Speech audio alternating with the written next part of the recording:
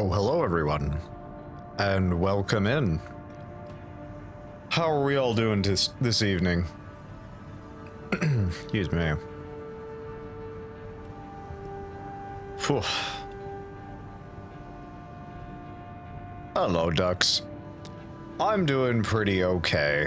I'll be honest, I very much needed that little day to kind of reset. Because, oh my goodness, yeah, I was tired yesterday. After New Year's. Hey, Zach, welcome in. Oh, we were worried about you.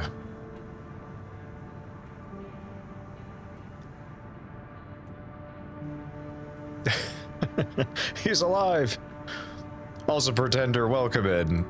How are you doing? Hopefully your luck from last we spoke kept up. Thanks for being worried. I had a lot of housework to do. Oh, well. Hopefully you can sit down for a little bit, but if not, I mean, hey, just you stopping by and saying hi is always reassuring.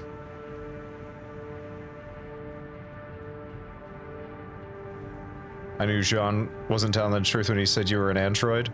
Which one of us? Also, Ken, welcome in.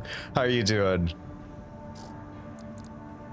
I still gotta finish watching the entirety of that video, but I had never heard of that technique before. But it's very valuable. I've always just layered on the crackle paint or crackle medium fairly heavy to get the deeper and thicker cracks, but if it's easier and I don't have to apply as much, then hell yeah, that's a decent bit easier, so I appreciate you sending that my way, Ken. Almost forgot. I didn't even have a joke to accuse, but genuinely tired, but happy. Hey, no worries, Zuck. You're all good. Glad you can take a wee minute to sit down and relax. All right. When I asked you about streaming on Mondays because that was your day to rest, you said you didn't sleep because you were an android. Well, I mean, gotta turn your computer off every once in a while, otherwise it just starts overheating. I feel like that was kind of what was happening with me. But I kind of forgot about that. Thank you for reminding me of that comment. Dang. Today I woke up in a cuddle mood, so I've been cuddling my Piplups Squishmallow all day. I don't know if I've ever heard of Squishmallow before. I think you've used that term before, but I'm imagining like a giant like plushie type thing. That's what I'm picturing in my head, but I could be wrong.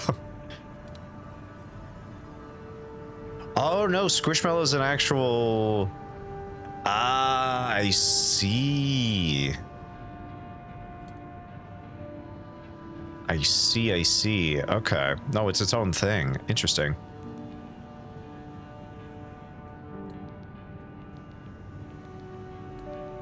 You perfectly say... Ah, I see. Fair enough. All right. Oh my goodness. Well, you know what? Even though I did take yesterday off from streaming, I did get a fair bit kind of done in the background, as well as I think I found one of the next games we're going to be playing. Attention, Gun 13 Raven. This job comes from our subsidiary Dafug. The operation will take place in the central ice fields, Yalmar Mine. We want you to stage an attack on the Arquebus survey camp located there.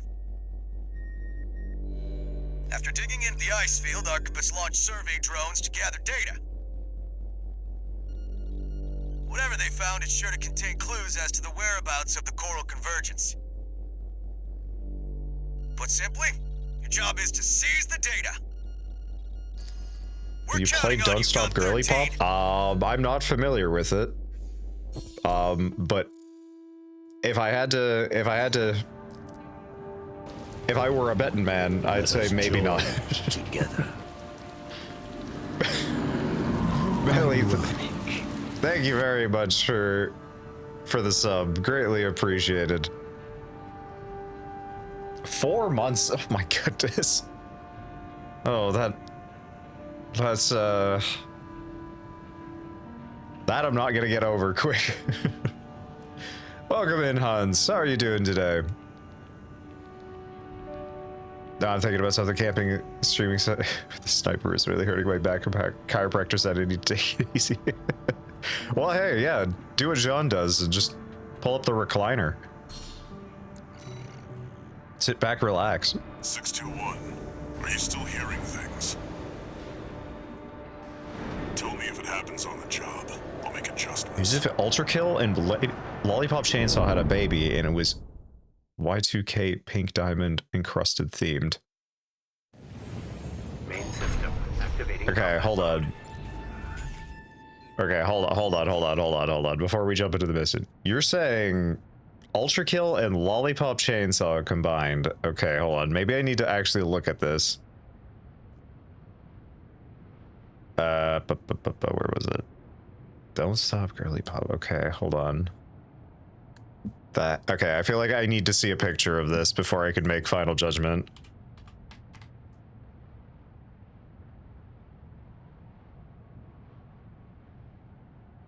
Oh, okay.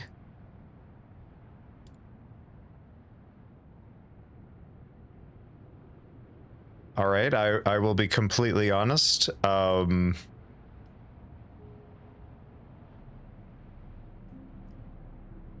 The color palette is how I would describe as perhaps overly stimulating. It doesn't look bad though from just like a couple of little screenshots. Oh my goodness, of course there's... Is that a like non... Oh yeah, it is very much a nondescript. Oh...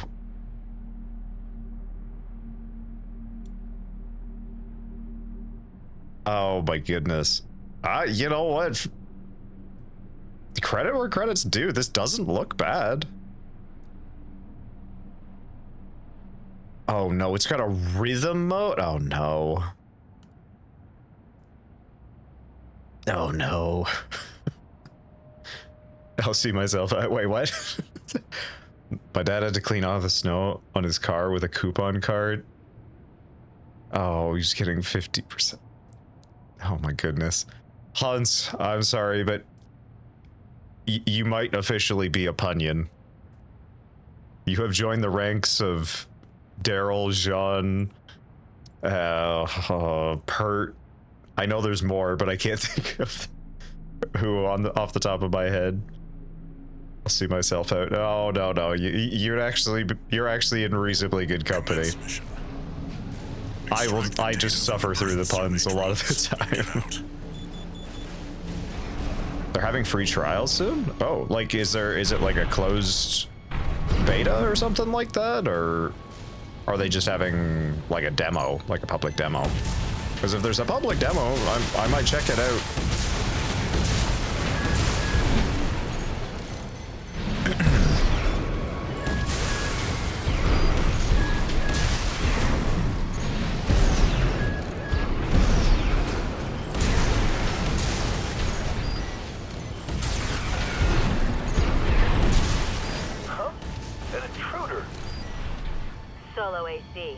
Must be an independent merc.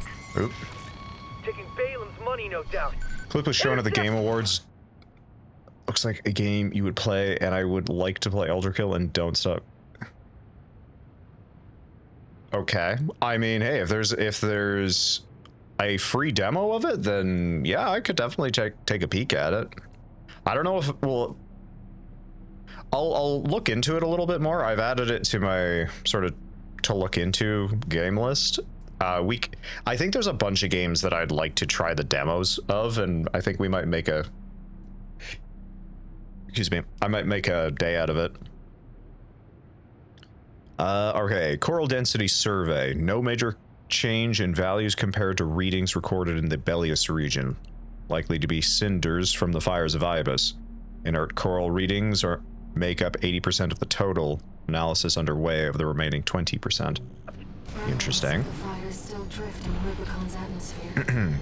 There is a demo category for streaming on Twitch. Is there? Okay, that's good to know. Our journey here.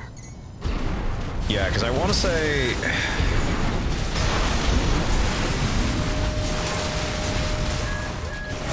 One of the other games I really want to try out, because ever since the original trailer of it, I was just... My interest was piqued with the game Pragmata. The art style, designs, everything like that immediately kind of caught my eye, and I talked to somebody who had gotten like backstage access to a demo, and they said they really, really liked it. And I was like, okay, if they enjoyed it, there's a pretty good chance I will enjoy it. So it's literally been sitting in my Steam library just waiting to be played. So I think I've been trying to figure out a couple of different games I'd like to try out the demos for. But anyway, installation surveys. Most of these installations appear to have been built by the Planetary Closure Administration after the fires of Ibis. They must have been made redundant by the subsequent completion of the closure system. That said, with a bit of elbow grease, we might be able to repurpose those old ruins. Even the Rubiconians have forsaken this lifeless place. If the PCA has gone on it, all must be involved. Lovely.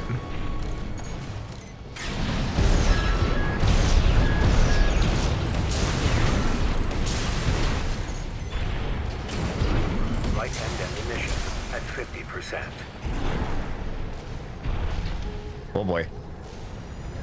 I can't type. Oh, there's a little AC down there. Oh, and I gotta remember, I think not this Monday, the following Monday, I'd like to try and do another little Discord watch along. So there's a couple of things I think would be fun to watch. Okay, offshore survey. Our video data of the ocean region has a noticeable gap. Stranger still, the hole in our records remains regardless of how many drones we send. What's going on here? Some kind of camera interference? Possibly.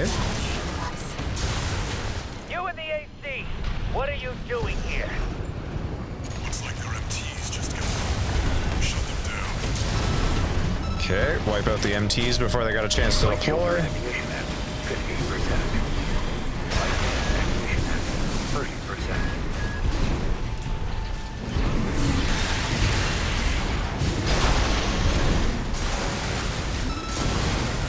Nice.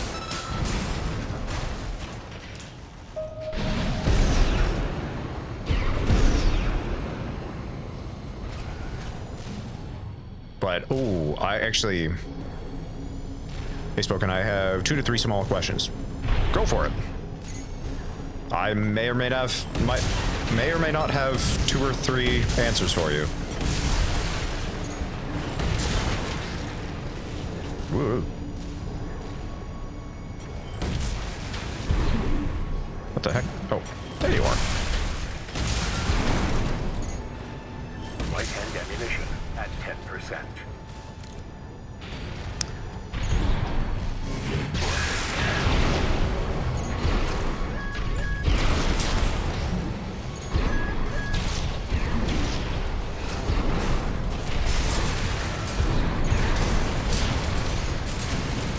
Hell yeah, alright.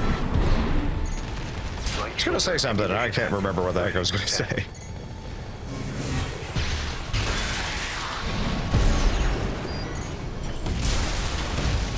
Hell yeah. This should be the last one. Alright.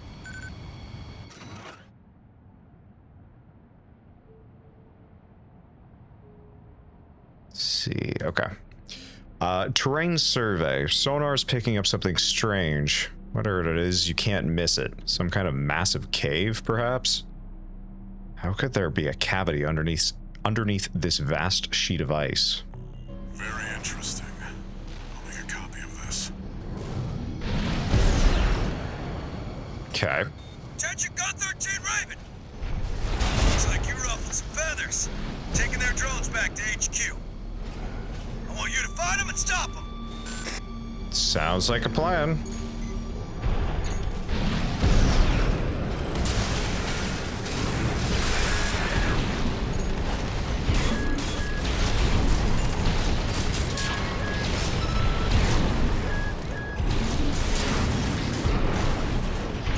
No, no, no, no. Don't think you can run.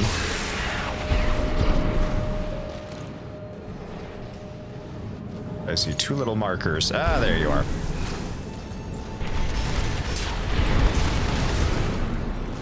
All right.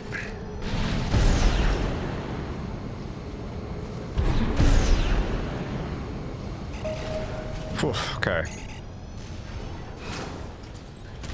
Right shoulder ammunition at 10%.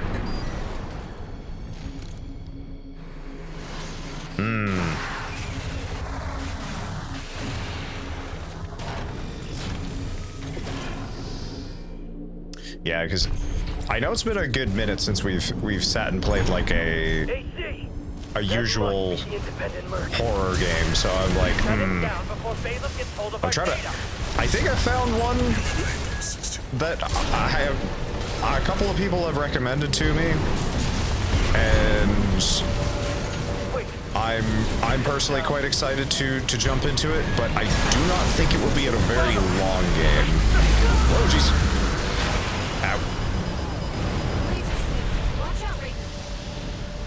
That ship. It's identifying as PCA.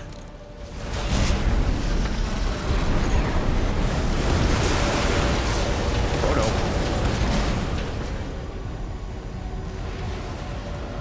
That's not subject guard. Spoken would win. They sent Don't an scream. enforcement squad. Which is that? Is that a game? 621. That's an LC. PCA's rank and file, and a big step up from subject guard MTs. It's too fast. Be careful, Raven. If there were people that were interested in seeing that, then maybe. But I usually like to have some kind of narrative with my horror. I know the new, what's it called? Or new. There is a Ship's making a second approach. Fatal Frame remake on the horizon, and I'm personally very excited for that. If it's not coming out anytime soon, we might go back and play through Fatal Frame 1. Intercept 621. Horror game that just tries to make you scream, and if you scream, you lose. Ah, okay. I think I've seen clips of it. On the deck. Good call. Smash Seems like a very streamer-esque game. Enemy warship is taking critical damage. 2 repair kits remaining. Enemy propulsion systems compromised. It's going to blow. Get clear, 621. Okay.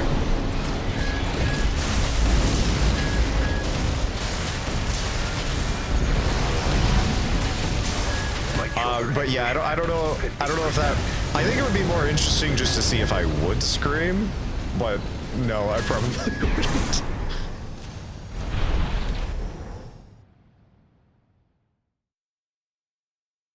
If there was a demo of it, that's maybe, or I'd have to see how much it is. Looks like the coast is clear.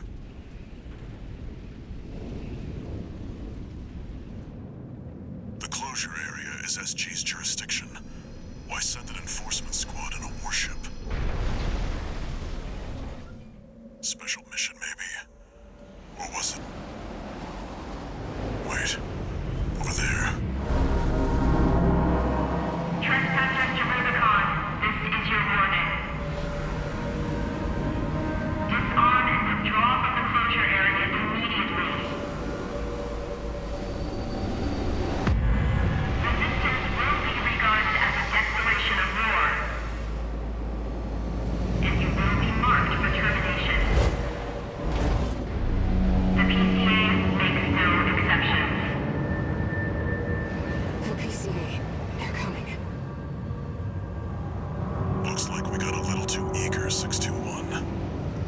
Good to know. Us and the corporations both.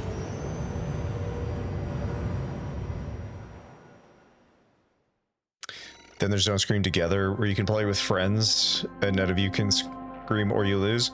I don't think I know enough people that would buy that with me. Hey, Raven. I think most of the people I know Your old buddy from who would be Hellfest. interested to stream, Haven't talked since we climbed the wall.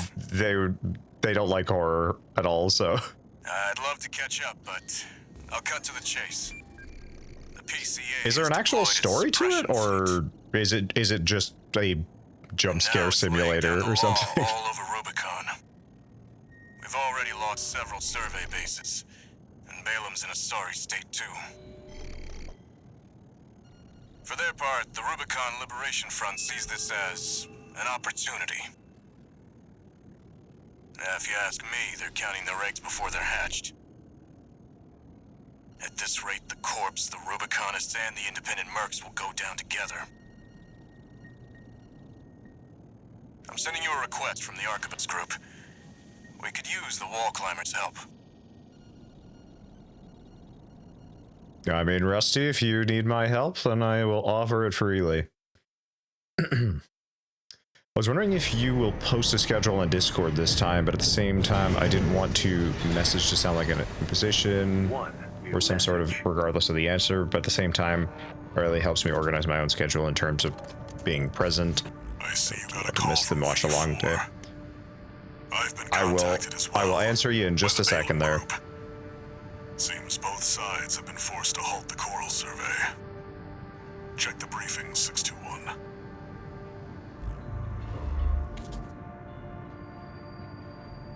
Raven, I've also picked up a job for you. It's not just the corporations who have their eye on you. The Rubiconians do too. Following the PCA's attack, the Rubicon Liberation Front has established a division in the Central Icefield. This job comes from their commander. Okay. That could be interesting. Okay, so first off, Zadriel, welcome in. How are you doing this evening? I'm doing pretty good. I managed to catch up on some much needed sleep yesterday. Excuse me. We're not seeing you on Warhammer. Honestly, yes, I've been playing a lot of Warhammer recently, and I will be completely honest. It's been a lot of fun. It's been, you know, fun hanging out with everybody, just chatting, not only about like lore, but just in general. But I do want to kind of get back to my regular schedule of weekend Warhammer. So I do like playing other stuff, but weekends are usually a time when everybody has the ability to, or has a bit more free time. So if they're interested, they can jump on and play some Warhammer. So that's usually why I play it during the weekends. But also, Zuck, regarding the schedules and stuff like that, yes, in the future, this week was kind of all over the place just because of New Year's and, you know, holidays and other stuff going on in the background. But yes, moving forward into the future, I would like to be posting a rough schedule every week on the Discord. There will still be the loose schedule on Twitch. So Twitch, if you actually go onto the schedule tab, you can see I do have, you know, some games and such like pre-booked, but that's again just kind of like a loose thing. On the Discord, that will be kind of the more up-to-date, more like in-depth plan of like, okay, this day we're gonna play this day we're gonna play this day I'm off, we're gonna have the watch along, yada yada yada. So yeah, I do plan on doing that, and just because, yes, I think that's only fair to everybody, so they know what's going on and all that stuff. Jump scares and scary atmosphere from what I've seen. Would have to look into it. That's fair. Yeah, I mean, if there's an interest in it, I don't see why not. It could just be like a fun one-off stream. Or just some spooky stuff. But Zach, hopefully that answers your question.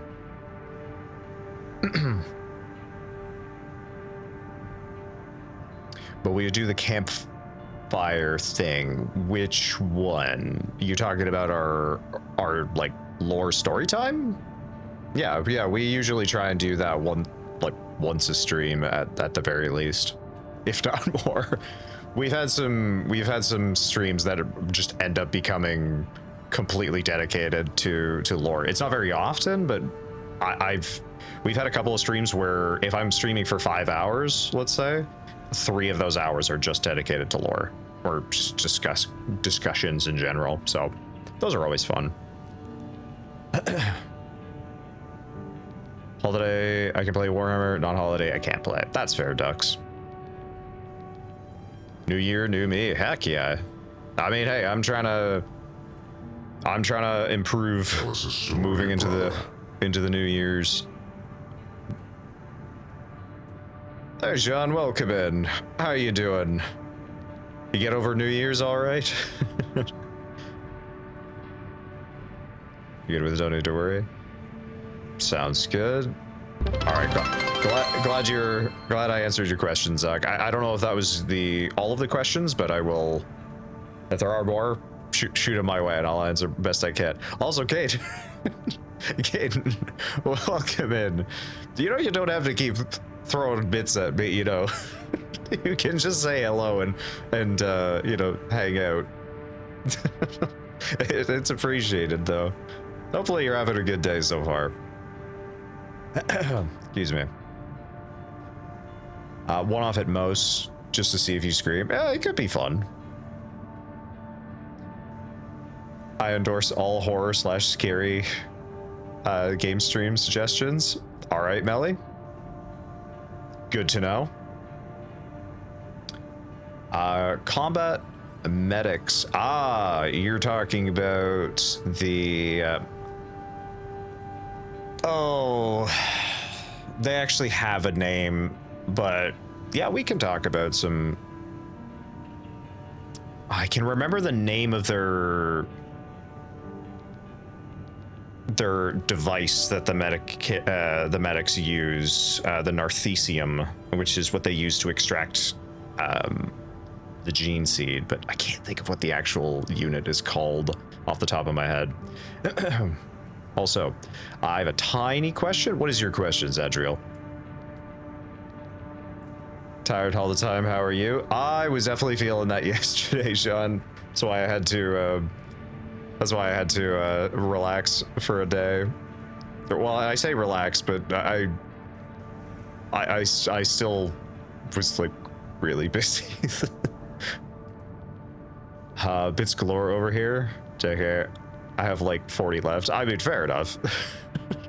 It's like I said, I realize this, you know, you only got so much, but at the same time, and use them where you want to. Don't feel like you have to throw them my way. How was the New Year's for you? It was pretty good. Actually, no, you know what? New Year's was a lot of fun because we were just streaming. We played some Warhammer. We were chatting, having a grand old time. Yeah, no, I had a really good New Year's. What about you, Caden? The other two were inside. If there be a watch along inter community day, do a play. There's. Oh, well, like, will we be doing those at some point? Yes. Yeah. I had mentioned earlier, not this Monday, the following Monday. So for me, it would be the 12th. I would like to try and do a Discord watch along at that point, because I think that would just be kind of fun.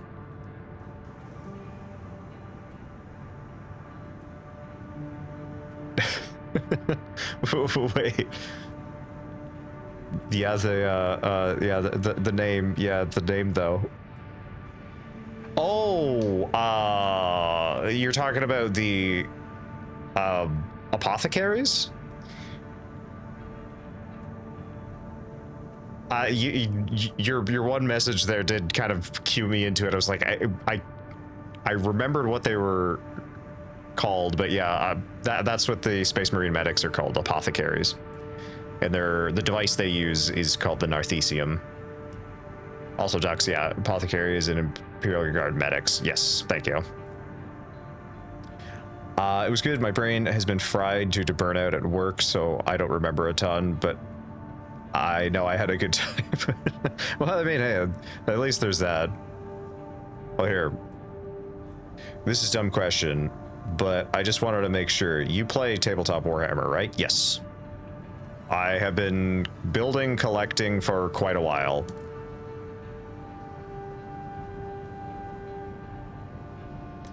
Okay. While I don't have armies, like full tableable armies anymore, I used to have a Black Templar army, Necron army, and an Imperial Guard army. I want to say, like, because I've traded or sold models to other people just because I know they're playing games more. So what I'd say right now is the biggest force I have right now is Guard, but a lot of it isn't built, unfortunately. You know a little bit tabletop mechanics and rules then? A fair bit, not as much in the most recent edition in terms of 10th edition. I have not had a whole lot of opportunities to play 10th edition, but in general, yes, I know how a lot of it works. 40k apothecary. Let me grab this here just while we're chatting.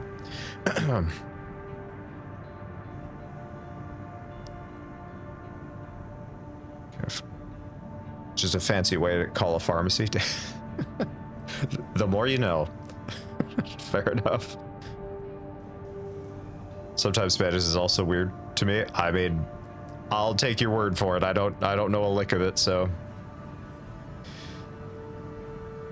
We should make our own game, make it a franchise, make billions, and live greatly, billions, because billionaires. You know what? A long while ago, I got into contact. It was like a what was it? Like a chance meeting. There were a couple of guys who were, I think they used to be like artists for what's it called, Pathfinder or something like that, and they branched off and they wanted to write their own universe, but it wasn't designed as like a tabletop universe or anything like that. And it was like, the concept was, is imagine a cyberpunk world where all of the tech ran on blood. So it was like it wasn't gothic per se, like everything was still very, what I would call like Akira style of cyberpunk, that kind of thing, but everything was very grand in terms of like that, where it almost layered into the gothic element. And I absolutely loved the artwork that they had, and I remember talking to them for a good while and going, you guys should turn this into a tabletop series. You should absolutely do it. Or what you should do is try and reach out to different publishers to say like, hey, could we write a module using your system for our universe? I remember we got a little while into it. We did reach out to I can't remember the publisher off the top of my head that does Cyberpunk Red, as well as like a bunch of other companies, and I remember them getting like some headway, but that was a couple of years ago, and I don't think it ever went anywhere, unfortunately. But I remember at one point they were reaching out to artists to do concepts for miniatures, and I thought, oh, that's super cool. But yeah, because I remember whenever I first met them, they had this like big poster of their cover art for the book that they were releasing, and I was like, would you be cool selling that to me? Because I was like, I really want, I absolutely, I saw it and it completely caught my attention, and I really like the artwork. But yeah, I can't remember what the heck it's called off the top of my head. Is the saying "for the Emperor" in all Warhammer games? 40k games, yes. Not as much in I think there is an Emperor figure in Age of Sigmar or Warhammer Fantasy, but if it is, I'm not as familiar. Just like in general, I'm not as familiar with Age of Sigmar. Warhammer Fantasy or Old World, I'm a little bit more familiar with, but not by much. I'm more familiar with like the art style than the universe, because I love some of the old artists from that.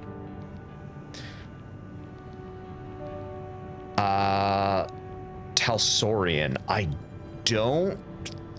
Is that what the universe you're thinking of, Caden? Because does not sound familiar. Oh, Talsorian's the. Excuse me, the publisher for the Cyberpunk RPG. Yes, yeah, that we did reach out to them.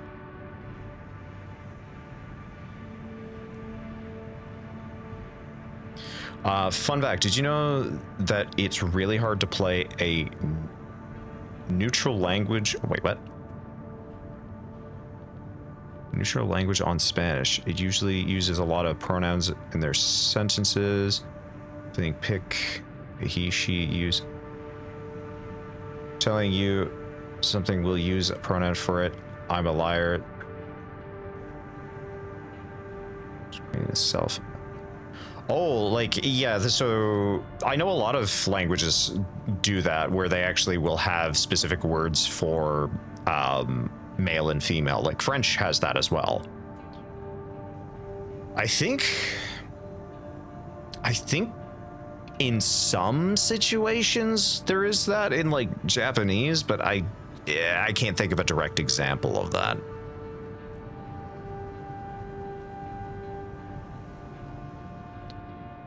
Much text? You're good. The publisher, they think they put out the Cyberpunk Red. Yeah, I think they also did Cyberpunk Black, which is the original version, which is my preferred version. I like a lot of the things that they did for Red, but Black, there were some systems that I just much preferred. And whenever I ran one-shots for it, I ran a hybrid system of the two, because I just thought some of the old stuff was more in depth and kind of more math heavy, but I just thought it was cooler thematically. So that was just me. Anyway, let me do this quick little story time from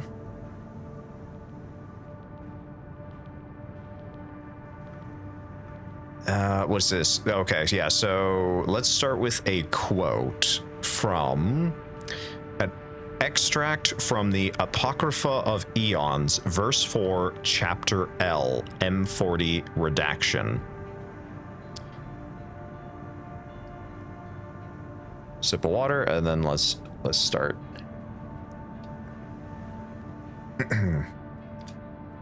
Yours is to serve until the last drop of your blood, that your brothers might live to fight on.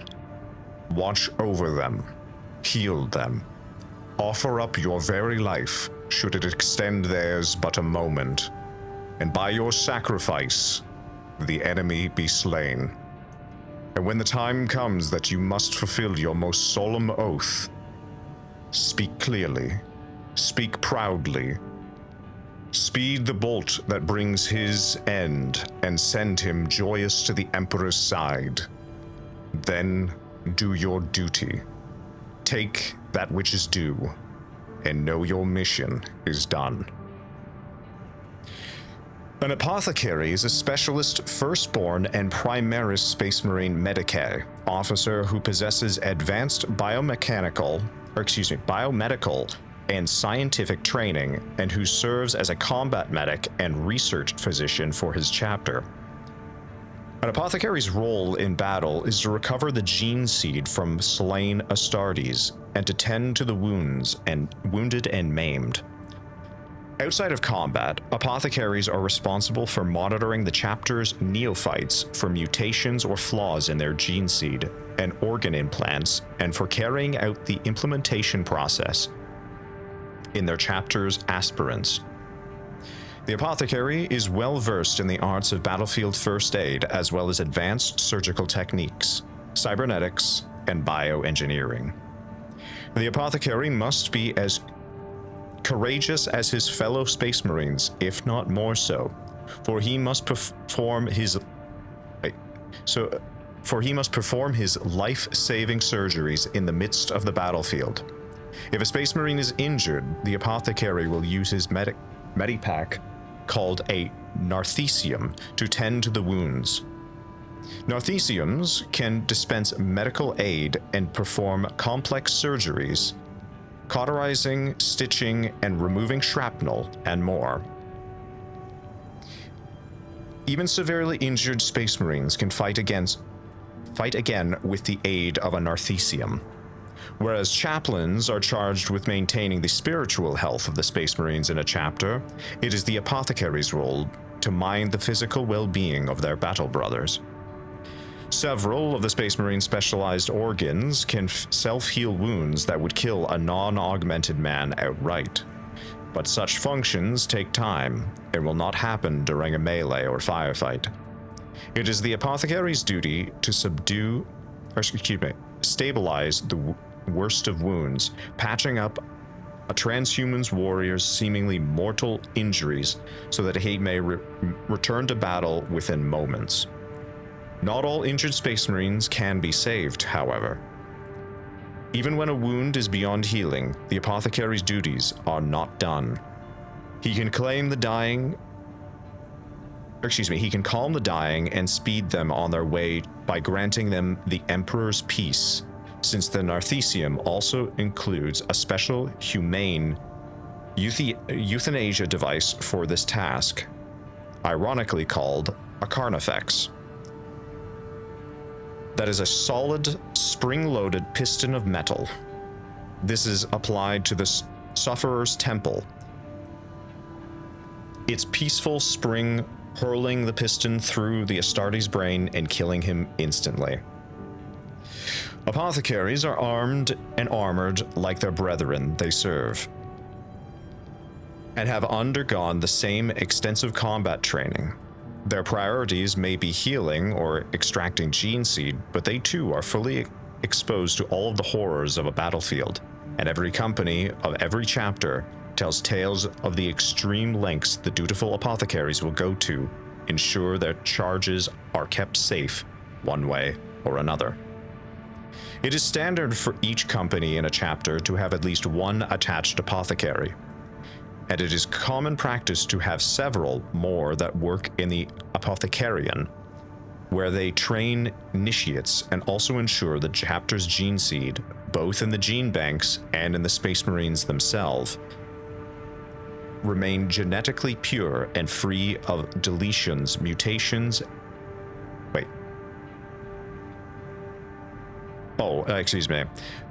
Pure and free of deleterious mutations through constant training. Additionally, it is the most senior apothecaries that implant gene seeds into neophytes, ensuring the chapter has a new influx of recruits to match the rate of those lost in constant battle. A number of chapters scattered across the Imperium have unusual cultures that impact the apothecary's craft. Those who tend to the Iron Hands, for example, must be so well versed in the implementation and maintenance of bionics that their roles and those of the chapter's tech marines begin to blur.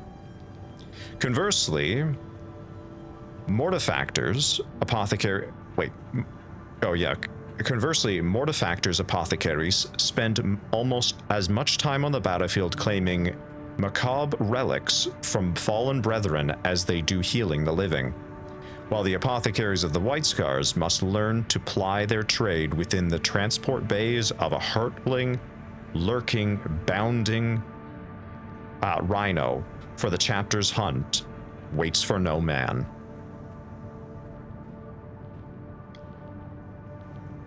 There you go. Hopefully that answers your question. No, that was Ducks that asked that. Excuse me. Alright. Sorry, let me catch up on what I missed out here. French and Spanish are very related, by the way. Are they really? I didn't know that. Both came from Latin. Don't remember what kind of Latin. I think a lot of languages respond whether directly or indirectly from Latin.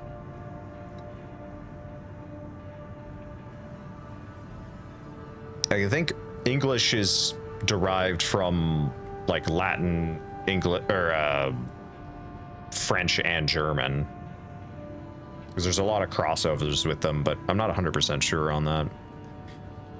Have you decided on what game you'll play next? I think the game I'm thinking of playing next, once I'm done with Armored Core, I'm a little torn, to be completely honest. Excuse me. I was thinking of potentially playing... Oh my goodness. Thank you, Ducks. Ultra Kill. I played Ultra Kill. I don't think the new levels are out yet. If they are out, then I was unaware. But the current games I'm thinking of playing are Crow Country,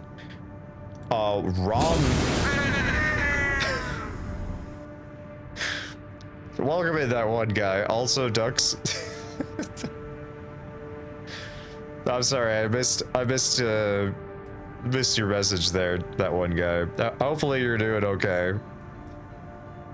Your memes end here.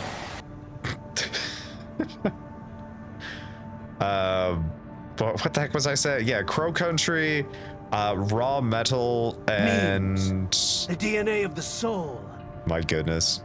I think those are the two front runners. I think there was a couple other ones that I was thinking of playing, but I think those are the front runners. Your memes end here. Y'all are really liking those two. I might have to actually put a cooldown. If I'm being honest. It must be done. I mean, that's fair. Good. Why, that's very good. Yes, I like that. I heard they successfully tested the world's strongest suction cup. I'm not quite sure how they pulled it. Oh my goodness. I knew where it was going to, but still, I had to read it. You're gonna be lurking for a bit? Oh, good, Caden. Thank you very much for letting me know. I just did one. I mean, that's fair.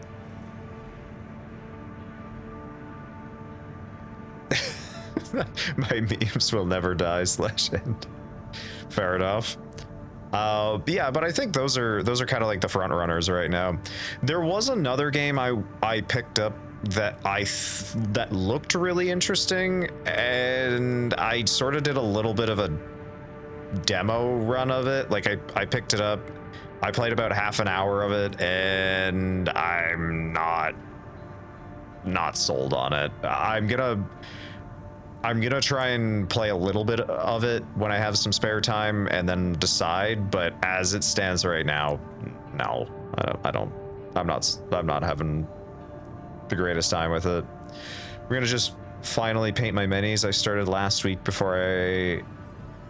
I'm gonna just finally paint my mini I started last week before I gotta go to work tonight. Oh, fair enough. Well, I mean, hey, enjoy painting the mini, and also safe drive in. Can you repeat your options? I genuinely did not hear it very well. So games I'm planning on running after Armored Core, the two front runners as it stands are Crow Country, excuse me. It's sort of a PS1 style Resident Evil horror game that I've heard nothing but good things. It's not super long from what I've seen. We'll finish it in like a single stream. So there's that. The other one is Raw Metal. I will be honest, I didn't even realize it fully released, but I've been watching devlogs for it for a long while. I decided to pick it up, and I'll be honest, I was like, okay, you know, I'm just gonna play through the tutorial, maybe play through a couple of missions, and then I'll stop and we'll play it on stream or something like that if I like it. I legitimately couldn't stop playing it, so I'm gonna have to. I'm gonna actually have to reset my progress because I was just I kept wanting to play it. It was so much fun. What happened? What happened? What did I do?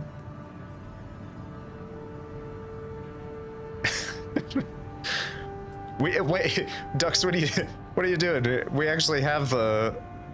Hold on, or is it? Unless I took it out. I don't think I took it out.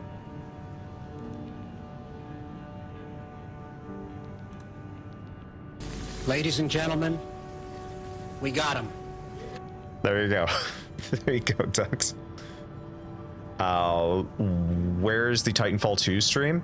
I gotta add Titanfall 2. Hold on, let me actually add that to my... yeah, Titanfall, hold on. Oh, Titanfall 2 right now? $5 on Steam? Alright, yeah, maybe we will play Titanfall 2 at some point. $5, that's kind of hard to argue with. The Resident Evil one sounds interesting. Yeah, I'm quite looking forward to it. Again, I've heard nothing but good things about it.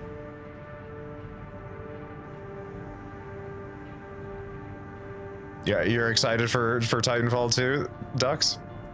Where's my chainsaw? What? What chainsaw? Where's chainsaw? Who's chainsaw? What? $5 is cheap for for such a great game.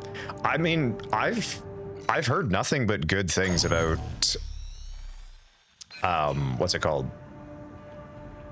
Titanfall 2. I have only ever played Titanfall 1, so my perspective on the game might be a little bit skewed. But again, from the glowing praise that I've heard, kind of hard to argue. Take out the PCA forces and head for the energy refinery plant. Okay. 1-5. Contact with AC of unknown affiliation. Suspected corporate hire. I kind of want to actually go back through some of the Resident Evil games, because I've not touched. There's a bunch of Capcom games I feel like I need to play. I have not touched the Resident Evil 4 remake yet. I have. Oh, what the heck else is there? I know there's other stuff. I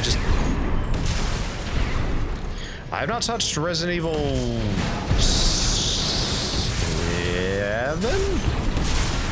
Yeah, Resident Evil 7. That's the one where they actually did the first person stuff. That one honestly just like never really grabbed me, but after seeing Resident Evil Village, I think I like 7 more. for whatever reason, I actually think 7 looks better now that I've seen what Village looks like. Code 5. That's not to say Village is a bad game at all. I just... Moving to terminate. They seem like they kind of took a step backwards in terms of like, yes, we want to go to first person to get the scare factors back. It was like, okay, that's cool. And then from what I've seen of 50%. Village, it looks more like an action game of like, why didn't you just go back to third person at that point? You see that, 621? That dome's your refinery plant. Back here, I was searching the meaning of my username. Lamont, wait, what? What is the meaning of your username? Wait, what? Spoken, I have played Titanfall 2 a lot, and I've beaten the story like 1,000 times, and I kind of almost 100% the game. Fair enough. I use something whose meaning I don't know. Oh, it does not have one. Oh, okay. RE Village is an okay game from what I've seen. Yeah, and that's kind of the impression I've got too, is, you know, people are like, yeah, it's good, it's fine, but no one's really going out of their way to... Looks like an independent mercenary. Like, I don't think Resident Evil Village is anyone's favorite. Intercept. Which, I mean, it's kind of hard and a little bit unfair because, I mean, Resident Evil has so many good games. There's so many good games in their library. Right-hand ammunition act. 30 per 2 repair kits remaining. Like, I would, to put it in perspective, I've beaten every Resident Evil on like the hardest difficulty pre Resident Evil 7 or whatever the first person one is, with the Bakers. I think it's the Bakers family. That includes Resident Evil 6, that includes Resident Evil 5. I actually don't think Resident Evil 5 is a bad game. Personally, I know a lot of people really harp on it. I do not think RE5 is a bad game at all. It's not a scary game. I will absolutely concede that, but no, it's not a bad game.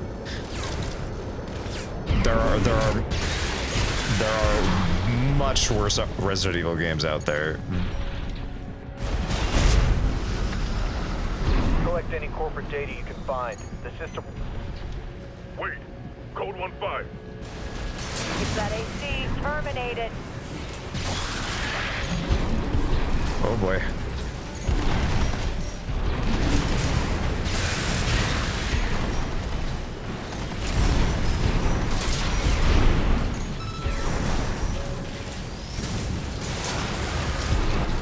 This was not the build for this mission, but being completely honest. I forgot the name, but I used the one with the LMG. What's its ability? Oh, you're talking about the Titanfall? Or the Titanfall mechs? I'm assuming they're called Titans.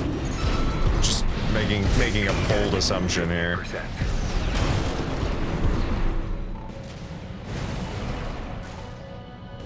Tengen, Topin, Gurren Lagann. Target confirmed.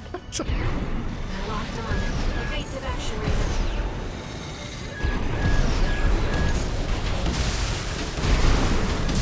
You know, I feel like they could actually make a Gurren Lagann game, like a good one.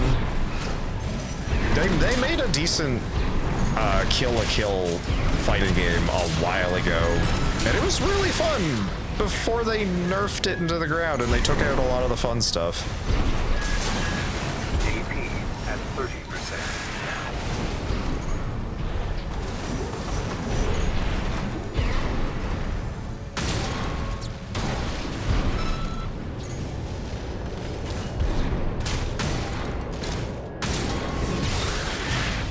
There we go.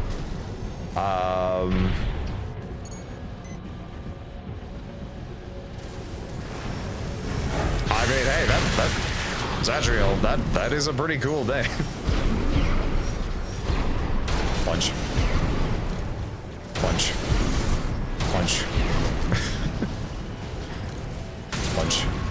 Punch. There we go.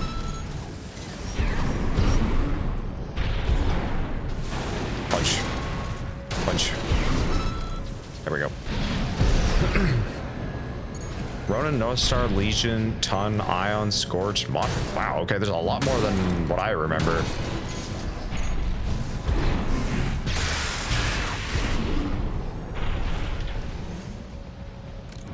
It's Titan, I used sometimes Scorch. I bought a bundle of the Resident Evil games a while back because there was a good sale, but afterwards I remember that I am too much into... too much was to play them. I mean, that's fair. I'll be completely honest. I'm still very partial to the classic Resident Evils in terms of I will still say RE1 Remake, the one for the GameCube and the PC version, technically, or the Steam version, are my favorite versions, or my favorite Resident Evil. It's still got really good replayability. It still has the uncertainty. You are never fully in control. I think the problem is like once you get into some of the later Resident Evil games, they made it way too easy to just like run through everything. I really like RE2 Remake. The problem I have with RE2 Remake is I played it so much doing like all of the challenge runs and like unlocking everything that whenever I went back to play it, there's no challenge in the game. There's no suspense. There's no fear. There's no anything like that. And it's just like completely lost because I know all of the tricks. I know where everything is, blah, blah, blah, blah, blah. I might know where everything is in RE1, but the zombies are still extremely threatening. Like you can't, there's little bits of tech. Like if you have the shotgun, if you wait until the zombie gets just within grab range and goes for the lunge, if you fire with it aimed up, you have a slightly higher chance of getting a headshot and a head pop. But even then, if a zombie falls over and you do not get a head pop from it, that zombie's coming back. And if it's not coming back as a regular zombie, it's coming back as a Crimson Head. And you just made that entire area way more difficult because now Crimson Head has more health, moves faster, it's harder to hit, and like everything. And I love that. Love it, love it, love it, love it. Never at any point can you get super comfortable in that game, in my opinion. But that's my 2 cents. Punch, punch? Punch, punch? Yes, punch, punch. I was spoken. So the developers of Titanfall 1 and 2, people started working on a project, but their mother company got greedy and cut the project and laid off the employees. That sounds pretty on brand, unfortunately. Because they're the company behind Titanfall. That's Respawn. It's like Respawn Interactive or something like that, right?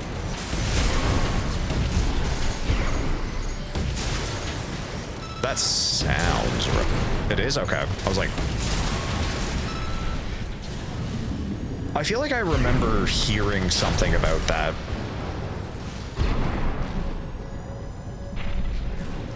Excuse me. Next mod on Ultra Kill will be you saying punch for the parry.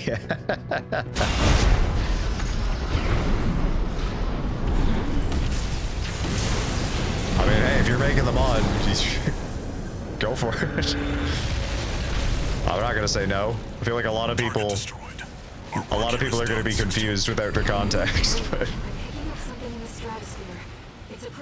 never get through to unlocking the infinite ammo in RE2 Remake. I'll be honest, John, it's not worth doing. The reason I say it's not worth doing is because it's like a cool achievement. It's like, heck yeah. The thing is, as soon as you get an infinite ammo weapon in any of the Resident Evil games, the game just stops being a game. And I think that was exactly the point where I just, like, I never picked up the game again.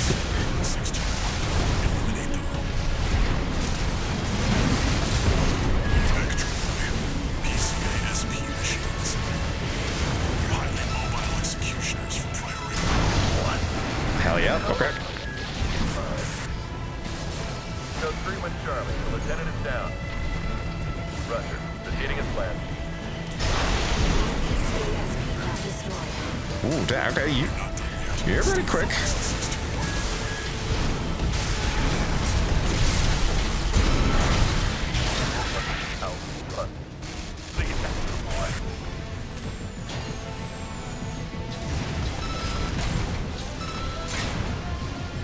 Both PCA-SP craft destroyed. I'm sure our paymasters planned for that too. out there walking advertisement, all right. I don't have high hopes for extra pay.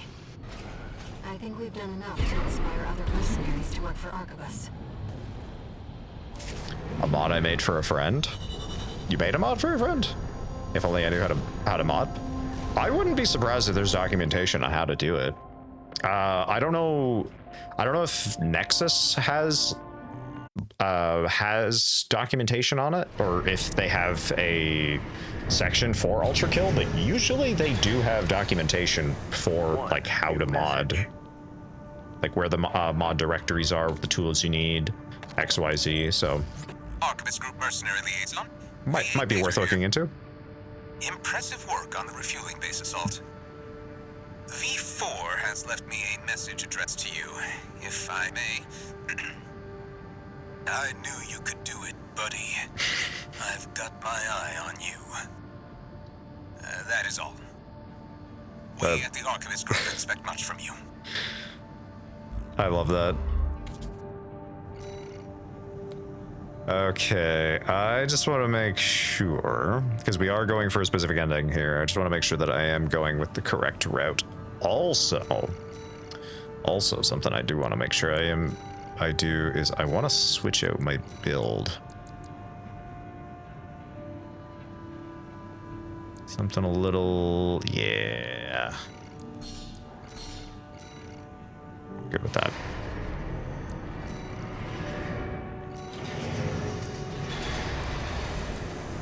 Okay.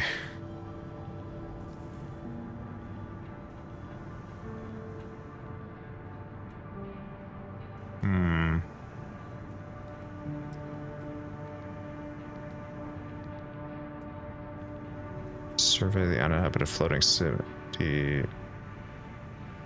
Okay, hold on. Which chapter are we in? We are in chapter 3.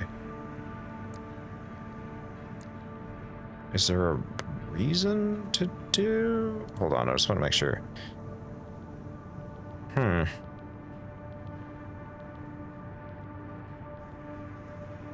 I think that's fine.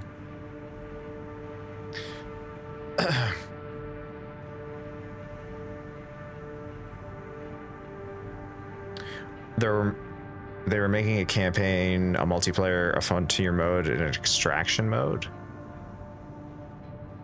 Frontier defense was amazing. This was for Titanfall 2, or like their separate game that Respawn was working on. Curious about. Yeah, it looks like I'm in chapter 3. What other games do you usually play in stream? I kind of jump over to all sorts of different stuff, to be perfectly honest. Zadriel, in terms of what we've played recently, let me actually look. I can't think of all the stuff we played. Back in October, going back to October, played Alien Isolation, Ninja Gaiden 4, Darkwood, Metro 2033, Armored Core, Ultra Kill.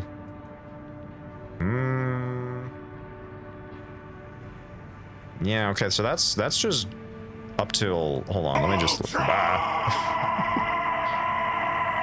I met Ultra Kill mentioned, I see. Hold on, let me just see here. Oh wait, no, I'm not gonna be able to see it this way. Okay, hang on one second. That is actually another thing which I will have to do, and I plan on doing soon-ish. I just want to organize all of my VODs into playlists, so if people are interested, they can go back and watch them. I don't know if there's a huge interest in doing that at this point, but I'm gonna do it regardless. So let me just see.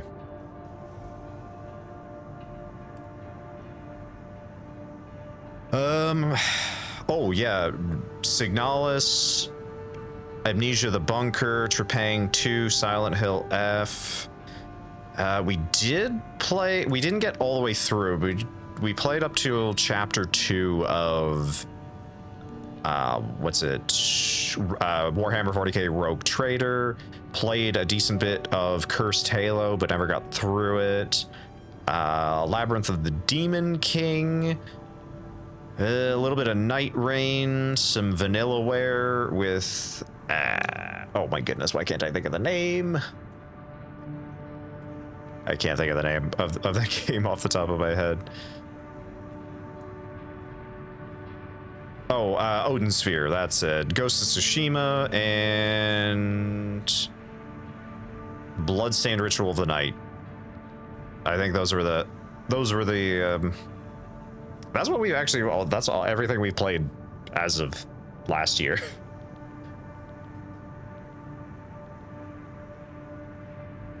How much do you like the boomer shooter genre? A fair bit, but I feel like the boomer shooter genre, it's kind of being overdone a little bit, in my opinion, and there's definitely some devs that are putting more effort into it than others, or they're trying to add like their own little spin to it, and I much prefer games that try and add their own little spin or do something kind of fun. Like, I'm trying to think, what are some of my favorite boomer shooter style games? I don't even have like a categories or anything like that on Steam, but when I say overdone, I mean just like it seems like there's new boomer shooters coming out all the damn time, and it's starting to feel like a Souls-like genre where it was doing really well for a little while, and it just feels like there's always something new coming out for it, which isn't necessarily a bad thing. It's just, to me, it's kind of getting like a, okay, there's like 40 of them. How many of these are worth playing? If that makes sense. So yeah, like, I mean, what's it? Bolt Gun's very good. Dusk is very good. I recently picked up Moros Protocol, which looked very good and got really good reviews. It's like a boomer shooter roguelike, so I'm very excited to try and jump into that. There was another one that I picked up, which was marketed to me as a boomer shooter, and I don't think it is, personally. It's a game called Morta, and I played about like 30 minutes of it, and I'm legitimately thinking of returning it. The art style and some of the like screenshots from it looked really good, and I was like, okay, maybe this is something I could get into, and played it, and I was like, nah, the game does not play the way I thought it was going to, unfortunately. Excuse me.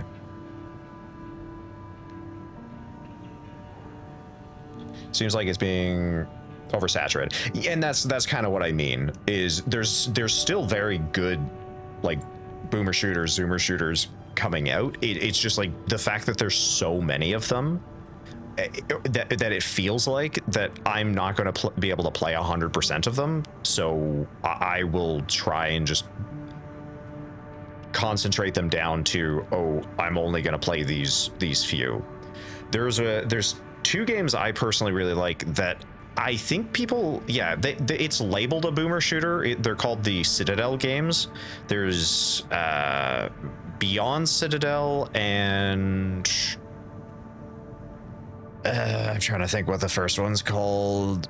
Yeah, Beyond Citadel is the second game, and then The Citadel is the first one. I personally really like them. I wouldn't necessarily call them a boomer shooter. Especially the second one, feels more like a tactical shooter, but in a boomer shooter art style. It's kind of hard to explain. I personally really like it, but I don't think it would be a game I would stream. And if you're familiar with the Citadel games, there's a pretty good reason for that. It is, shall I say, fairly graphic in terms of they do not pull their punches in the gore factor, and the artist got a huge amount of backlash for it. I remember whenever I first read about it, and I was like, it's a solo Japanese dev. His art style is like mostly anime kind of like styled, but it's like very bloody, very gruesome. And yeah, there was a whole bunch of people that were sending him like threats and everything like that. And I was like, why? It's legitimately a good game. It plays really well. But anyway, it's a whole other thing. The only British shooter I could say I really like are Ultra Kill, Dusk, and Forgive Me Father 3. I've heard of Forgive Me Father. That is a game that I have been kind of eyeing for a little while, and I'm not. I maybe just need to do a little bit more research into it, but I would not be opposed to picking it up. Not at all. Play it. I've got a laundry list of games to get through. If you're on the Discord, you can see the laundry list of games I have on my. If you go into the stream suggested, just the games I personally suggested, it's laundry list is the best way I could describe it. Like, here, hold on. Let's just go through this real quick, just for perspective. So for horror, I've got Darkwood, Amnesia: The Dark Descent, System Shock 1 and 2, System Shock 1 Remake, because I've not played the remake. I personally loved System Shock 1 and 2, so I gotta play the remake. Tormented Souls, Cat in the Box, Stasis Bone Totem, You Will Die Here Tonight, Alien Dark Descent, Ad Infinitum, SCP-6K, Haunting Grounds, Clock Tower 1/3, Dino Crisis, Parasite Eve 1 and 2, Mouthwashing. For Warhammer games, we've got Dawn of War, Battle Sector, Mechanicus, Boltgun, and the Total War Warhammer 3, excuse me. Then in the general category of just, games I would like to play, Ninja Gaiden 4, we did play that. Armored Core 4/4 Answer, and 6, we're playing 6. Panzer Dragoon /Panzer Dragoon Orda, Kingsfield 4, Shadow Tower Abyss, Neo 2, Metro Gravity, Dragon's Dogma, Ultra Kill, Lies of P, Hi-Fi Rush, Prey, Project Wingman, Vanquish, Metro 2033, Homeworld Cataclysm, Dark Souls 1, 2, and 3, Bloodborne. In the retro category, we've got the game Oni from Bungie way back in the day. Time Splitters, this I would say probably just Future Perfect. Thief 1 and 2. Panzer Dragoon Orda's in here twice. PNO 3, and then potentially a Phantasy Star Online game. Like old Dreamcast.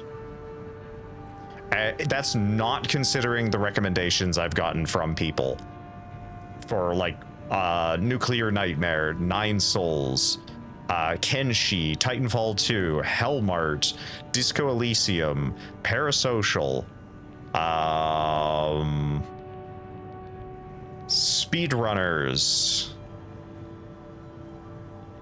Try playing creepy games like Omori, Franbo. Usually remember that. Okay.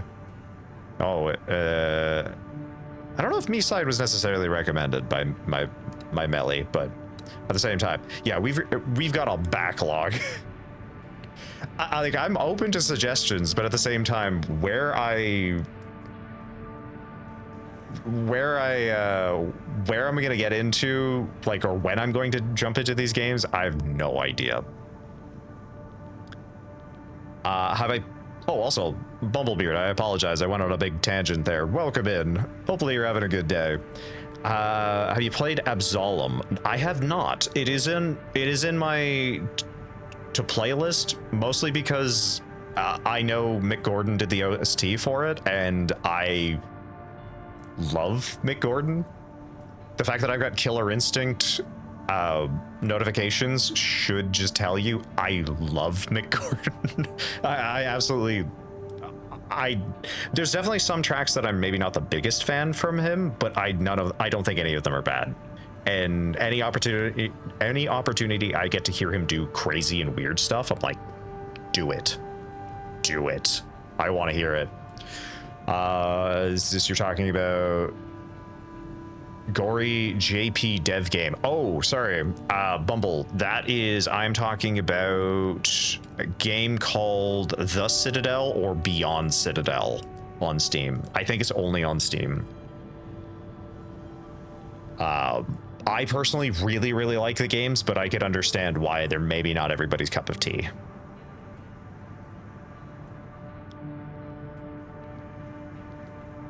How have I been today? I've been doing pretty good. I caught up. I managed to recharge yesterday, so I'm feeling decent bit better. Also, Hot Rod, welcome in. How are you doing today? Evening, everyone. How's it going? Heard a lot of games in that list. Yes, that is my backlog of things I would like to stream at some point down the road, but in no particular order. Excuse me. Well, I casually heard something I know. Hi-Fi Rush is always a good time. Honestly, yeah. The fact that it was a shadow dropped game kind of blows my mind. I think it's such a cool concept. Gears of War is a great game. I played the holy heck out of the first 3. I never played anything past that. I own some of them, but I never purchased them intentionally. I only ever bought them or got them through like bundles and stuff like that. Dude, I normally don't say this kind of stuff, but I'm New resolution is to lose weight and work out. I really need to because I just can't do this anymore. I mean, hey, Hans, no, like, legitimately good for you, and like best of luck to you. That was one of the things that I tried to work on last year specifically, and I managed to lose a decent bit of weight. Like one of the things that I got for myself just to help with it was it was 100% inspired by, what was it called? There's a YouTuber named, he streams as well, Josh Strife Hayes. He did a series where he played this start to finish of Dark Souls 1. They called it Dark Swolls, where the entire time he was playing through it, he was on a like a walking treadmill under his desk. So he would play through Dark Souls while doing that, and then anytime he would die, he would spin a wheel and would have to do like 5 reps of whatever exercise. The MMO guy? Yes.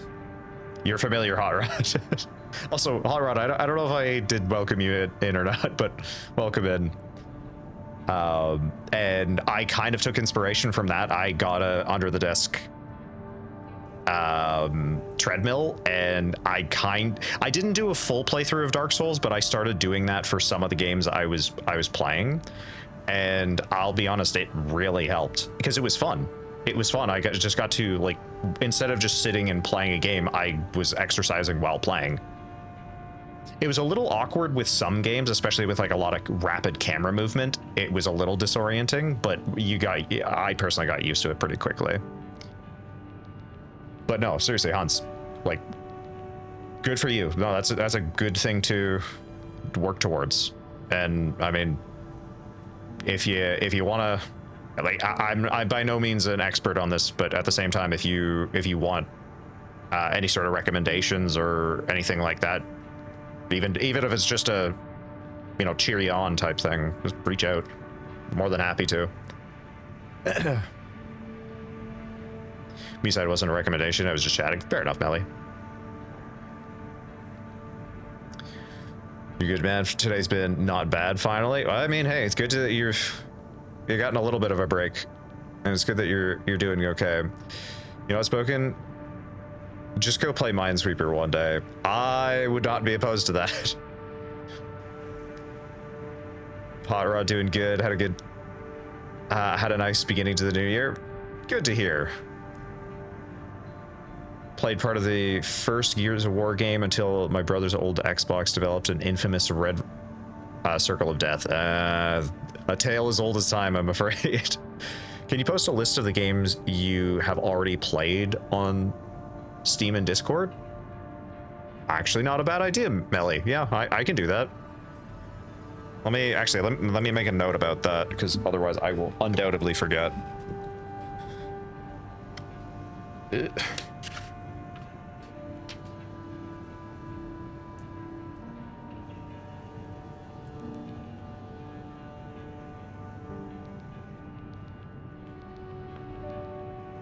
Good man. All right. I will post that at some point.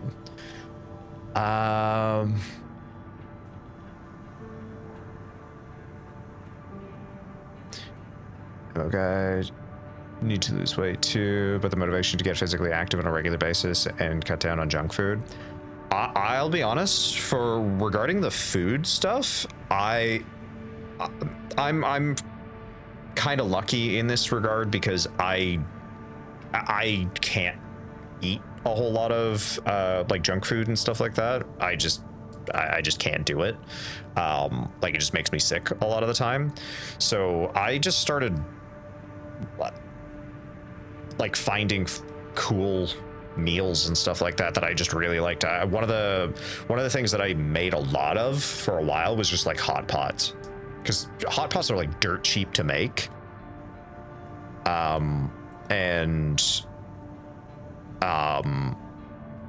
Like, they're honestly, they were perfect. Like, they're good in the summer, they're good in the winter. You can make, I want to say, like, I'd make a week plus worth of servings in maybe half an hour. That was one of the big things. Like, meal prep is really difficult for me, because I just don't usually have a huge amount of free time during the day to sit and cook meals. So that was one of like the big criteria for me, was just like, hey, I need to find a meal that's I really like, but I can make a whole lot of and not have to spend a whole lot of time making it. And hot pots were really good. And, you know, you can add your whatever meats you want, you know, your different vegetables. I gotta remember what the heck the soup base that I made, because it was so dang tasty. Oh, so refreshing. I haven't had it in a good while, and I really need to make it again, so that I don't forget the games that you played and suggested again by accident. Oh, you're good, Melly. No, it's actually a good suggestion, though. I just need to remember it's not a marathon. Gotta take my time. I can't rush. Exactly. No, and that's 100% the case, Hans. You know, the thing that you kind of have to remind yourself, and this is sort of a rule of thumb with anything, especially when it's something you are working towards, learning a new skill, anything like that. Take the small victories, no matter how small they are. Appreciate the victories, because they're only just adding up to something bigger. You know, like I compare it a lot to things like miniature painting, or things like, actually a great example of this is I used to coach a few people whenever I was like really into competitive fighting games. I used to coach a couple of people, not like in a professional sense. Like, I was not a pro sponsored player or anything like that. That was never that good. But for people who were like really interested and really wanted to get into it, I would like sit them down, and they would always get frustrated whenever they'd play against me, because it was like, oh, they couldn't land a hit, they couldn't do this, they couldn't do that. And I was like, your goal is not to beat me yet. Your goal is to recognize where you're going wrong. That's the big win. And anytime we would so what I'd usually do is like, we do a week of, all right, you go practice these couple of things and just have fun with the game, figure out a character, learn the basics, blah blah blah blah, ask me questions. End of the week, we'd sit down, we'd do a little like a sparring session, and then I'd point out like, okay, this is what we talked about. Have you figured it out what you're supposed to be doing in these situations, and kind of just like building off those, like building in a situation where, oh, okay, if I'm, you know, doing a jump in whenever, like in the mid screen. Okay, well, should you just stand there or wait? Should you throw at a button? Should you this? Should you back up? You know, identifying those, what you can do, and then responding. So yeah, you're 100% right, Hans.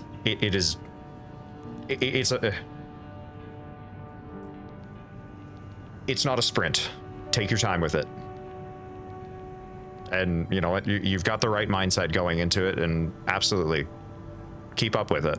Like, good for you. That is a good goal to have.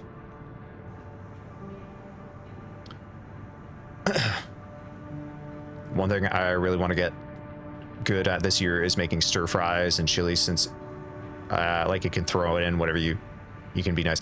Yeah, honestly, eating spicy foods, I realize it's maybe not everybody's cup of tea, but at the same time, spicy foods are really good for helping lose weight, because it's not something that you can quickly eat like a ton of. You know, like, you actually have to kind of pace yourself with, and then you end up eating less than you think you need to, or you normally would, because it's just like, oh, the heat builds up really quickly. I've heard some people actually do stuff like that. You do have to be careful, because suddenly introducing a ton of spices and like peppers, oils, all of that into your diets can have side effects. But at the same time, there are, you know, that's person to person type thing. Cutting down junk food has been something I've been trying to do the last year or so, with not much success. I mean, again, that was one of the things I did with, like, any sort of pop, soft drinks, anything like that. I just didn't buy any. I swapped over, and one of the things that I primarily drink now, I haven't had one because my local grocer's been out. And also traveling further to pick up cases of it has just been out of reach for me. Is I started drinking a whole bunch of like green tea. You can just get bottled green tea, unsweetened iced green tea. And honestly, I started drinking a fair bit whenever I was in Japan, mostly because they're dirt cheap in Japan. They've got a whole bunch of really good stuff in there, you know, like a lot of vitamin C, potassium. I can't remember all the other stuff that it's in there, but it's also got a fair amount of stuff that just like helps with like your gut. And I mean, there's a good reason why a lot of people drink, you know, green tea. If you actually enjoy the dark green tea, that's apparently even better for you.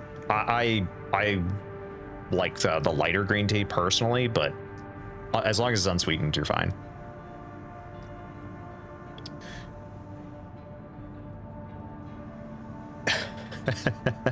You coach people? No, I imagine you with a coach hat? Maybe. Maybe I should teach someone how to play For Honor. I used to play a lot of For Honor, and I had to get out of it because I was getting too competitive. And I feel like that game is a lot of fun playing casually, but as soon as you get too competitive with it, I was just like, oh, it saps all the fun out of it. In my experience, at least. That's not saying it's a bad game. I mean, hey, if you like it, good for you. I've had a fair amount of fun with it. But I remember the amount of hours I spoke you to 101v1. If you give me time to warm up, maybe. Like, give me a couple of weeks notice.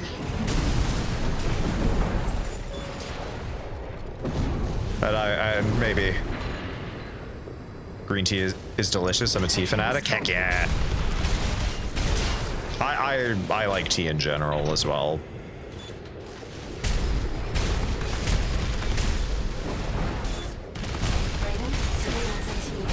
Come on. There we go. Okay. Whew.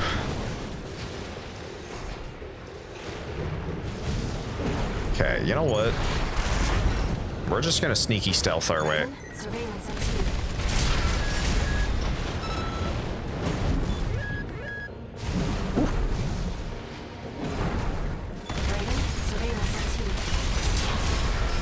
Nice.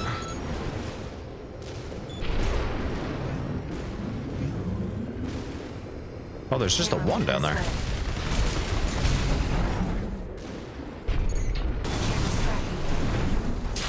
Nice. I'm rep 125. My main is 26 Gladiator. Oh my goodness. I'm sorry to disappoint you. I'm sorry to disappoint you. That one guy. The two classes or characters I spent the most time with were just the vanilla knight and then what the hell, the lawmaker, the big guy with the halberd. Back to your post, Grunt. I can handle myself. Yes. What do you think you're playing at? Wait, you're not one of mine. Another ambush. Wait, no, please. Lawbringer. Okay, thank you. Yep, Warden and Lawbringer. Yep, those were the two I spent the most time with. When I stopped playing, Let's go home, Raven. what was the last class that came out? I think Gladiator was like fairly new whenever I stopped playing. I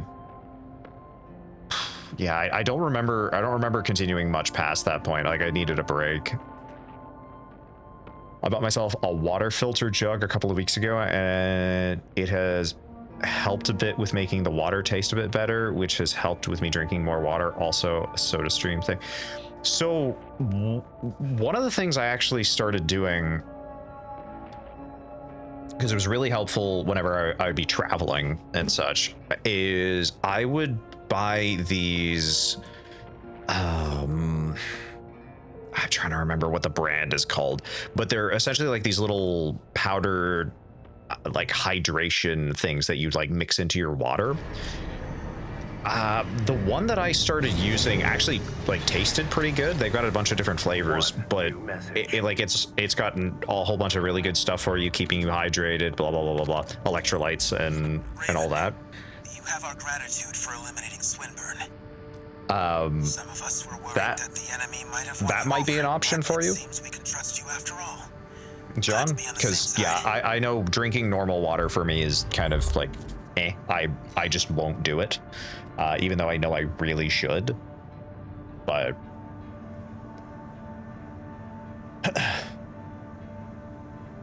I mean at the same time, hey, if the water filter is working for you, then all the power to you. Ducks, I know this is random, but I wish I wasn't so tall. How tall are you, Ducks? Was never much of a tea person. I mean, fair enough, John. I'm not a coffee person. My back, knees, plus I'm a girl, 6'5" girl. Want to be 4'5", 5'9". You're 6'5"? Dang. Oh. Cool.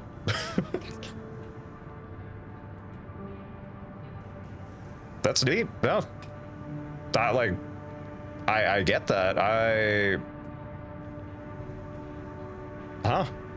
No, I just wasn't expecting 6'5".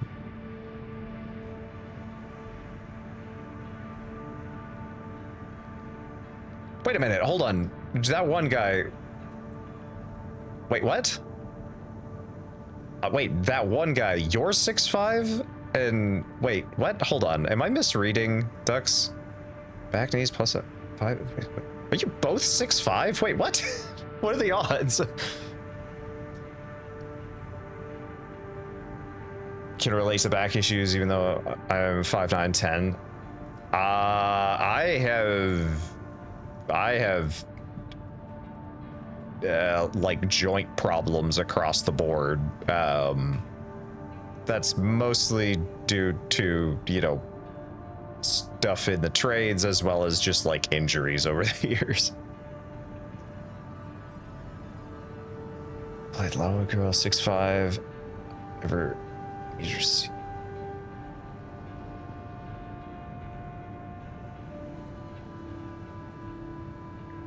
Sorry, I was trying to type something about For Honor, but saw Duck's height and just, I mean, yeah, fair enough. Water carbonators are the best. I like to flavor them with a fresh lemon, lime, blueberry, and fruit flavors. Sometimes I add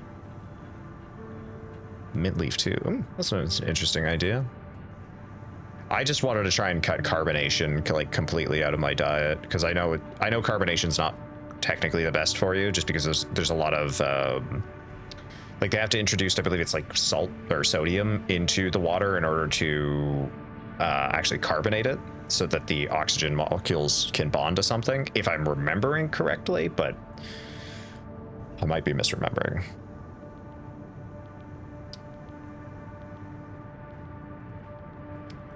Spoken, how tall are you? 6'1", 6'8"? No. I am neither of those.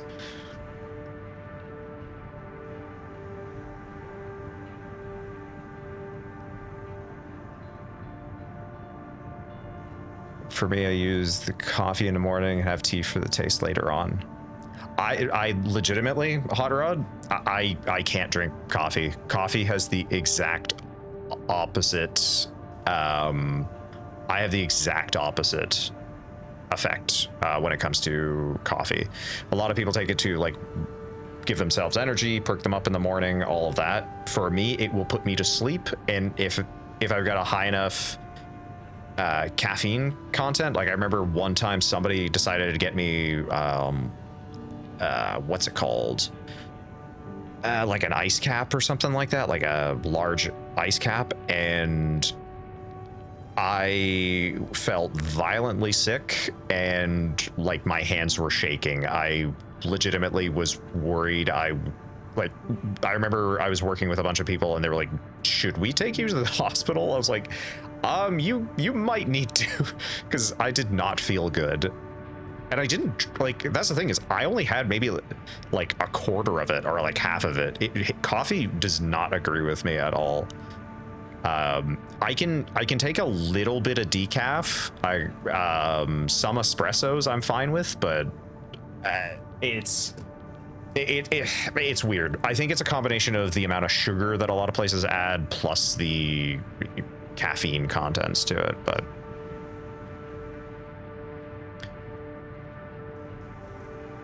I tried sparkling water by itself and it, I mean, fair enough, John.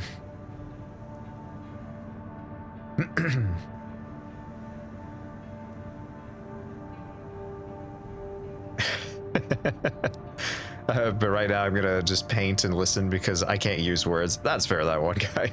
Enjoy your painting. Good for needing to go to sleep.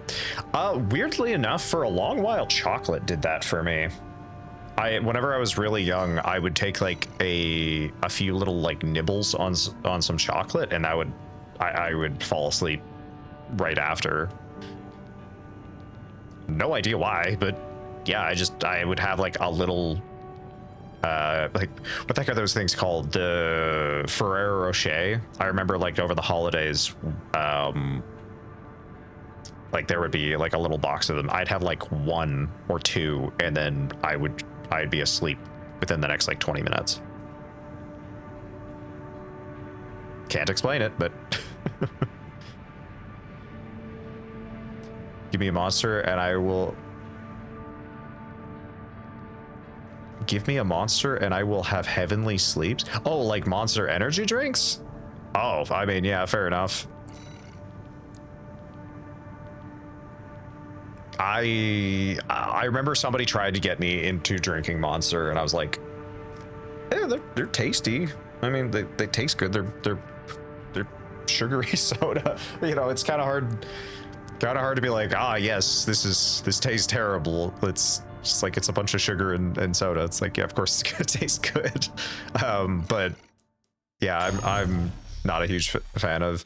Well, it's not even that I dislike it. I just. Job came to us from the de facto leader of the Rubicon Liberation Front.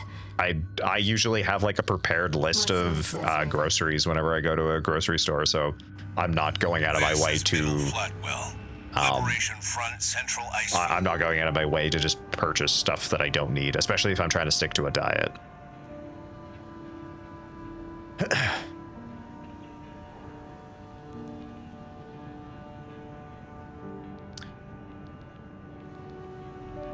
If I'm thinking of what you're referring to regarding the story that happened to you, Hot Rod, that is what it is. I know better now.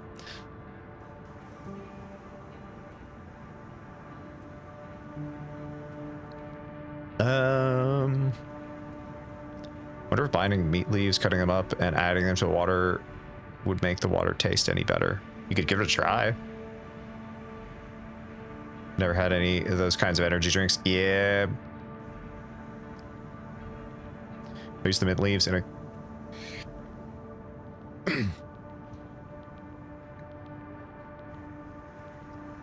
I've become a fan of mocktails recently. Would like to. I don't know if I've ever heard of the term mocktails before, but I do know what you're referring to, Melly. That's actually interesting.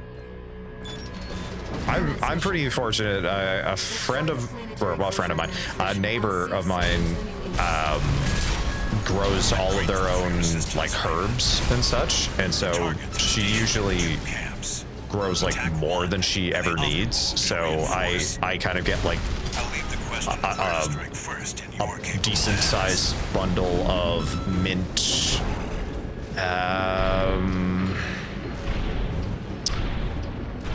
mint parsley, and there's a couple other ones. I just can't think of what the heck they're called. Did the corporations hire you? You must be confident to come here alone. No matter. This duty's more than a match for some patchwork AC. Patchwork AC? Excuse me. HC line is reserved for elites. Packs cutting-edge technology. Don't let it become a corporate asset. Impressive. Better than the other ACs. Keep the pressure up, Raven. Goodbye. No. The HC. Cutting edge. Signatures approaching. 2 LCs. Oh boy. Lieutenant! How can his AC fail? It must have been that AC. Take it out. But it's something AC. Code 31A. Chief Sergeant down. I mean, that's kind of the funny thing is, you know what? If their most advanced AC couldn't stop me, what hope do the two of you have? My LC is gonna blow. All targets exposed. Mission accomplished. You live up to your name, Raven. You fight like a bird in flight. You may yet fly higher. Beyond Rubicon's scorched skies to chase the freedom we never knew. Oh. Like mint chocolate, so also in regards to tap water, just tastes bland and often has a varying level of chemically taste, hence the water filter jug. I mean, that's fair, John. Mocktails are cocktails without alcohol? Yep. From the tea I tried, I'm a fan of cinnamon tea. Good tea shop often stocks them, though I can't say I am a fan of their mushroom tea. I can confidently say I've never had a mushroom tea before. That does not sound particularly appealing. How's it going, Walter? Hard to say. 621's still performing well, but I doubt the voices have gone away. At any rate, whatever the voices are doesn't seem to be doing any harm.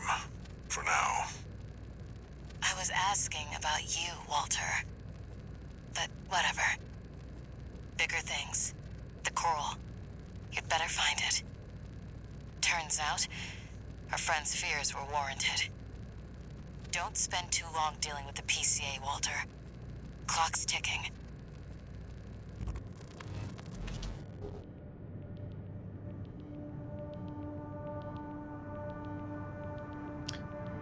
Yeah. In terms of... Oh.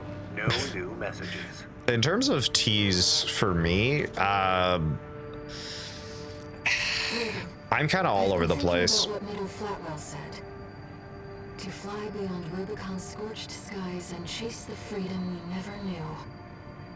The others are so used to fighting and shouting slogans that they've given up thinking. But Flatwell, he's exploring a potential for something new.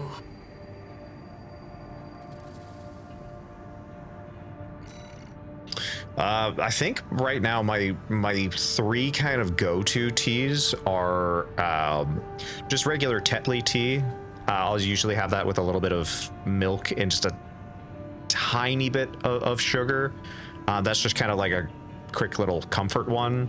I do enjoy a good Earl Grey anytime I can. I like a lot of oolong teas. One of my favorites, but I've never been able to replicate it to the standard of like a proper tea shop making, is monkey picked oolong.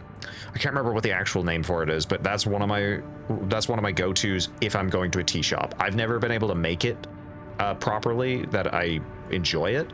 So green tea, obviously, I drink that quite a bit. And then there's I believe it's a Chinese tea. It used to be really hard to find, but I can actually find it sort of easy. It's kind of expensive though. I also just love saying the name, and I hope I'm saying it right, which I might not be able, is Lapsang Souchong. It's by far one of the more interesting teas I've had, and I quite like it. It's not like a go-to in terms of like, yes, this morning I'm gonna have an Earl Grey or like a Lapsang Souchong for the morning. It's like, nah, this is more of like I'm sitting just kind of enjoying the evening. I'll let a proper tea brew for a little while. I'll go with that. Plus, with how expensive it is, it's not a morning tea. Do you have a tea kettle that can heat the tea to the right temperature for oolong? No, I do not. I do it all manually and by eye for the most part. That's part of the reason why I can't make it properly. I feel like Earl Grey is a pretty popular one in general. Something I recently found, and God, I love it. Yup.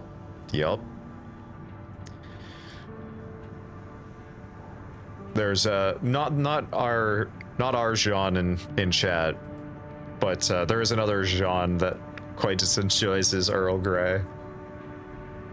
Jean-Luc, perhaps. I really should get it more into like proper tea brewing, tea making, because I do enjoy it. But yeah, gave me an alcohol without my knowledge at 14. She kept giving me tea that I don't want, that has melatonin in it and other sleep aids, because I am a night owl. There's tea with I guess that's, yeah, that makes sense. Have a proper tea kettle. I really should get one, but yeah, add it to the list, unfortunately. Okay, eliminate the enforcement squad. I think this is the one I need to do. I actually got to go back to what I'm supposed to do for survey. Uninhabited a floating city. Yes. Wait.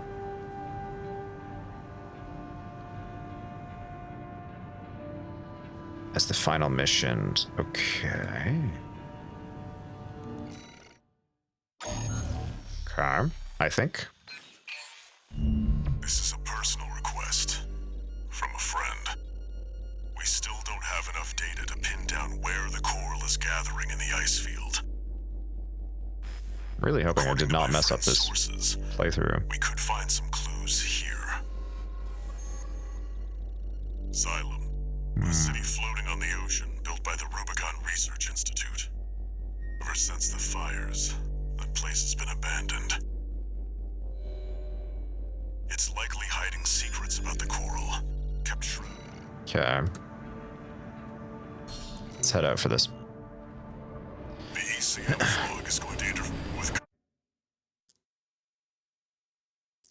See, that can help you. So yeah, I just honestly, that 100% makes sense. I just never thought about getting something like that. Some Helllanders who are a fan of this stuff.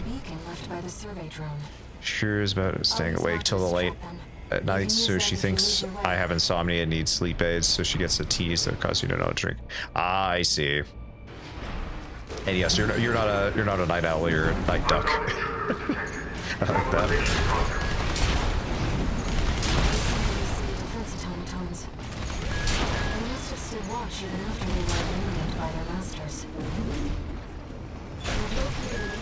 Fog control device. See if you can access it.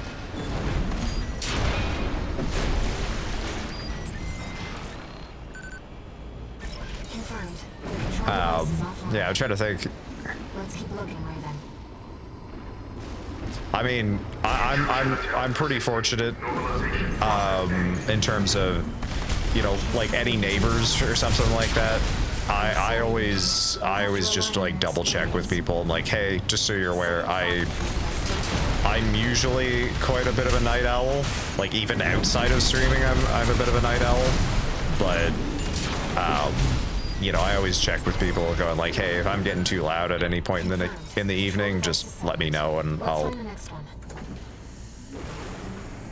you know, tone that down.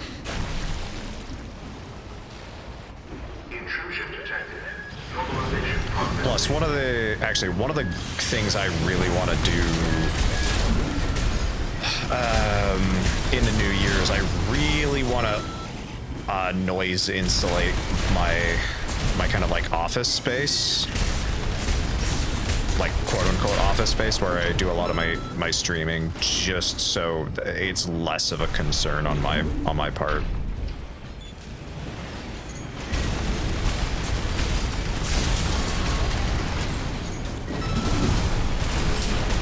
I mean, like, I'm a person that even whenever I'm sitting by myself, just like watching like TV or something, I'm only ever putting the TV up to like, I think the highest I'll ever go is maybe 8-10% audio. That's about as loud as I will go on my TV, even if I'm just sitting by myself. The city of Xylem. Xylem remains fully operational. The Planetary Closure Administration did their best to hide the place, but I'll find a way there soon enough. The only ones who know are the PCA. And... ah. Wait. Hostile radius. Mobilization process deploying edge.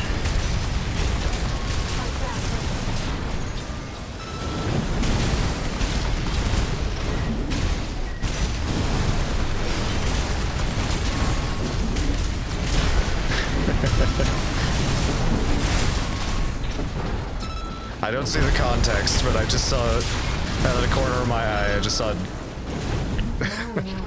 ducks cuddly. Fortunately, the data we found helped to identify where the last ECM device is. I've set a marker for it. Let's check it out. What was the... during the day I'm cuddle duck, at night I'm a mage duck. That... You know, it's been a long time since we've been on a mission together without Walter. The control device isn't going anywhere. Take your time, Raven.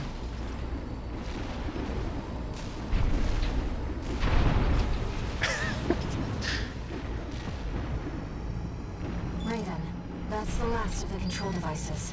We'll have Walter back after this. ECM subsystems offline.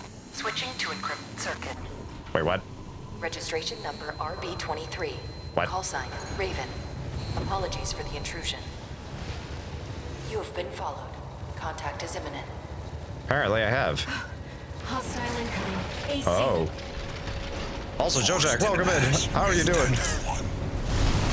This place will be your grave. Menace to Rubicon. Call sign, Raven. Augmented human C4621.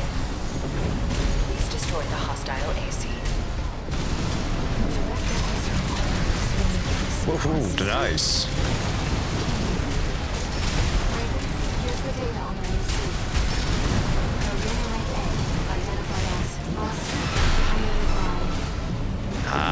second swing. Liberation Front. Father Thumb Dolmayan.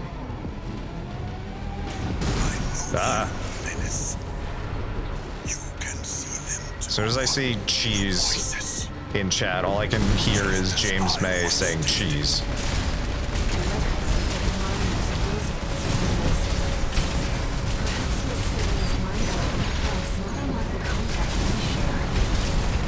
Left-hand ammunition at 50%.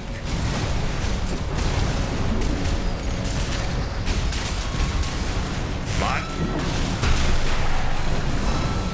How much of our him have you heard, Menace? Coral, abide with Rubicon. Coral, endure within us all. For none of us shall cast the die. Wait. Wait, what? None of us will cast the die? Excuse me? AP at 50%. Light shoulder ammunition at 50%. Left-hand ammunition at 30%. Come on. Phew. Forgive me. Forgive this old craven. Target destroyed. Good. The Rubiconian symbiosis is no more than suppression and exploitation of Coral. We hope this encounter was informative.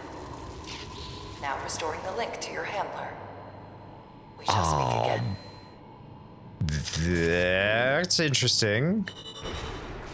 All Mine speaking directly to us, as well as some of the stuff that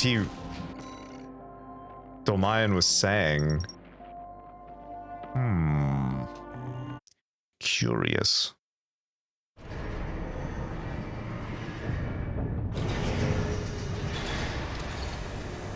No new messages.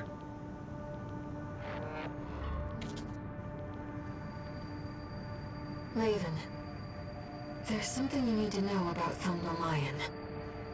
I managed to retrieve some data from the wreckage of his AC. It's something about coral release.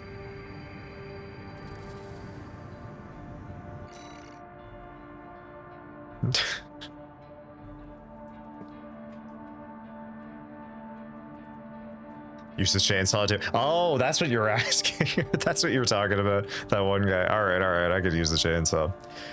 Dolmayan's writing 4. Text data extracted from a wreck. This appears to come from the writings of Thumb Dolmayan, father of the Liberation Front. As always, she whispers to me from inside. She tells me that she found something in the journals of Institute City. Something about the potential for symbiosis. Coral release. If such a thing is truly possible, then perhaps I can join her on the other side. The hell? What is his goal here? I'm very confused. It seems Dolmayan really did experience contact, like you and I. Release. To free the coral. And go to the other side. The potential for symbiosis. Boken, I'm getting a snack. You want anything? I'll take a tea if you're brewing something. But if not, don't worry about it. So you don't mind me asking, how is this game? Really only dabbled with Armored Core 1 on the PS1, and that was a much different beast. That is, closest thing I can compare it to is Demon X Machina on the Switch. So I did play a little bit of Demon X Machina. Demon X Machina, it does not feel this responsive, does not feel this good to play. I did not get to the end of Demon X Machina, and I really loved the look of the new Demon X Machina game, but I never picked it up, mostly because whenever I played the first game, I was like, it's cool. I like mech games, but it felt very like unresponsive and a little clunky. This feels very responsive, and the amount of build customization is incredible. In terms of like just looking at you know, my build right here, it's very much a like all-rounder. It's got the submachine gun in the left hand, it's got the rifle in the right, got the rocket pod on the shoulder, and then the melee on the back shoulder. So it's kind of a come one, come all. It's good in all situations. You got builds like this one, which is... I can't remember whose this is off the top of my head. This is somebody on... who was it? Was it Con Air? No, it wasn't Con Air. Who was it? Somebody submitted it. Oh, Crystallis sent this build in, and then there's another one. This one here sent in by Bumble, who...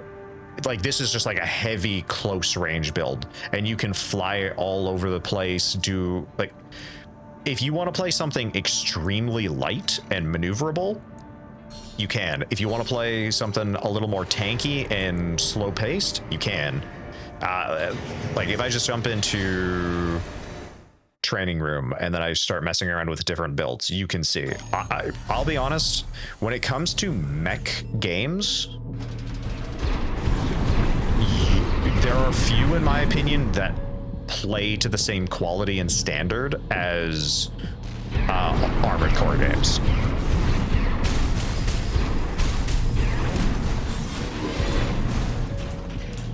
Spoken, what team do you want? I mean, hey, if you're making bubble tea, I'll take a bubble tea.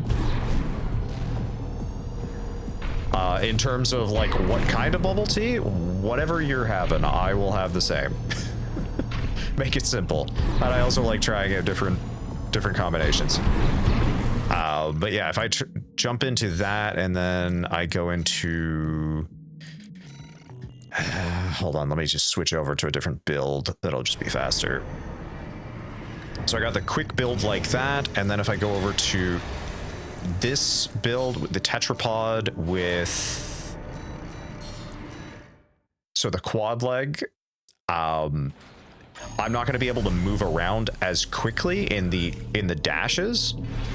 So the dashes are going to be slower. You can build it so it will be faster, but the main advantage of this is it can enter into hover mode, so it can stay in the air for long periods of time. In addition, because of the quad legs, I can fire some big guns like the bazooka and the laser cannon while flying around, so I can stay super mobile while being able to fire all of your big guns. In your opinion, how do you feel about the chainsaw? Chainsaw is very good. It's very good. It's maybe not my favorite. It's maybe not my favorite melee weapon, personally, just because with its weight cost, it's not one that usually fits on my builds very well. But I do think it's a lot of fun to... I mean, heck, we have what's it called? Where's my...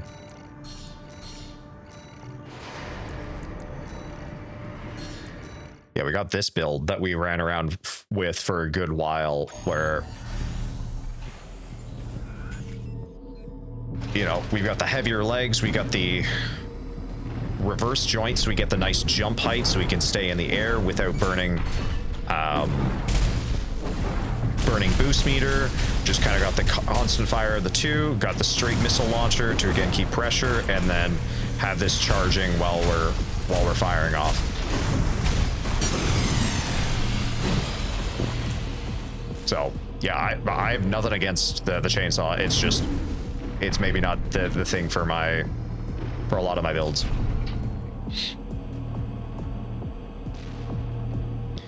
Also, thank you for offering the tea. It's amazing when you stun them and all they see is, yeah. That's fair. Yeah. That, either doing that with, here, hold on. I'll give you an example. So one of my favorite builds is the Kingfisher. This is what I call it. Let me load in an AC just so you can see how scary this thing is. Sits in the bits just because chainsaw. Thank you, that one guy. Greatly appreciate it. All right, hold on. Let me just see. Tester AC.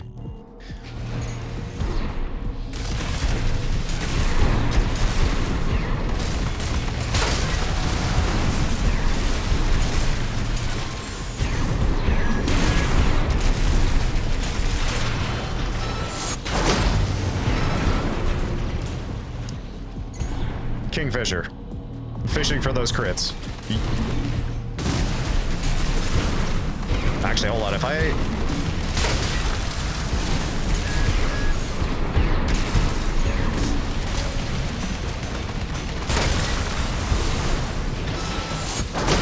okay, right. That's... Okay, yeah, I'm remembering.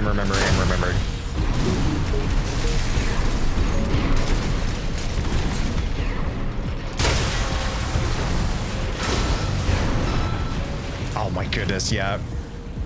If you're not prepared for Kingfisher,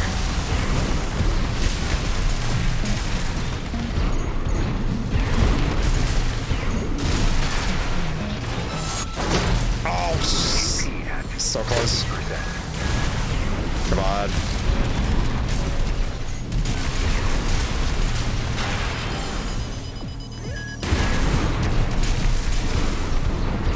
Yeah, staying close to them with lock is difficult. But yeah, you could absolutely delete with the pile bunker.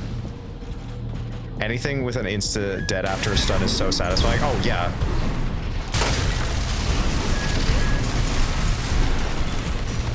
AP at 30%.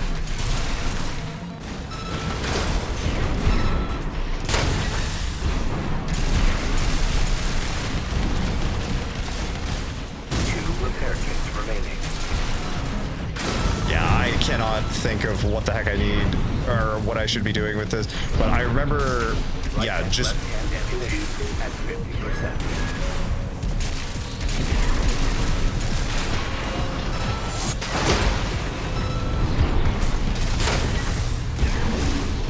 Oh, that's okay. Yeah, okay. So you use the Vientos to get the stun, and if it's from range, that's when you use the needle launcher.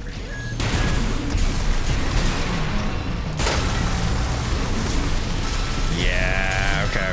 Okay, I'm remembering now.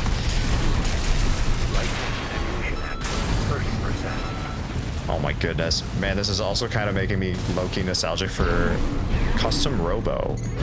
Actually, I'm familiar with Custom Robo. But anyway, yeah, I could love that build. You're the tall T-Duck now? There you go.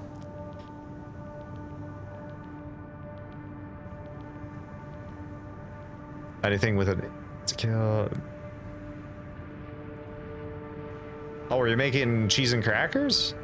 Ooh, what kind of cheese are you going for, Ducks?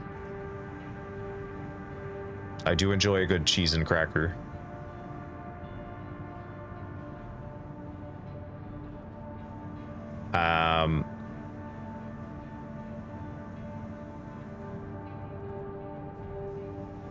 The heck is going on? Sorry, getting lost in. But yeah, no. In terms of, was that Hot Rod? Were you the one asking? Yeah, you were asking about Armored Core. Yeah, honestly,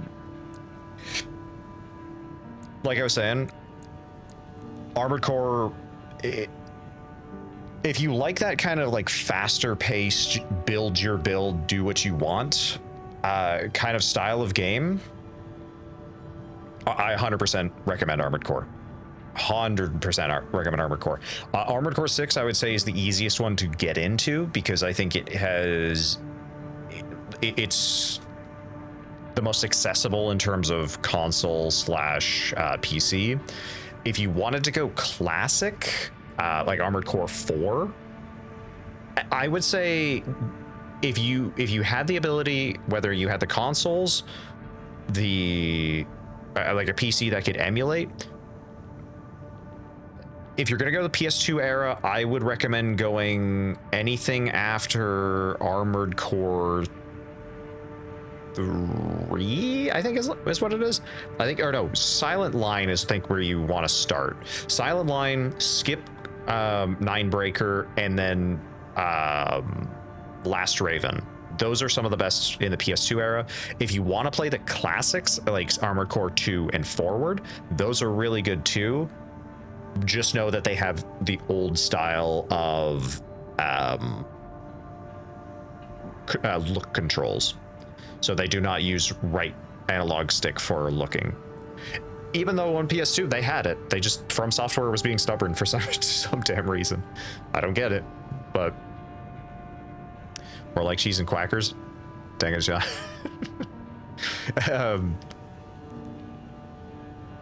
But yeah, the only reason I would say stay away from playing them on original hardware is if you have the consoles and you're like, oh, I could find a spot to buy them for relatively cheap, then I'd say go for it. But buying, especially the PS2 era Armored Core games, are really expensive.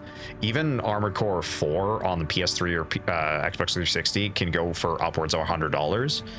And unless you're like really invested and really want to collect them, I wouldn't bother. As long as you've got a decently strong PC, you can emulate them. That's my recommendation.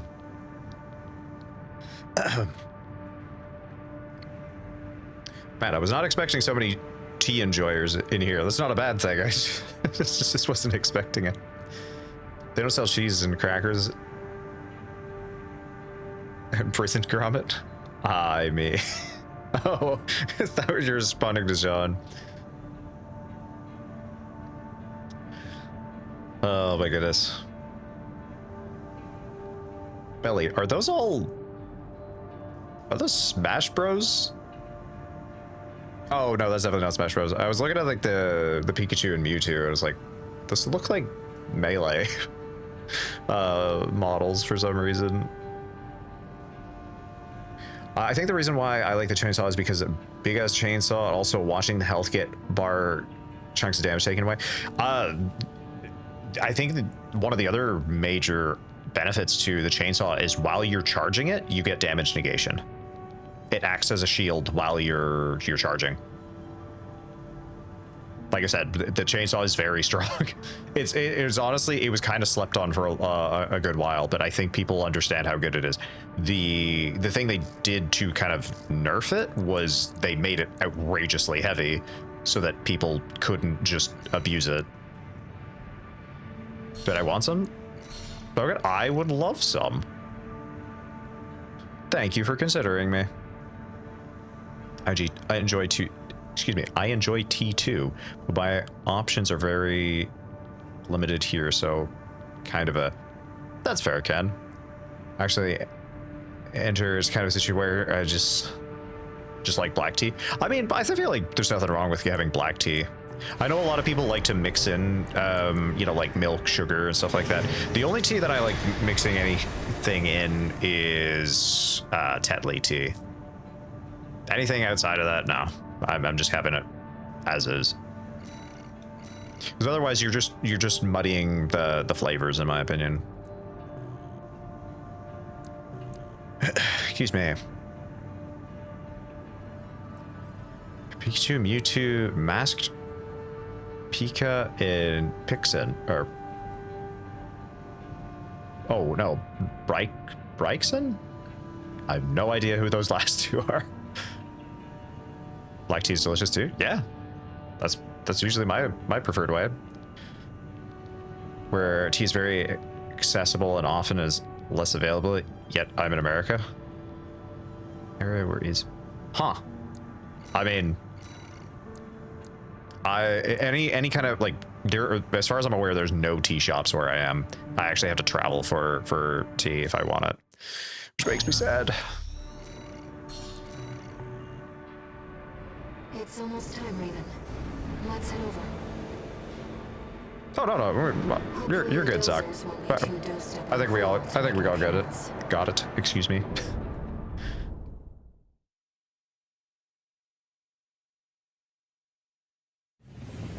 Main system activating combat mode. Oh, all right. We started without you, tourist. Get to your position. Let's blitz them. I suppose they're an eager bunch.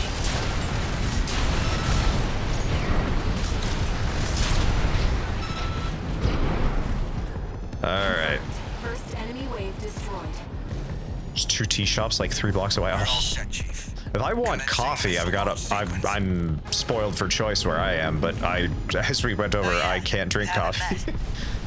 Chatty's our systems. So it's like, admin. cool. Doesn't talk much, but he knows his stuff. Anyway, no time for pleasantries. We've got coyotes to deal with. Never thought they'd end up palling around with the PCA. All right. But not for long.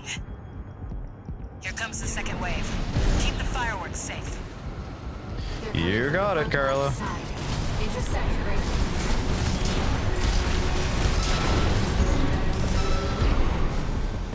And It's what I like to see, tourist. I almost pity the poor fools. Almost.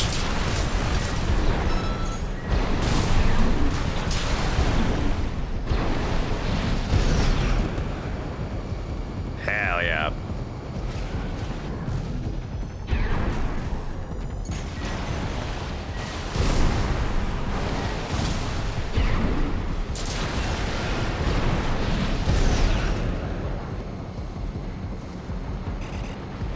My goodness, this build is so dang fast. They're coming from the bridge. Look at all those coyotes. Don't let them slip past you.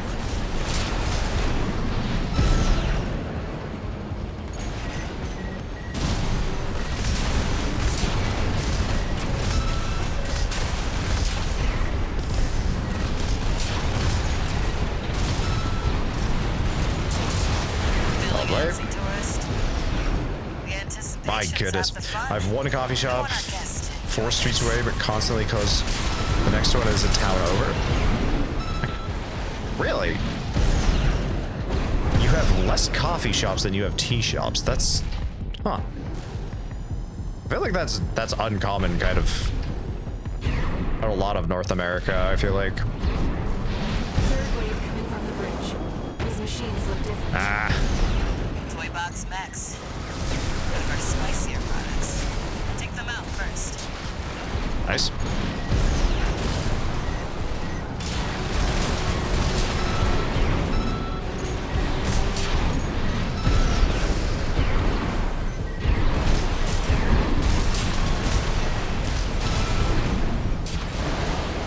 Okay. Whew.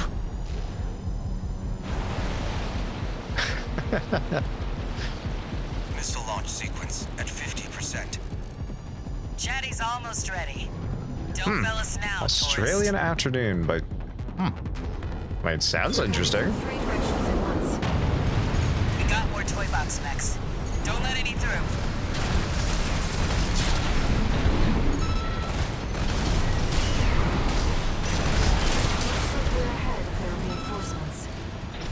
Maybe ease off a little, tourist. There won't be anyone left to see the fireworks.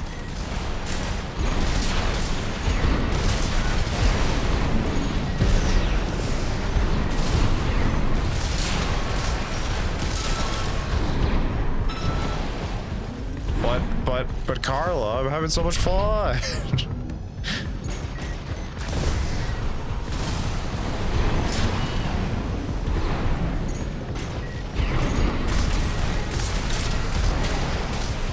There we go. Lovely.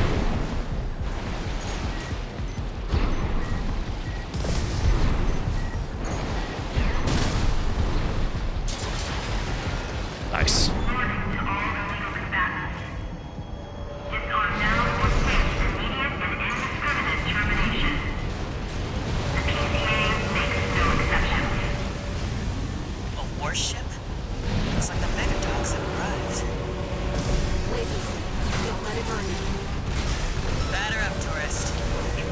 warship before, right? Yes. PCA warship destroyed. That's the stuff. Thanks for the pre-show, tourist. All right. Launch sequence complete, Chief. Ready when you are. You're the best, Chatty. You too, tourist. Here come the fireworks. Enjoy. Scumbags. Sit back and enjoy. Tourist, there is the predicted impact point.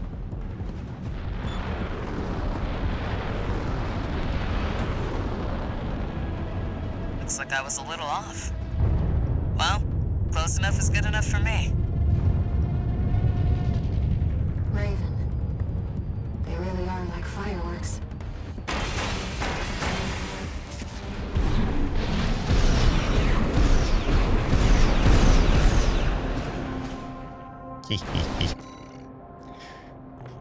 All right. There's 2 coffee shops and by count the 1 grocery store, 4 next and over 70 other ways to walk. Oh my goodness. My brain's super ready. Chatty Stick, RAD.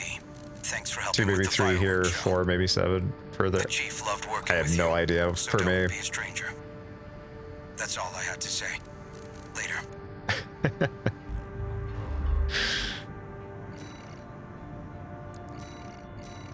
All right. I just looked at the description for Australian afternoon, and it said a brisk, full-bodied blend crafted with Australians for Australians and perfect any day of a time of day. Crafted with Australians for Australians.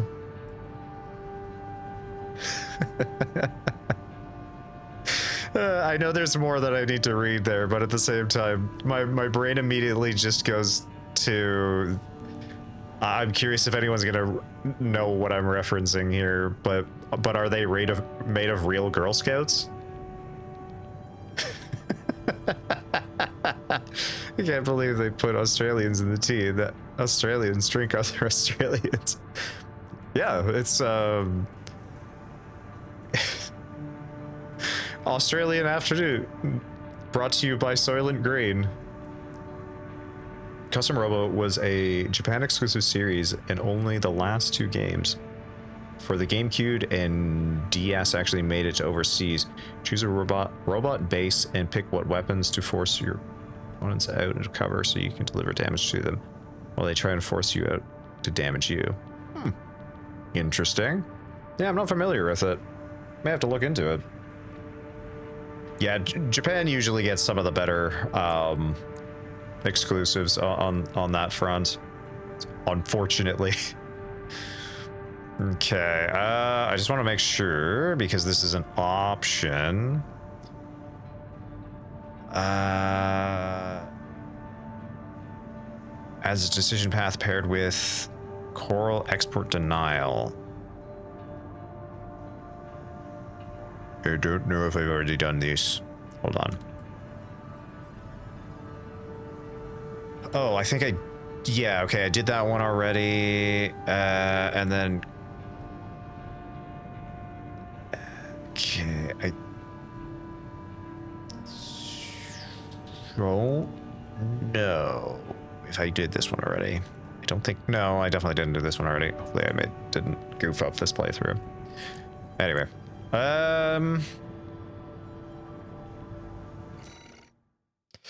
Excuse me. AC data, let's do... You know what? Since you were asking for it, that one guy, I got you. Gonna mention this, but I really want to watch Robotech right now, or Code Geass. Yeah, I get that.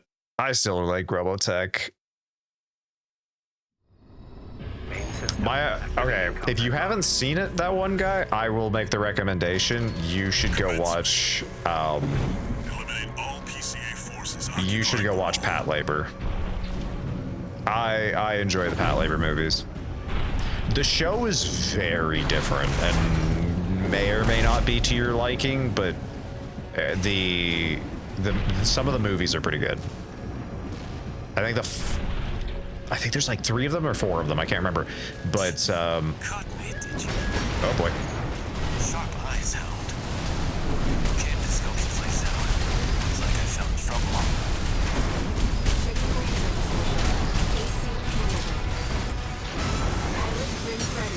Ah! End of the line, killer. I will avenge Father.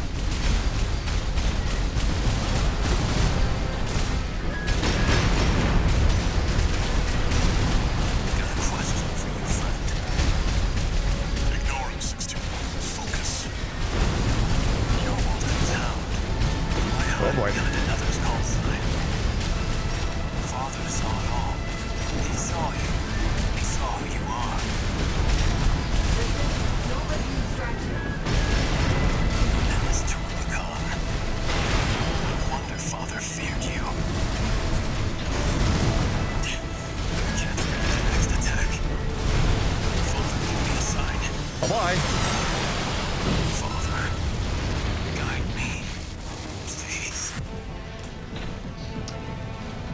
Okay. Okay, I'll give it a watch. If you like that kind of era of like mecha anime, then yeah, 100% I would recommend Patlabor. The Legends of Escaflowne is also very good. I believe it's called The Legends of Escaflowne. And are heavily armed. I believe. That one's pretty cool because it's not like a, if I remember correctly, it's not like a normal mecha. It's more like instead of having knights, they had these like big knight mech suits. So everything's like sword duels and stuff like that. Again, personally, recommend. I think it's cool.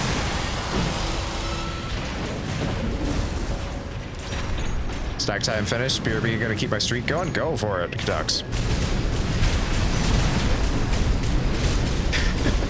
Where are my stacks? I didn't see none of those stacks.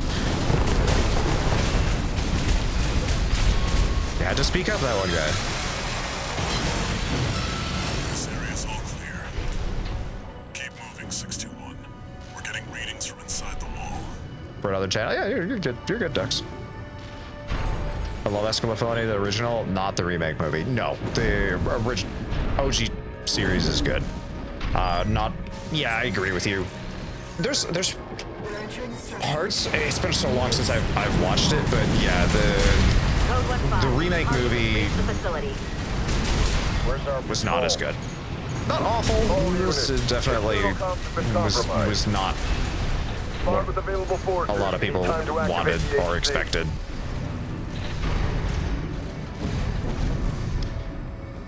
Wait, what?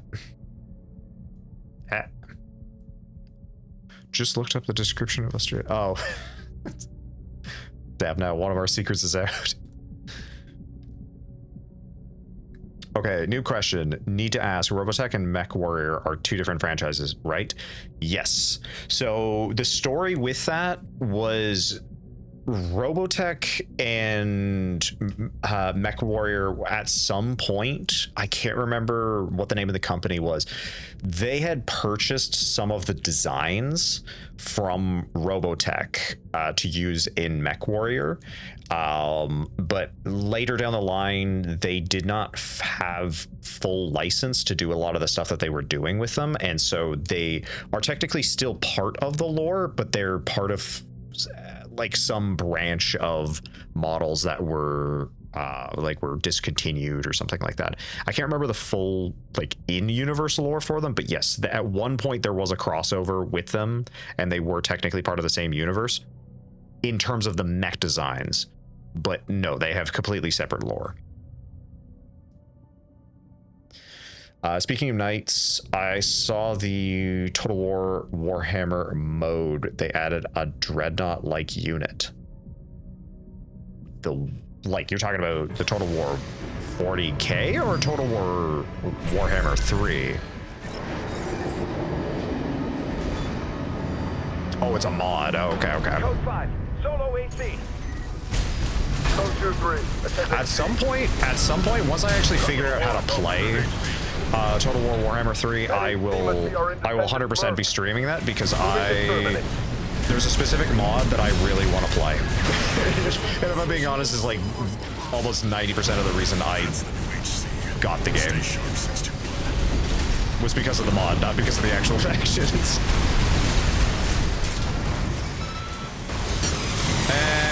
And bye.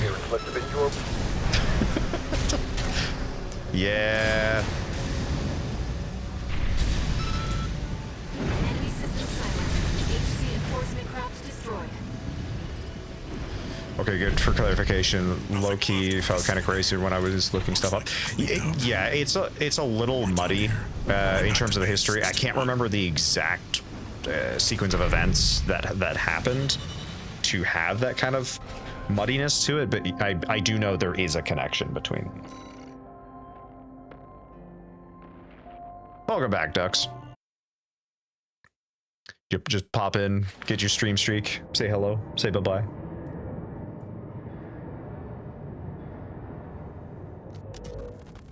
You again. I'm a busy man, far too busy for the likes of you. So I hear. Must be a tough time to be the Vespers deputy commander. Get to the point. The plan to raid the PCA. You're going to need more pawns on the board. Of course, you're here to hawk your services again. Very well. I'll consider that mutt of yours part of the effort. One more thing. Show my hound some respect. Gen 4 is as good a pedigree as any other.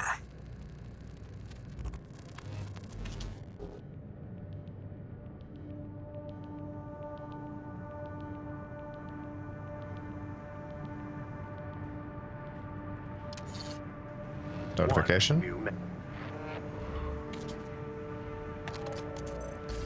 Gun 13 Raven. That was a beautiful massacre at the wall. It was, wasn't it? No doubt. Let me give you some advice. Don't settle for being an independent. Join the Red Guns. Have a career. Climb the ranks. Keep that unlucky number, and eventually the curse will get you too. That's all. Don't forget what I said about putting you to work. You know, I still do like the Red Guns. Raven, just so you know, it looks like some unknown craft data has been added to the integration program. More arena data? Take a peek. Ooh. I'm interested. Okay. Alright. Smoking, you should look in Sniper Stream. He is playing songs about Warhammer while he's playing games. Songs about Warhammer. Okay.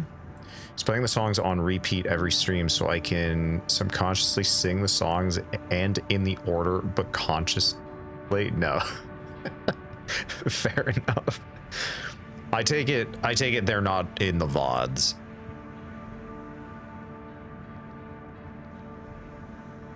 I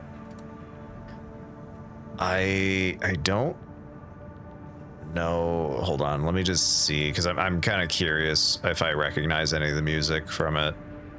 But I'll just take a quick little peek. Quick little peek.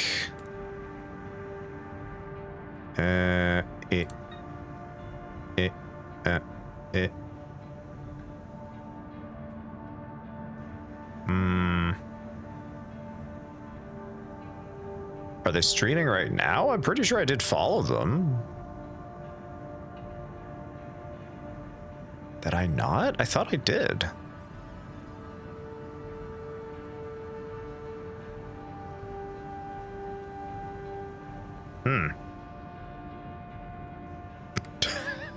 Why do I show up as a suggested collab with myself? That's very funny. They're alive? Weird.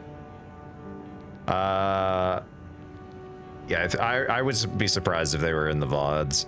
I'm like a sleeper agent that gets activated by hearing the song. songs. I mean, fair enough.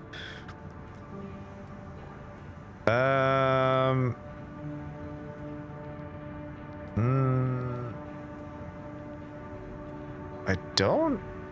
Yeah, I don't see them. I don't know why. Maybe I'm just blind. That could also be the case.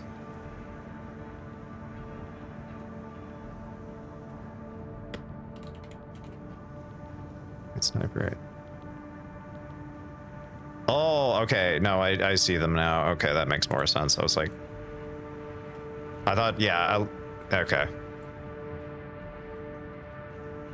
Oh, what the hell is going on in this tab?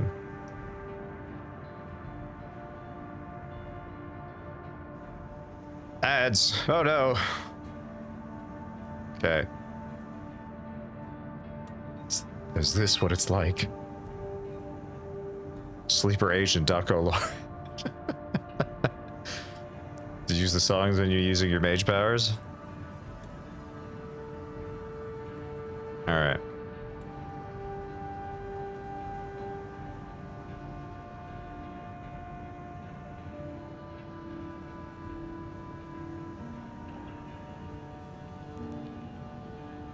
Can confidently already say that no, I do not recognize the music. Very confidently say that I do. Borrow content? What do you mean?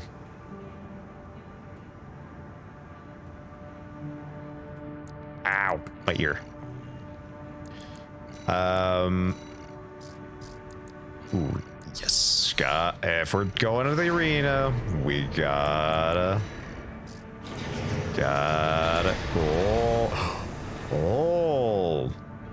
Let's play his stream for us real quick. No. If you want to post the link to their channel in chat, I mean, go for it. But at the same time, no, I don't want to. I don't want to restream their stuff without their knowledge. Especially because if they're playing licensed music, then I currently don't have. I don't have the setup. Why don't we see how it performs?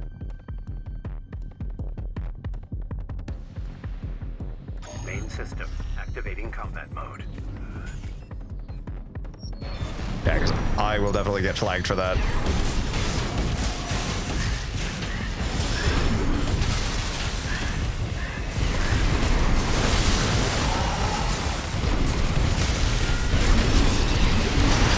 Damn, okay.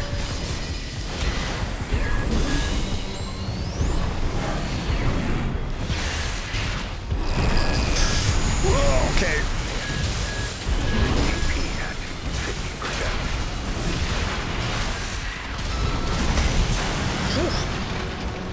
There we go.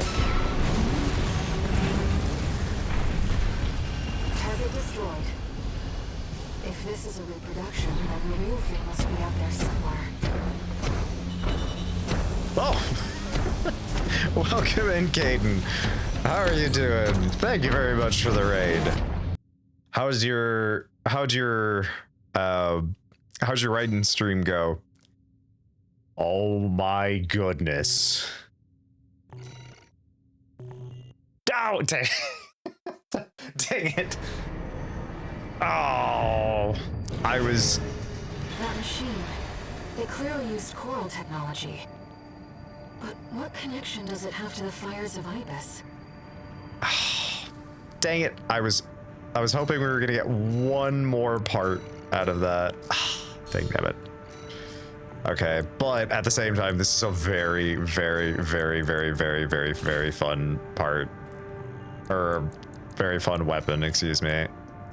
Yeah, let's go Melander, just so we can mess around with it.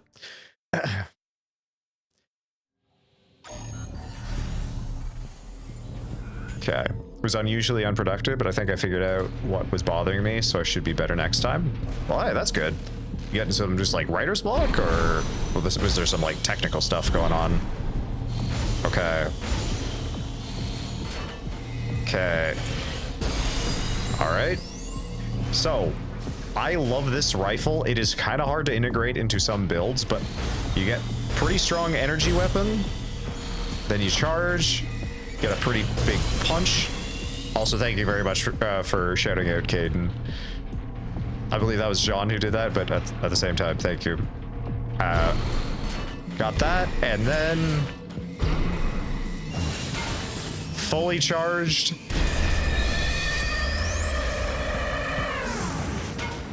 You get the hype beam. I think this is such a fun weapon.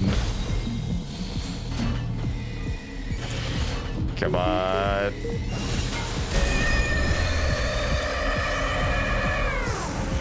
Oh, it's so dang cool. It's got a bit of a long cooldown, but how can you be mad about that? How could you be mad about that? Mixture of writing block and just generally overwhelmed by my project. I think my method of organization is becoming less efficient as the project grows, so I need to adapt. That's fair. I mean...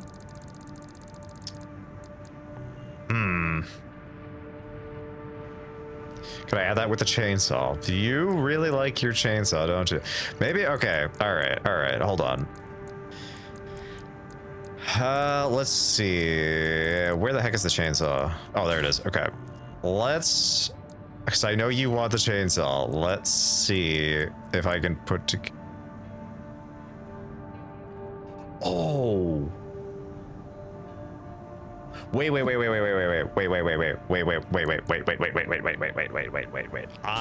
know what I want to build. I think I have all the parts to do it. I want to build Hustler 1 9-breaker. Or 9-ball, excuse me. I want to try building a 9-ball build. Hold on. No,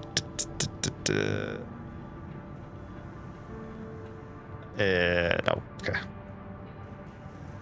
Dang YouTube ads. All right, hold on.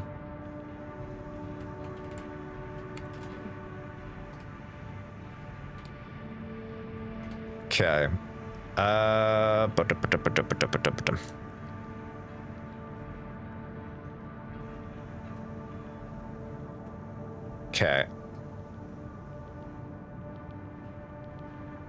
Okay. All right. I think I can do this. Yep, I got all the parts. Oh, -1. Okay. Why not 8-ball? No, 9-ball is the main antagonist of a lot of the old Armored Core games. And he's like the primary antagonist of so many of the games. He's gone through so many different versions and iterations. He's easily got some of my favorite designs for ACs out there. What does he have? Okay. It's interesting. Okay, Curtis and then Moonlight, because I don't have the other one. That's fine. Yep. Lander, and then it's... There we go, and then... what do I... Oh no, it is Alba. Really? Yeah, I guess Alba does work for that. And then...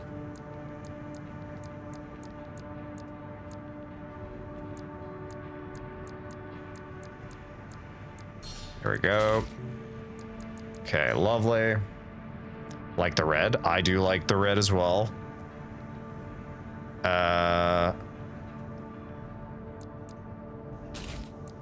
Yep, okay, that's right.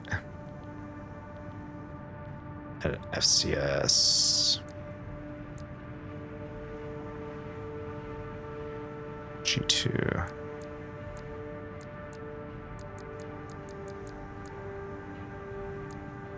Yes, wait, what?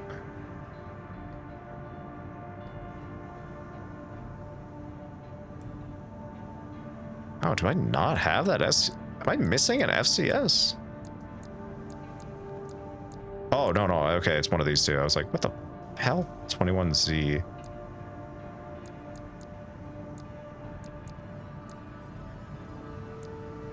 I must be missing one.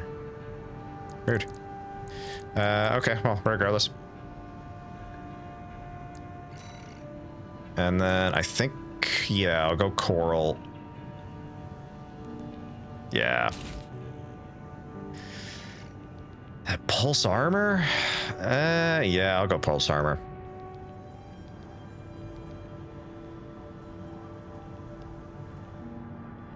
Okay, there we go. And the decals, I gotta remove decals.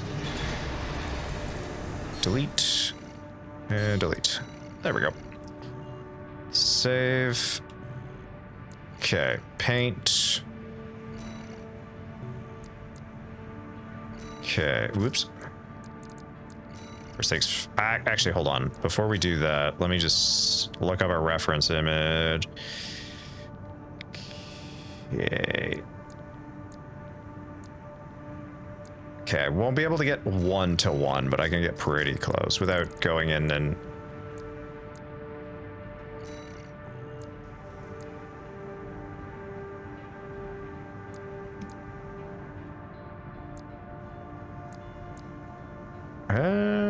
I think... Yeah.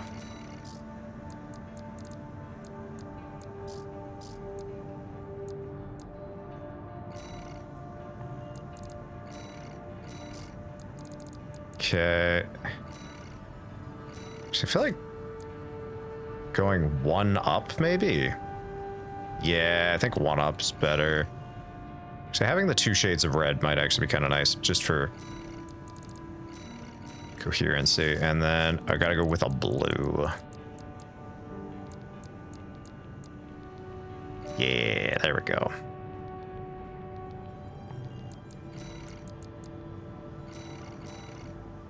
Okay,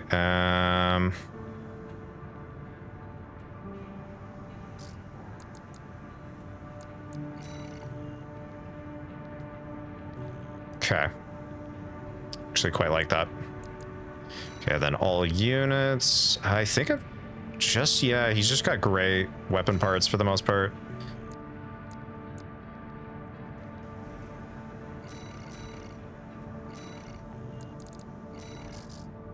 Oops.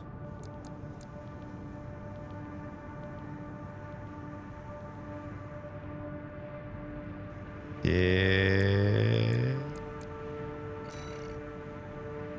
Yep, there we go. All right. Gonna be lurking again? All good, kid. And thanks again for popping in. And the raid. Sorry. kind of got distracted a little bit. Okay.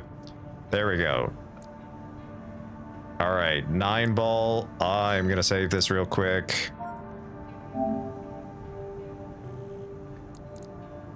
Okay. All right, let's see. So. Yeah, okay, that looks cool. Actually, surprisingly quick, too. Okay, got the Curtis. So we can get our primary shots in. Very nice. And then split rockets, and then earshot for our big hit. And moonlight. Oh. Oh my goodness. Okay, hold on. I gotta test this. I gotta test this.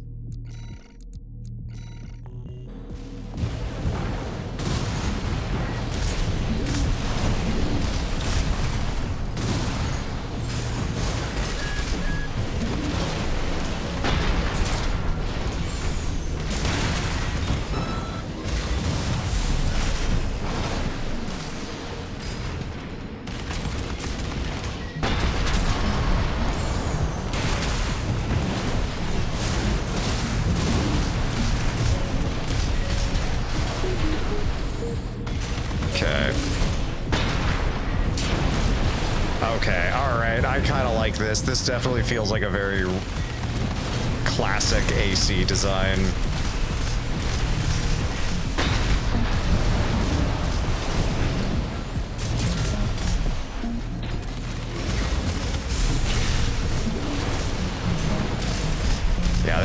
I'm like kind of unconvinced about is the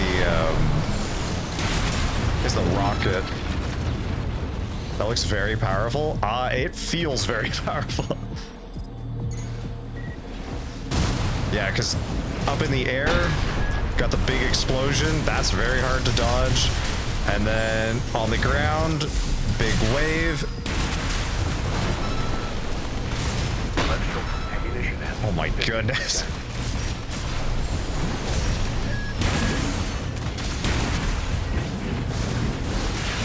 Light shoulder ammunition at Oh my god. Yeah, okay. Alright, I like it. I like it. I like it a lot. AP at 50%. The red thrusters look terrifying.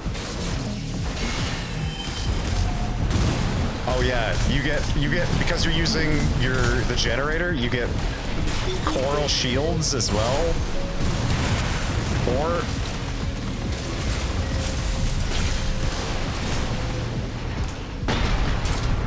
oh my goodness.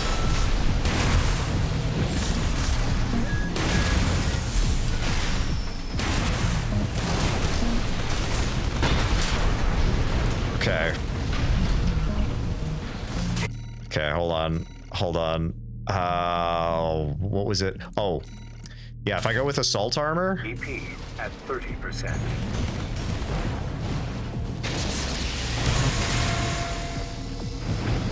You also get the big, like, coral explosion. I love it. I love the look of it.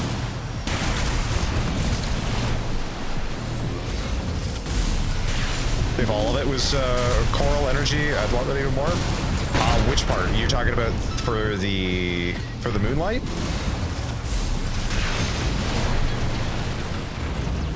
For this, are you talking about like the moonlight greatsword here or moonlight sword? Give us a little bit. Give us a little bit.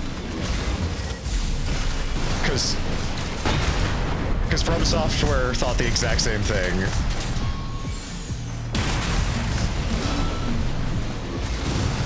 Because, yes, there is a coral version of the Moonlight Greatsword in this game. From Software made this? Yes. This is made by From Software. I feel like a lot of people may not realize that, yeah, Armored Core is made by Miyazaki. And actually, Armored Core, if I'm not mistaken, was the first project he ever worked on for From Software before Demon's Souls or Dark Souls. A lot of people think he even worked on things like Kingsfield, but he wasn't around at that point. But we can actually, hold on, let me see. I don't know if this build will support the Coral Rifle. No, overburdened, unfortunately. Oh well, I was gonna say, like, that would be really good if it did, but I really like Shade Eye, this specific head, but unfortunately you just can't really see the visor that comes down. Anytime you get a lock with, or you use the hard lock, a visor comes, excuse me, it comes down, and you can see that. But let me look back at the image, because like Shade Eye definitely is really good, but I kind of want a 9-ball core.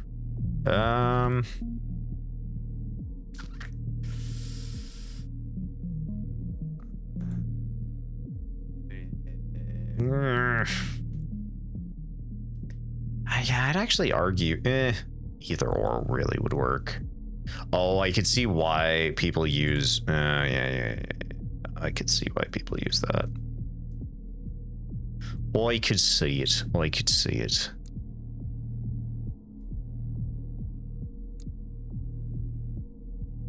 You know what?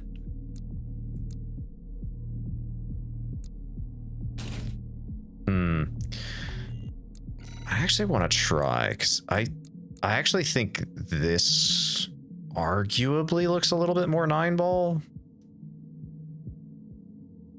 Specifically the 9-breaker version. Yeah, you know what? Oh, overburdened. What's overburdened on it?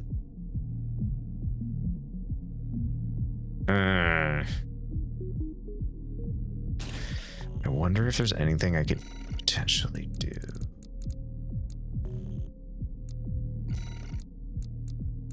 Yeah, it's all in the legs. Ah, damn it. Yeah, and Melander... The Melander legs definitely look the closest to the OG style.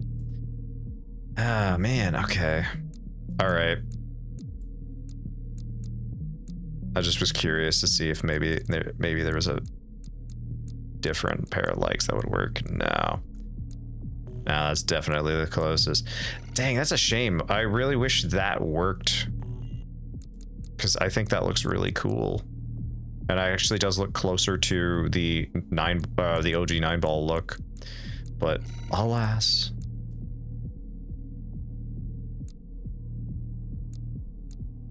Oh, that's like significantly faster. Yeah, okay, never mind. I was just trying to see. No.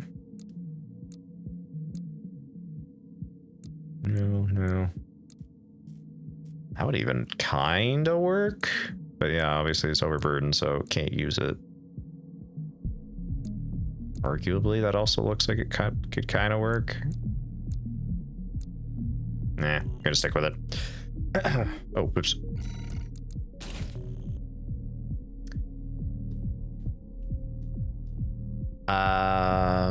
No, it was overshadowed by Sugar Baby Series. Wait, what? Now we wait for Bloodborne Remastered, and it's not gonna happen. It's not gonna happen. I think From Software has actually stated that they would want to make it, but Sony has been like, no. That's part of the reason why Duskbloods is being made on Switch exclusive. That kind of explains why I like this game. From Software makes banger games most of the time. Yes, I completely agree with that.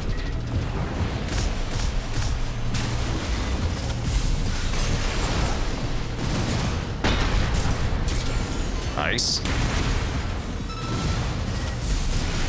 I would argue From Software is up there for one of my favorite devs of all times.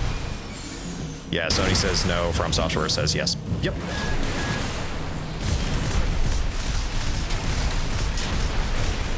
That's part of the reason why Sony is so pissed off with them right now, because they kind of went behind their back directly to Nintendo to go, yeah, we want to make a Bloodborne game again, and they're like, no. Like, but why? They're like, because I told you no. They're like, oh, okay. Wonder how far you'd get in the game with only base weapons and stuff. People have done base rotten stuff before. It's definitely challenging, but it's 100% doable. In our dreams. Yeah, Sony says no, From Software says yeah. It was the same thing with, like, there was an actual fan-made PC port of Bloodborne, and it was in a pretty good state, but unfortunately Sony kind of came after them and sent them a cease and desist, and it is officially dead. This is V2 Snail. I shall brief you on the operation. Now Sony's trying to buy out From Software to keep them on a leash. Yep. Direct authority. Consider it a rare I thought they were already, like, fully owned by them. We will conduct Wait, what is that? The fan port of Bloodborne on PC. I don't know why that disconnected. If this mission succeeds, the corporations will deal the PCA a major... It was 100% running on PC. I think it still had like a couple of little kinks to work out, but it was like in a pretty playable state. And yeah, Sony sent them a cease and desist. Commence mission. Destroy all the Earth's warships. Code 1-5, intruder detected. Sharing all base personnel. Commencing threat evaluation. I'm on standby near Harlow, buddy. Patch me in. I'll gauge the situation on your end before I jump in.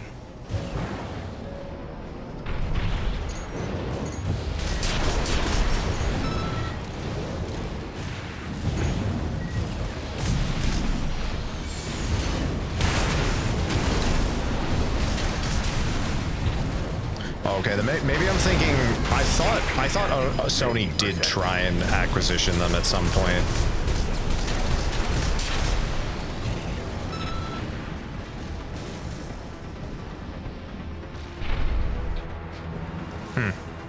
I must be misremembering them.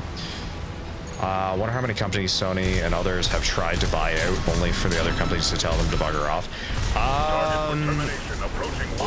I think, unfortunately, in this kind of day and age, you know, you can absolutely try and do that for a time, but they're going to essentially just like wait you out. And because if you want to try and distribute your games on their console, they can make things very difficult for you. Hey, buddy. I've taken out the relay mast.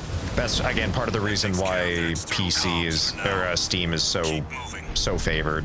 So Valve still has some weird stuff that they do, but for the most part, they're way better to contract out with for things like indie games and independent projects and the like. From my understanding of it, I could be misinformed for part of it, but.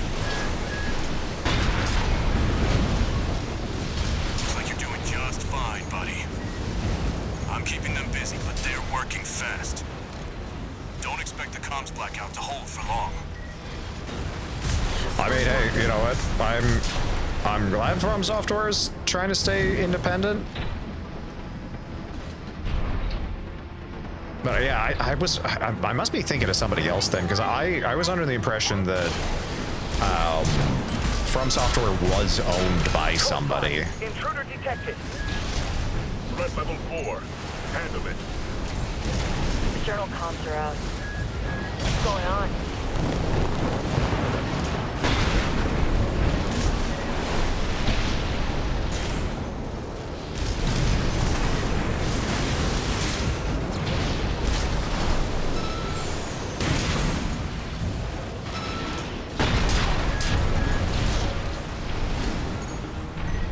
Hell yeah. Also, that one guy, thank you very much for the hydrate.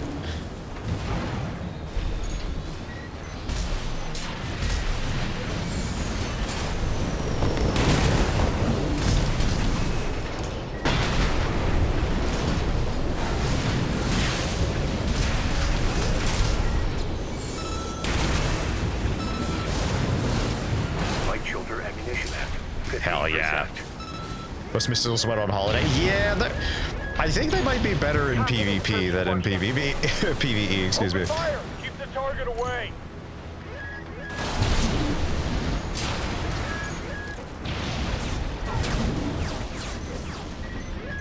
You head to bed, Melly? That's fair. Thank you very much for hanging out, as well as also thank you very much for the resub. In addition to some of the recommendations, because yeah, that's one of the things that I really want to try and be better about this year is just being more consistent and like active on keeping people not only up to date but also planning things out more ahead of time and not just being as ad hoc about it. Honestly, mostly for my own sake, just so that I have a plan moving forward, but also so. Like Zach was saying, just so you can sort of gauge what you're interested in and make suggestions and all that. But regardless, you have yourself a good night, Melly.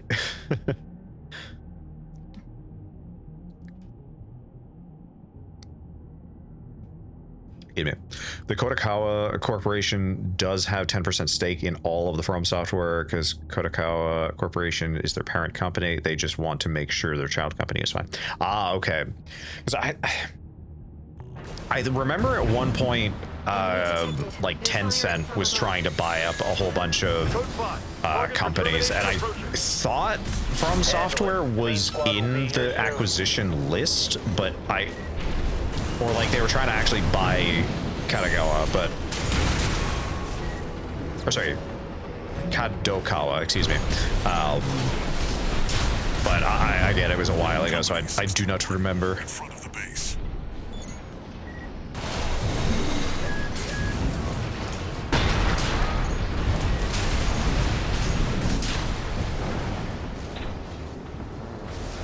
All right. Heavy warships incoming.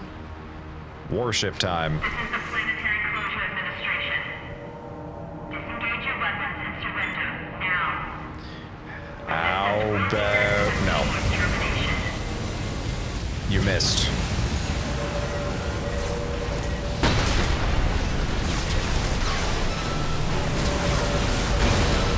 Warship down.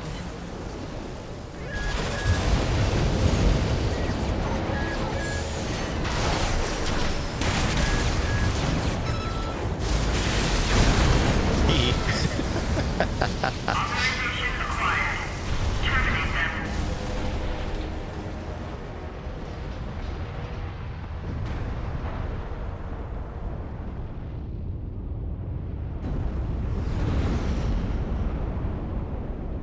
Code 1-5. Target for termination sighted. Time to pay the piper. Come on, tell me these guys don't look really cool. I wish I could get those parts. Looks like we've got high-ranking PCA officers. Sorry to keep you waiting. I've got your back, buddy. Hope you've got mine. Code 4. Send me what you've got on the target. Relaying system response. Corporate entity B4 running. Independent mercenary rated. Nice. Data on the mercenary is being checked for discrepancy. Oh, very nice. Just means the corp can't afford to cheat.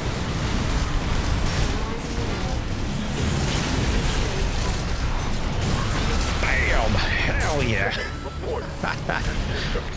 Okay, those guys don't look right. Threat level. They do. I won't hear it. I think they look cool. System processing.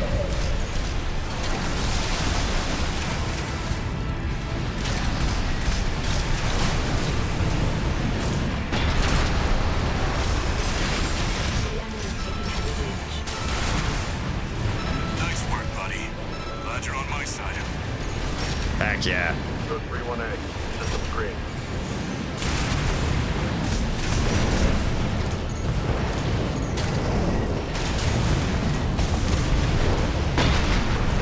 Right shoulder ammunition at Come on. 15%.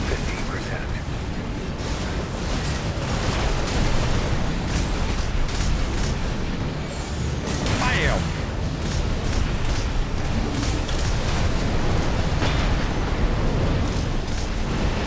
Come on. There we go. Damn. Yeah, there's just so many things I can throw.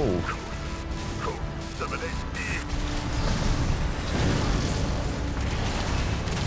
Confirmed. PCA craft destroyed. Uh-oh. Relaying system verdict. Code 7-8E acknowledged. Threat to planetary closure identified. Use of IA-02 authorized. I'm picking up something. I've sent you a marker. There's something there. Something on the horizon? Sony's a 10% stake in the category of IP development, and this is the largest stake. Ah, okay. They look cool, they're just too weak. I mean, that is fair.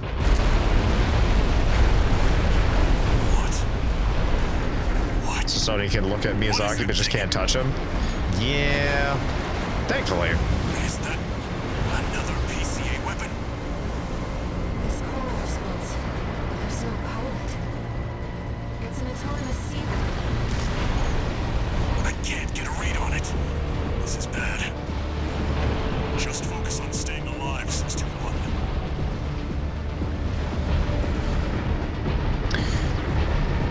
Yeah, I mean, well, just in recent months, seeing what's happened with companies like Activision, Blizzard, all of that. I mean, whether you like the series or you don't, the fact that the most recent Call of Duty has been as big of a flop as it has been, considering I think like a good chunk of the game was all done with AI. which is like part of Microsoft's whole structure. Is like they are really trying to push AI development, and yeah, I don't like it whenever huge companies have the reins on smaller devs, because what ends up happening is all of the people that actually made those companies what they were end up leaving, and then they're just basically left with the brand, and everyone's just like, oh yes, well it's still the company that I grew up with. And it's like, it has none of the people that originally worked on it.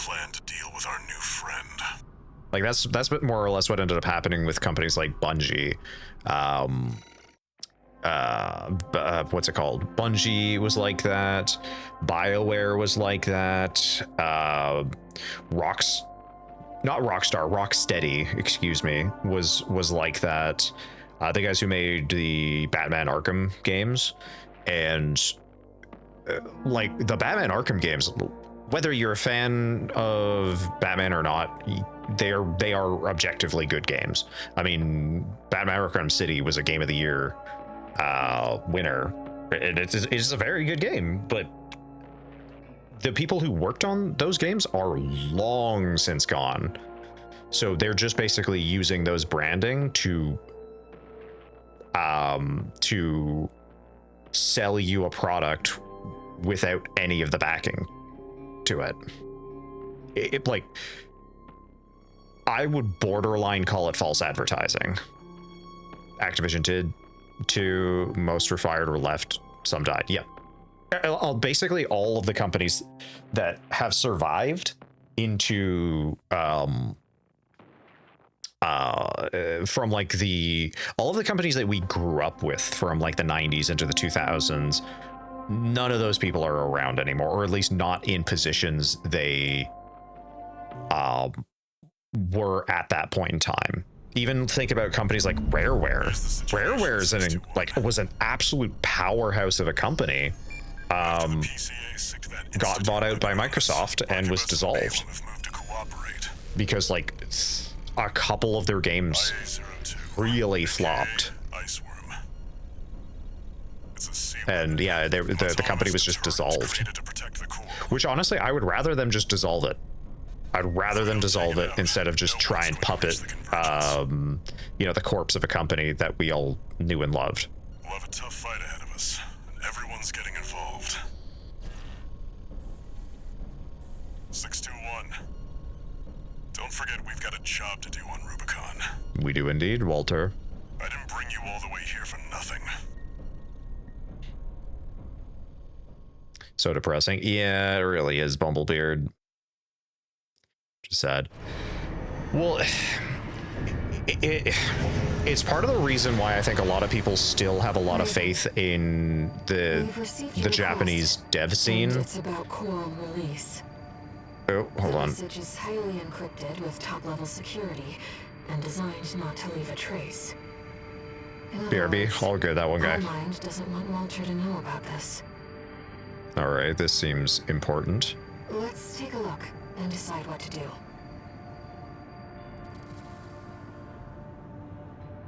Dang, that's a cool looking mech. 2 new messages.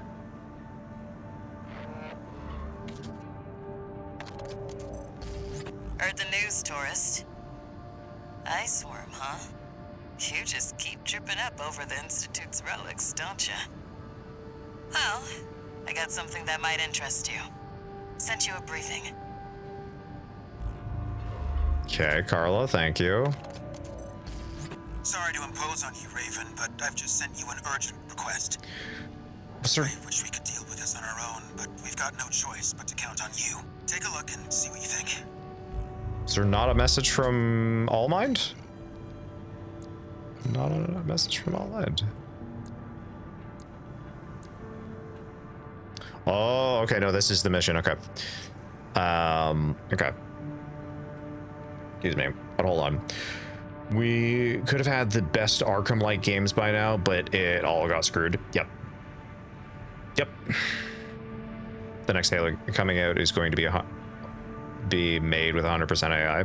I don't know if that's necessarily true. From what I understand, the new Halo studios, because 343 has gotten such a bad reputation over the years, they basically dissolved 343 and then just rebranded 343 as like Halo Studios or something like that, which I think is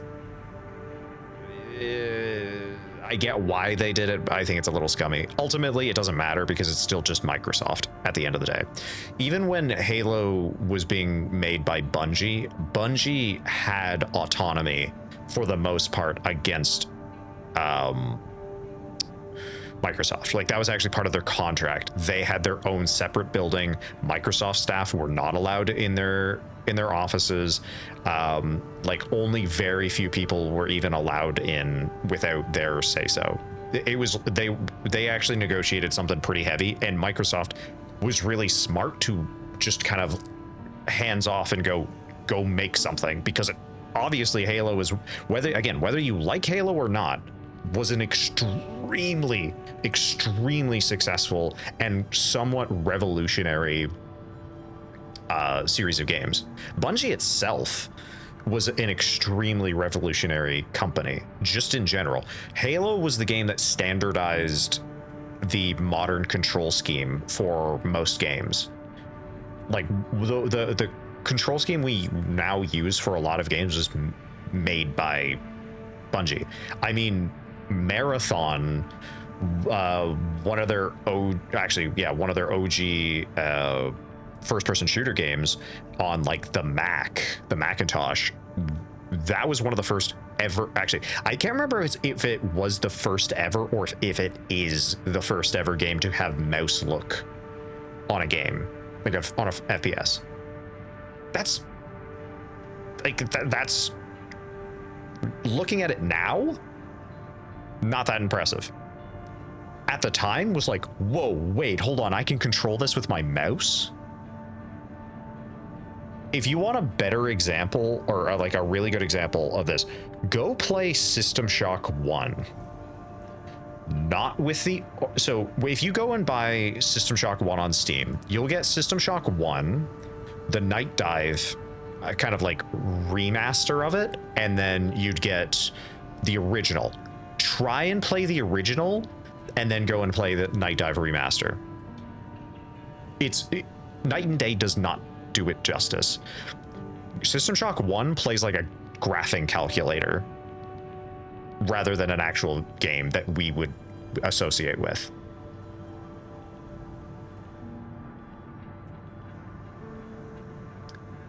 Halo Reach and Halo 3 ODST is the best in my preference. That's fair. ODST personally holds a really special place in my heart. In terms of like my favorites, Reach is definitely up there. 3 is definitely up there for me. 2 is up there, but 3 for me, 3 was the first time I ever had, like, I got Xbox Live. And I remember like the hype surrounding Halo 3 and, you know, like all this stuff and blah, blah, blah, blah, blah. So 3 definitely, honestly, all of the games hold a really special place in my heart, but I 100% agree with you. ODST is up there, and 3. No Halo 2. I like Halo 2. I like a lot of the stuff Halo 2 did. It's still got some of the... I love Halo 2 for the fact that it let you play as a damn elite for the first time and actually had like an elite campaign as the Arbiter. I thought that was so cool back in the day. Just the ability to like turn invisible. I was like, wait, I can do this? Like, I remember back, I lost my mind as a kid playing that. I'd rather they and others try not to control literally everything, same as Disney. Yes, Disney continuously just tries to buy up IPs, but the problem is they don't understand what actually made those IPs successful. That's kind of the problem. They don't bring any of the original people that made it as good as it is. I just find that funny. Halo Reach, when you got a roll ability. The armor abilities, I still think it was a really cool idea. It was definitely underdeveloped, I think, because I think a lot of the armor abilities were just okay for the most part, or not like super useful. They're useful in niche scenarios, But I think where they had the most fun was just the fact that like you take all the armor abilities and then throw Forge in combination, and it's just like, what the hell? Like, oh my goodness, there's so many cool and fun game modes that came out of Forge in Halo Reach, and 3 for that matter. Halo 3 is the only campaign I played, and nothing made sense. Stuff just seemed to keep randomly happening to progress the story. Yeah, if you're playing right in the middle of 3, because 3 is kind of where the trilogy ends. You're playing like, it's like watching the last Lord of the Rings movie. It's like, yeah, you're gonna be lost a little bit.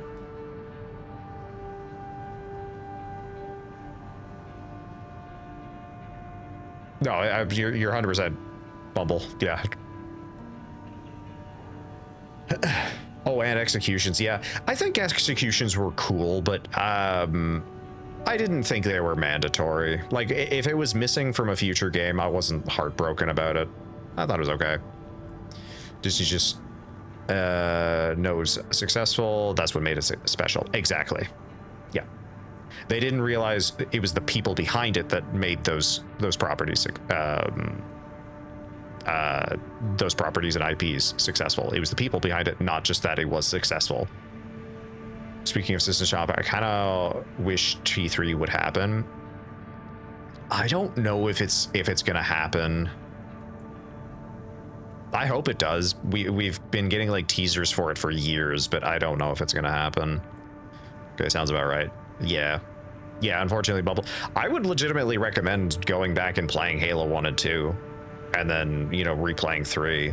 Like, if you had the budget, or if you have a 360, like an Xbox 360, go to a retro game store, go pick up. You could easily get a copy of Halo 1, 2, and 3 for the 360 for under $20.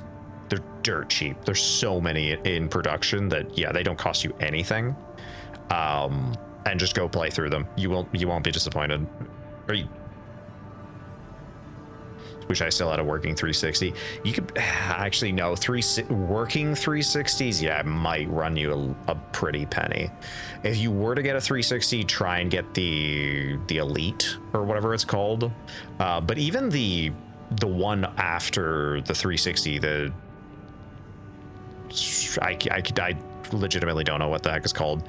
The gen after 360, they go for fairly inexpensive, even where I am. Like, I've seen them for like about $100 flat, and is it Xbox One? Okay, yeah, I've seen them run pretty dang cheap, and you can play all the Halos on that, I'm pretty sure.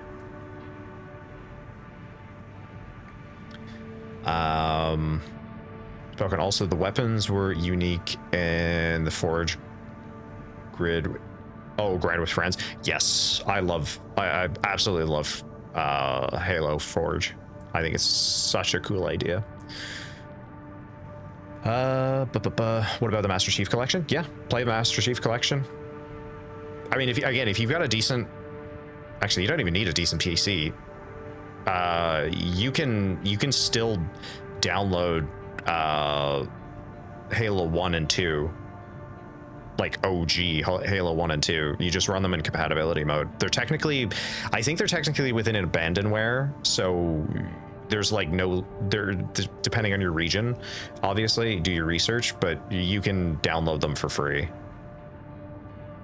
There's a bunch of abandonware sites that you can just get them on, and they'll run just fine. You just run them in Windows XP compatibility mode, and they work. Just not interested in the Halo campaigns, to be honest. There's a few FPSs.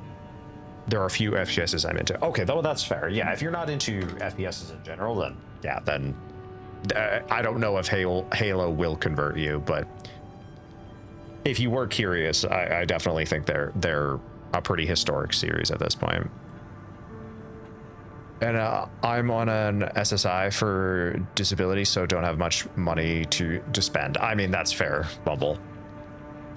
Honestly, the retro game market and the secondhand market in general, if I'm being 100% honest, because I've dropped a fair few pennies collecting and building up a collection, unless you're like really, really passionate about collecting like a very specific thing, I would say don't. Like, I'll be honest. What I ended up doing is a majority or a good chunk of my collection now is just become stuff I found whenever I've traveled to Japan, because you will find copies of Japanese games for significantly cheaper than anything you'll get in the West, and they'll be in like near pristine quality.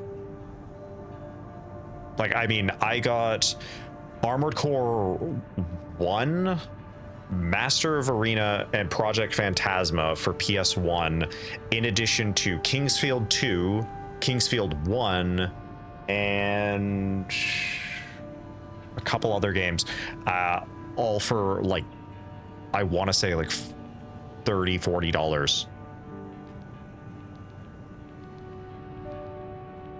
Those games are not cheap. If you get the NTSC-U versions, or the European versions are usually a fair bit cheaper, but US version, yeah, collectors are just, the scalping for it is ridiculous.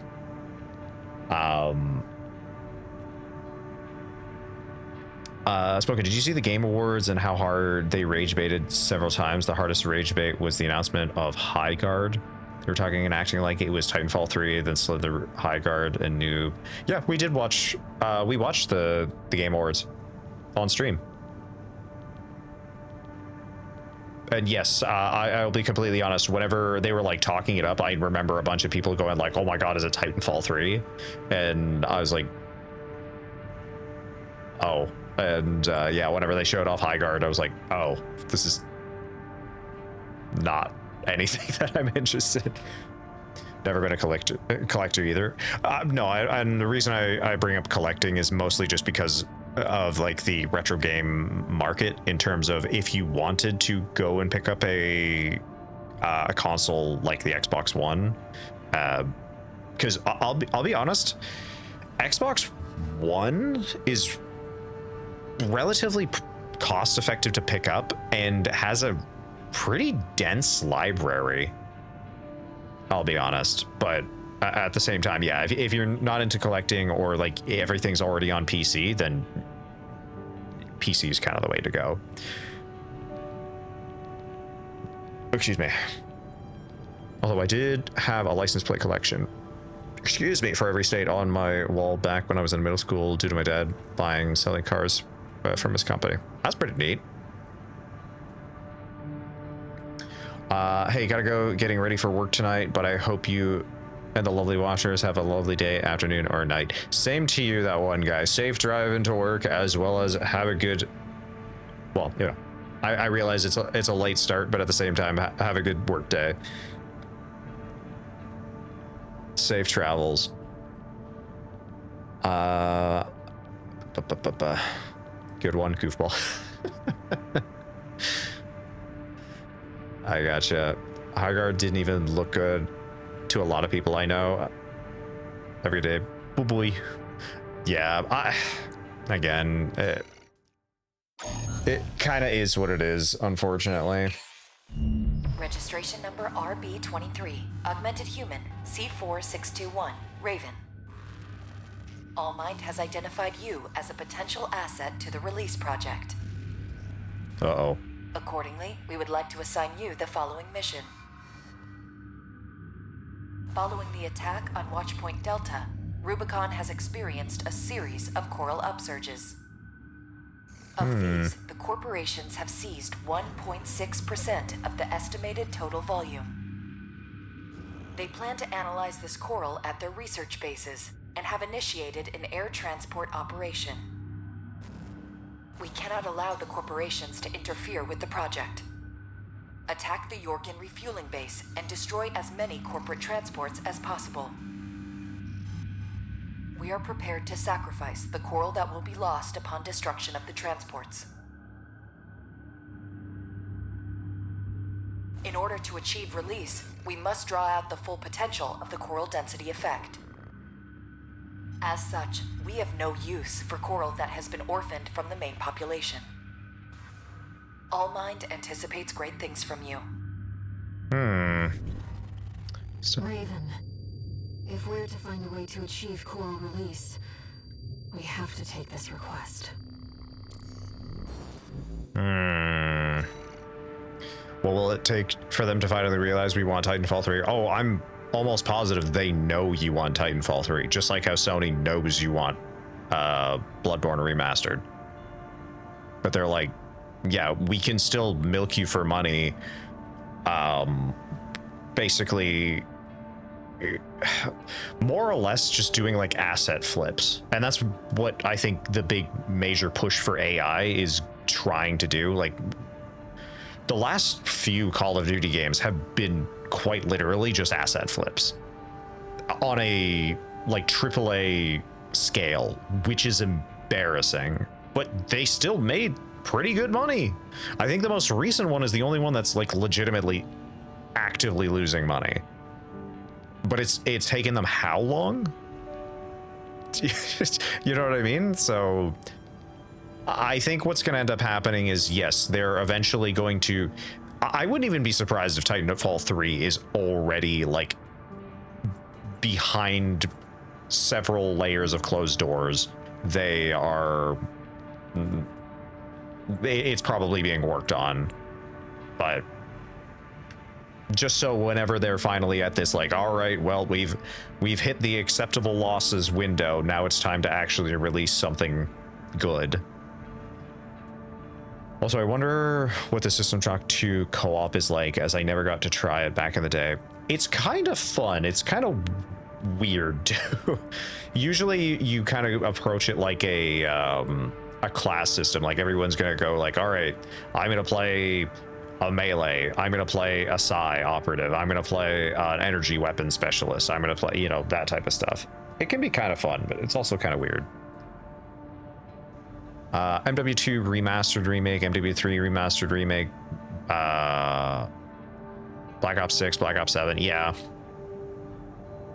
I think MW2 remake was pretty good, like reception wise. I think it was pretty good.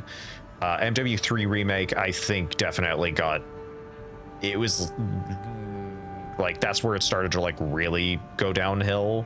And then I don't know enough about the PS Black Ops games. I just don't.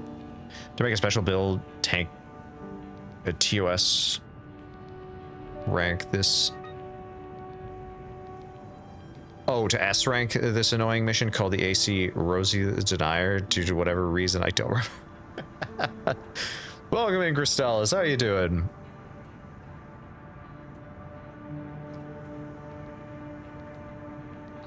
Was there... I have no idea. It's S rank, yeah. Allmind reiterates its gratitude for playing Yu-Gi-Oh right now. Nice. Kindly commence Chicken the soup was a call.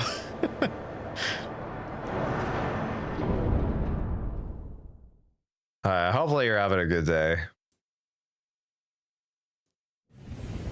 Main system activating combat mode. Man, actually, you talking about soup? I kind of want soup now. Your objective is to destroy all the coral transports. As a mercenary, Kate Markson will dispose of any transports that escape the combat zone. Just be aware that she also has her limits. Enemy attack! 180! They want the coral. Defend the transports! Take care to remain clear of any coral combustion events that occur.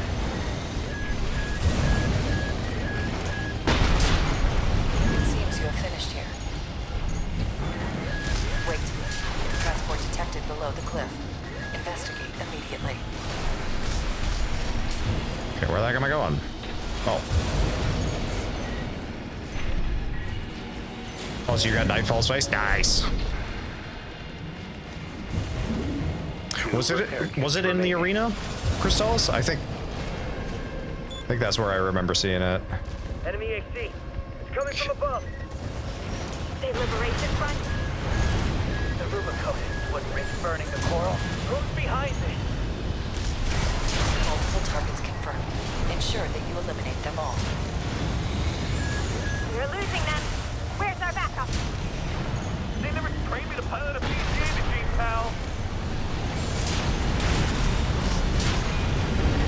Nicer, nicer. Finished here.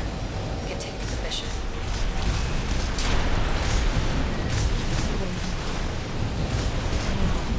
Let's just focus on the mission.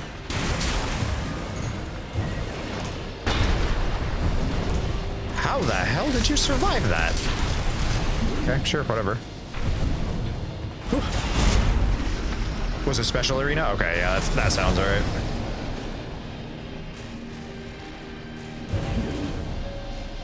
Okay. Targets acquired. Ah. Attempting breakthrough. Damn it. We've been spotted. Just need to get one transport through. Sniper team, cover us!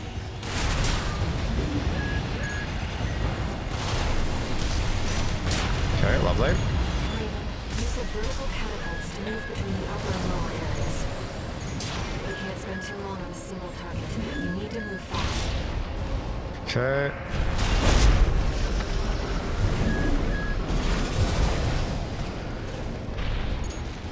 Transport activity below. Nice. Shoot that AC down! Don't let it get up there!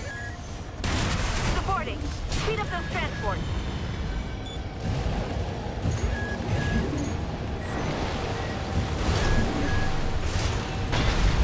Hell yeah.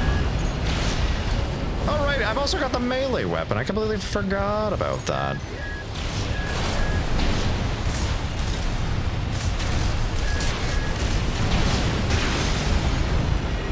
Melee weapon. Light shoulder ammunition at 50%. We've got a loose transport overhead. There's transport, okay. One of them! Unfortunately for you, that's all I need is one of me. Bam. Bye-bye.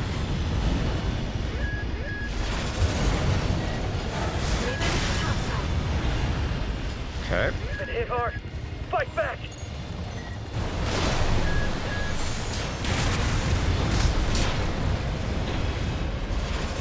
Nice, alright, you're rushing me down.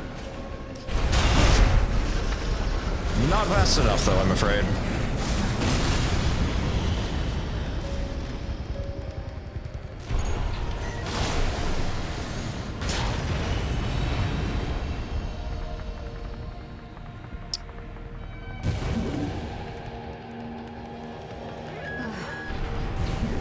Is that the last of them?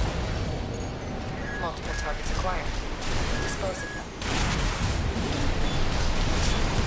Oh, okay, that's... I was like, that wasn't too bad.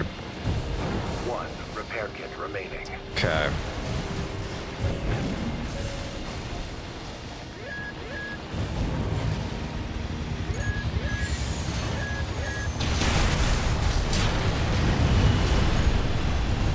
It does not possess stolen coral. Okay. But when the release project succeeds... Did I spoke it? Oh, take care, Zach. Apologies. Apologies. Didn't catch you sooner, but have a good sleep.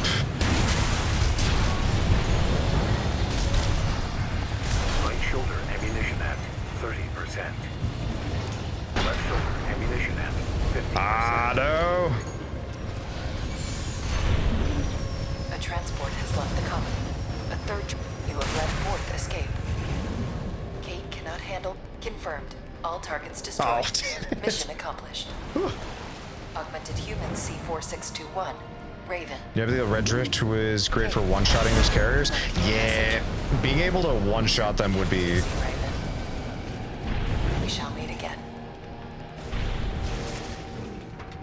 By the way, new build uses twin blades. I think we tested out your build with twin blades. Right now I'm doing you activated my trap card 4 times.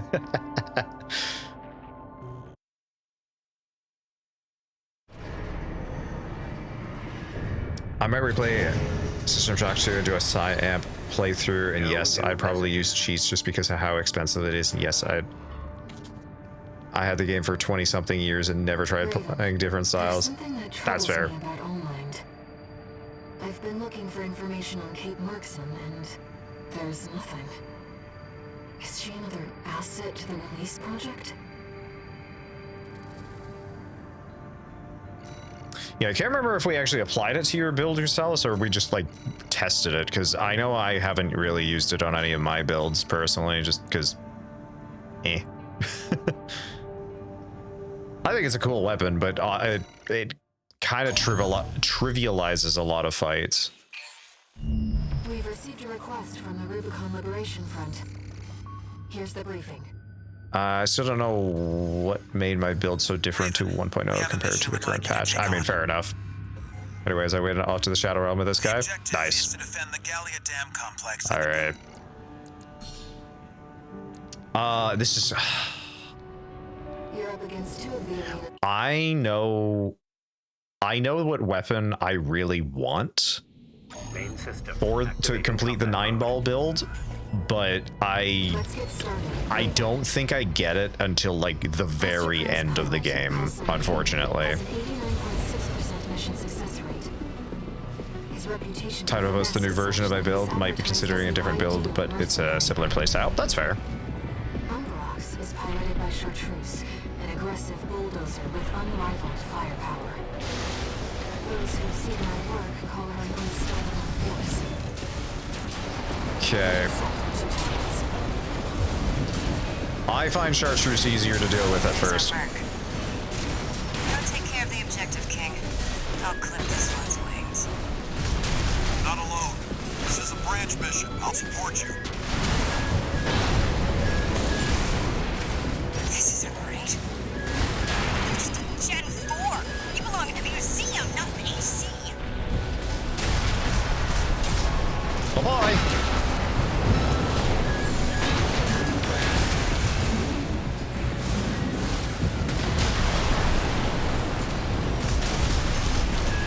Gotcha. Quit telling me what to do. What just happened? AP at 50%. Nice. There we go. The heck?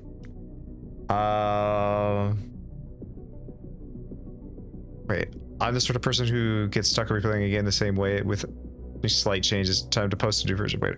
Remember I had the wait, what? Gifted a tier 1 sub to oh.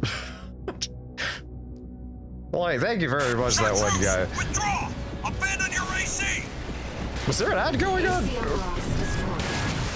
Did I miss a message? What is this happening? That one guy, you're being very generous with those. Just something before I go, oh. Read me, Raven. No ads for you. Apparently not. Must be an impressive Well, hey, thank you very much, that one guy. And again, have a good day. Safe driving. Let's see how far they can fly. On borrowed wings. Oh, man. Cannot fly on borrowed wings. Seems our gig isn't over yet, Raven. Alright. Okay, one thing I do need to change is I can't have assault armor. And that's the one thing I'm kind of surprised with this build is it is shockingly squishy. Pulse detection, terminal armor, nah. Terminal armor with healing can be good, but no, I don't want to use that as my default. I don't want to use them as my default. Intercept the two targets. Okay.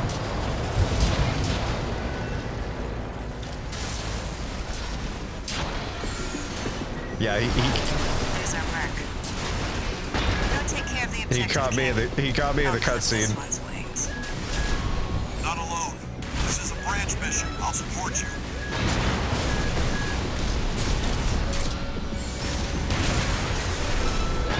This isn't right. Where did my You're just a Gen 4. You belong Where in did my a shot museum, go? not an AC. Together, Rude. Chartreuse. Quit telling me what to do.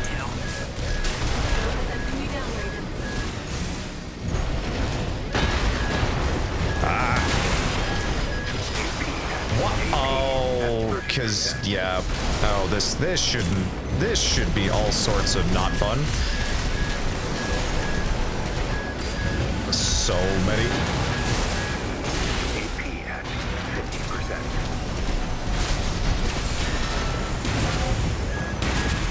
Wait, I'm picking up another AC. Oh boy.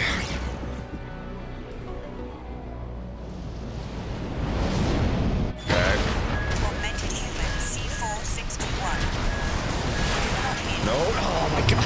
Cannot fly on borrowed wings. All right. I gotta restart the mission because yeah, if you do the checkpoint, then all of the ads are gone. I can. Do I actually want to try beating them? Let's get started, Raven. Wanted to make a build for the hover tank so bad, but it just wasn't very good, so never got around to it. Hover tank builds can be really fun, but the problem is they end up just being really cheesy. In terms of like you can make infinite flight builds with the hover tank legs, and you just load up like the strongest weapons, like the coral missiles, and you just nobody can keep away from you, and you can just continue to rain down the scariest weapons. I'll clip this one's wings. Not alone. This is a branch mission. I'll support you.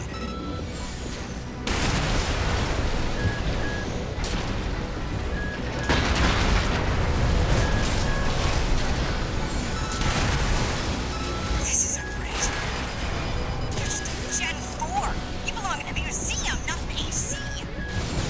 Rude.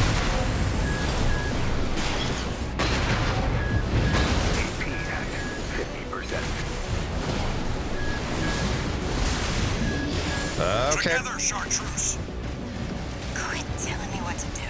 Oh, come on, activate the.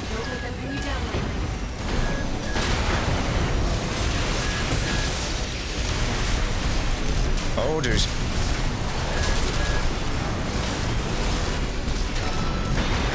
Okay, caught one. Wait, I'm picking up another AC. Whew. Wasn't into PvP, so I wouldn't know what would work there. Oh, you can. If we get to the end of the game tonight, then I can show you the flight build. But it requires end game parts, unfortunately. Apologies for the delay, Kim. You're late. The imposter already got Chartreuse. We can't take chances. AP at 50%.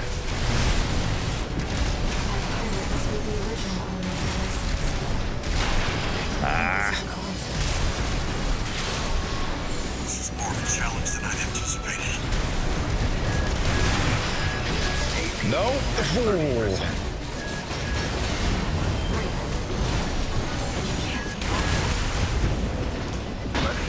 Okay. You're strong.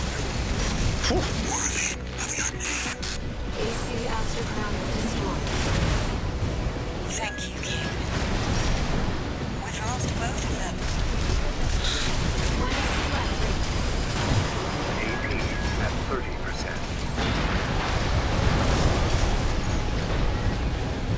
Right shoulder ammunition at 30%. Oh no. Oh dang it! I tried to. I thought I got the FCS break. They'll Oh. be flying for both of them.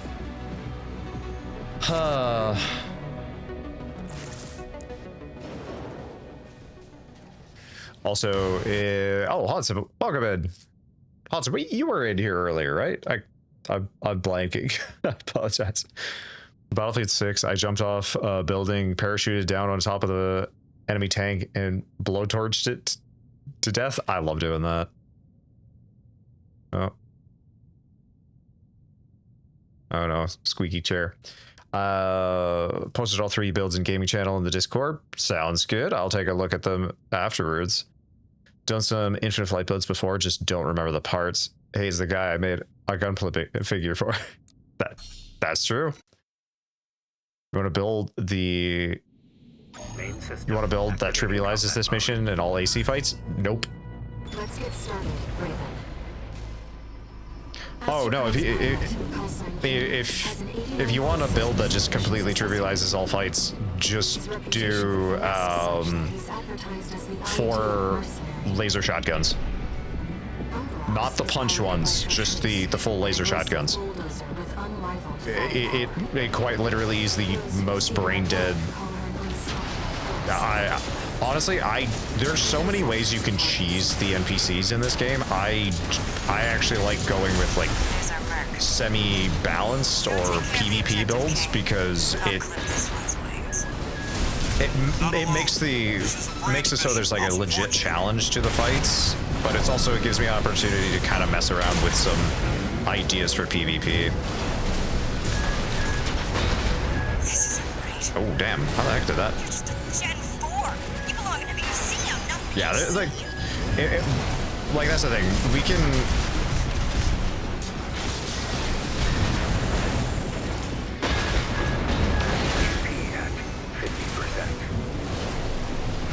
Together, Chartreuse. Quit telling me what to do. No. 2 repair kits remaining. Oh my goodness. At 30%.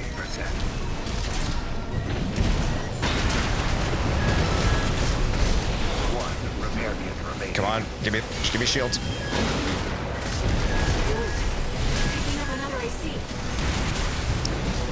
Oh my goodness.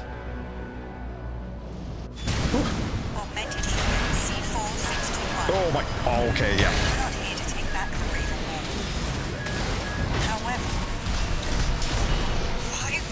Ooh. Chartreuse, withdraw! Abandon your AC! Yeah, I definitely cannot win this one. We'll take it from here, Chartreuse. I know, Raven. Just focus on the enemy.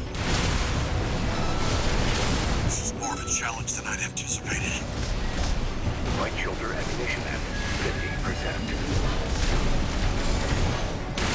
Ah, don't fucking lock. Yeah, okay. I lost that one. Oh.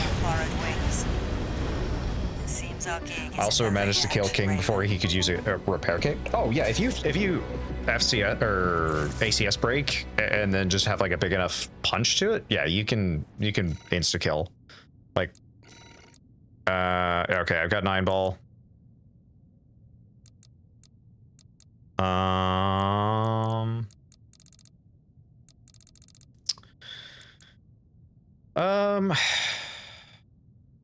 Do I want to do? Nah, I don't. Yeah, we can do Kingfisher, just so we can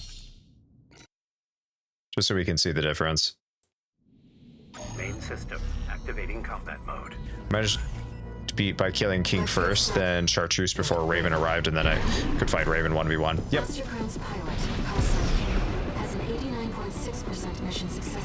The thing about that 9 ball build is it's very good at. I think it's kind of like a good all-arounder, and it's a good 1v1 AC, but the problem is like it is shockingly squishy for the amount of firepower it brings to the table. Okay. Here's our merc. Go take care of the objective, King. I'll clip this one's wings. Not alone. This is a branch mission. Oh I'll boy. support you.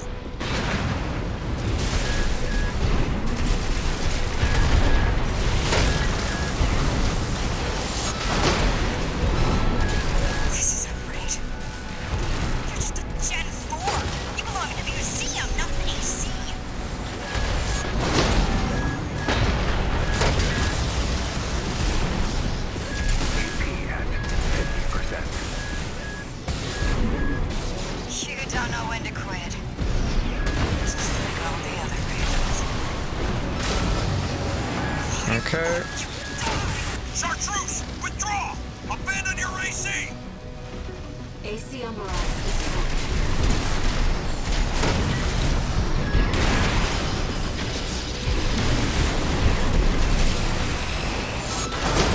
Okay, there we go. Wait, I'm picking up another AC.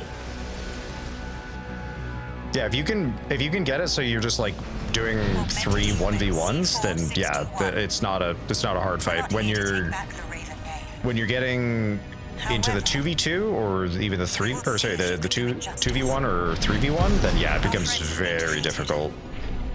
Be careful, Raven.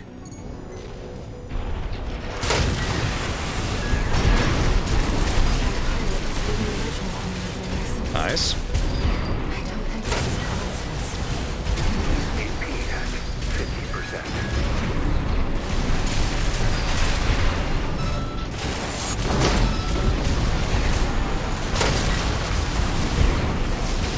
A Raven is a symbol of resolve. The will to choose what one fights for. Bye-bye. Raven, we can still... All right. We'll watch this one. See where they go on a Raven's wings. All enemy ACs destroyed. Mission accomplished.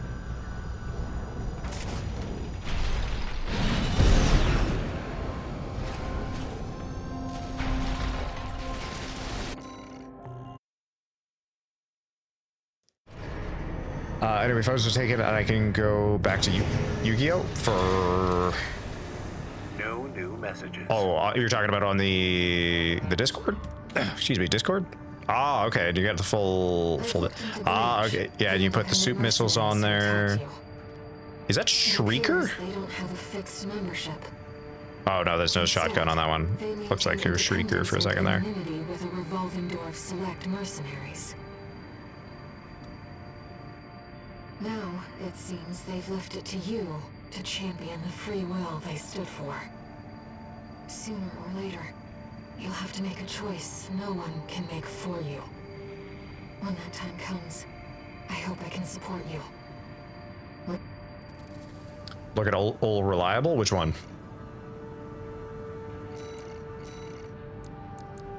Because I actually think that mission is a solid, like, testing ground for some AC builds. Like, if I'm being completely honest, I think it is a really good testing ground for just seeing like what works, what doesn't with some builds. Like this one, yeah, the problem with this one is the melee weapon on it is not strong enough. It is the weak point of the entire build, unfortunately. But it's not the weapon I want. Not Moonlight. What I'd ideally want to try and go for would be either the Coral Blade or the I can't remember what the heck the last blade is called.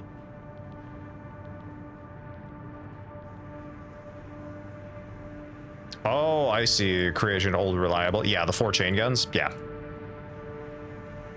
The problem with 4 chain guns is very good. The thing is 4 chain guns, or just like chain guns in general, they're scary if you can get up close. As soon as you get far away, they don't do anything. So like in PvP builds, you have to have something that can like chase. So one of the major counters to the dual chain gun like tank legs build was to just kite, because once you get a certain distance, the chain guns just lose all effectiveness. I wonder what would be better. I'm wondering even Pulse Blade might be better.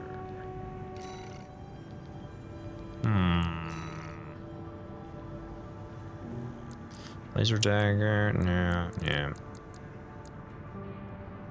Might go Pulse Blade, but for right now, it's fine.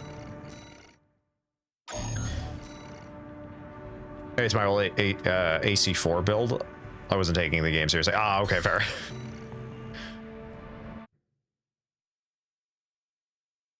Yeah, it was. Main system. I remember when the game first had like the PvP. All right, tourists. introduced, and I was like, when they actually introduced ranked. Yeah, chain guys just go burr. Yep, they do in fact do that very well. Brute. We're here to take back what you stole from us. Oh heavens. You're a friend of Carlos. Splendid. Any friend of Carlos is a friend of mine. Here's to new beginnings. By all means, be my guest. Wow, okay, the armor on those things, whenever they're inactive.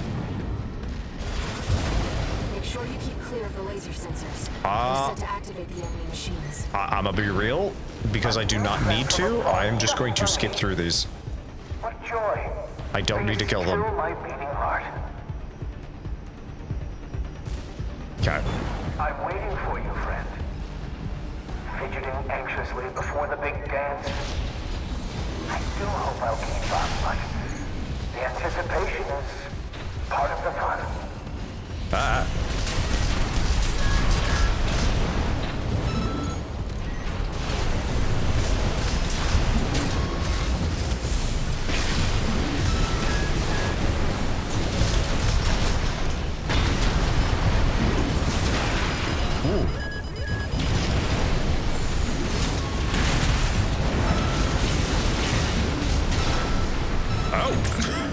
I didn't even kill him, I just knocked him off the edge. Okay. Not gonna say no to that.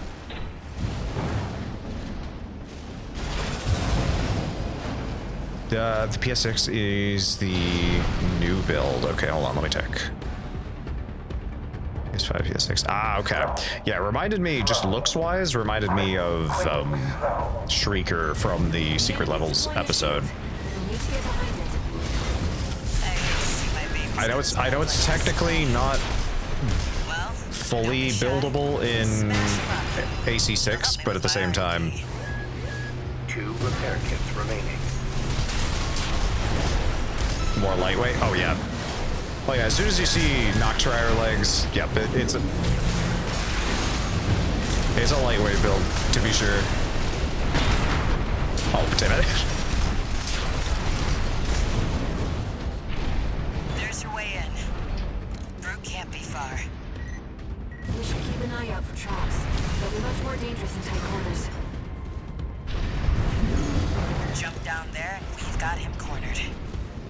Again, do not need the credits, so I'm just gonna rush through it because why the heck not? Was this place some kind of hangar? The target AC must be nearby. All right.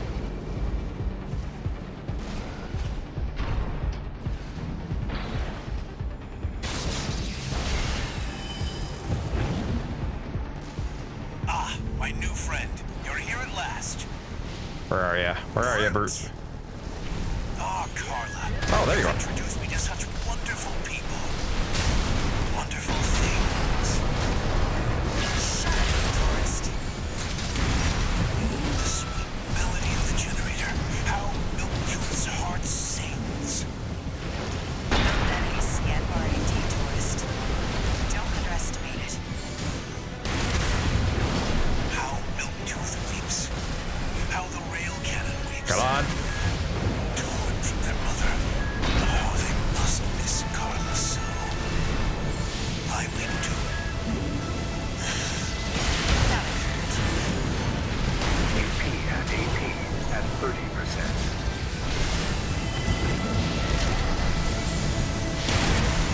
Light shoulder ammunition Come on. 50%. Slow. Quick, slow. Slow. Quick, slow. Let's trip the light fantastic friend.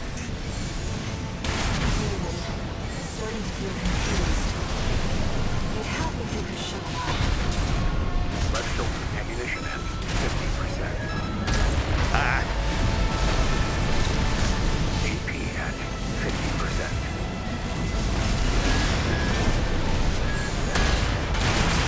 Oh, I will take that trade. My friend, this is a gift. Thank you. Enemy AC is silent. Dang, all right, that was fun. Looks like he's dead. Good. All right, tourist. We'll see about retrieving our secret project. We'll need it to go worm hunting.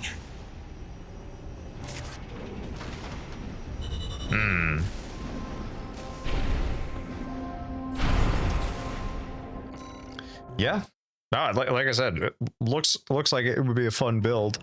I gotta. At some point, we gotta do a PvP night because I think it would be a lot of fun. We got ourselves a deal, Handler Walter. Michigan. So, Arquebus met us halfway? I gave them the heavy warship fleet. In exchange, Balam's in charge of putting down the beast. They also offered some top Vespers. Guess they don't trust us. Better than nothing. I'll provide what support I can, too. Yeah, your mad scientists, RAD or whatever, and that hound of yours. Michigan, don't underestimate 621. That hound always delivers. It's true, he does. I mean, I do. Wait. Oh, wait, hold on.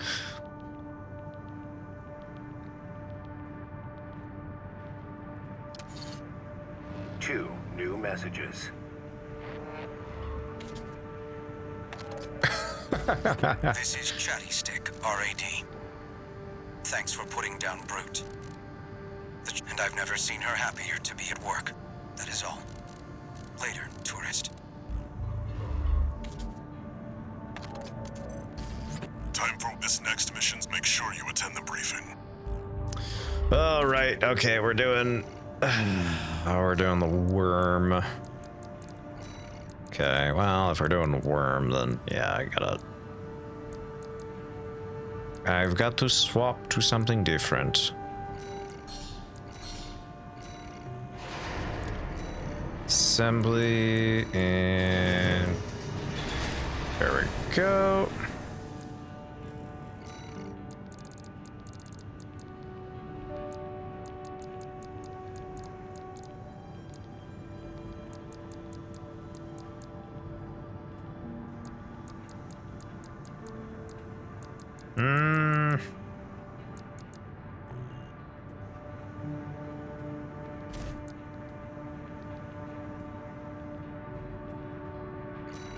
You know what? Since we're just fighting the worm, I'm just gonna slap some Bloodlows on there, just for a little extra punch, but nothing too heavy.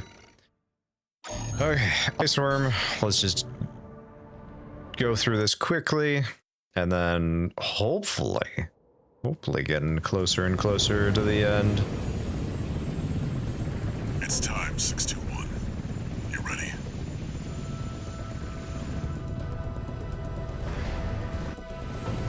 Main system activating combat mode. Commence mission. Attention, Code 13 Raven. Being Senator Freud. Sent him a message saying he's... I like that. I like that.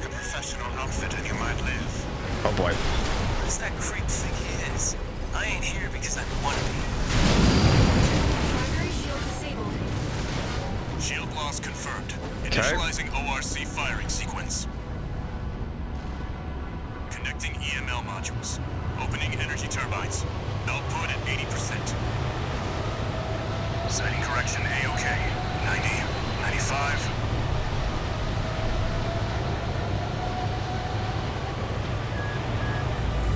I won't miss. Secondary shield down. Gun 13, the head's open for a direct hit.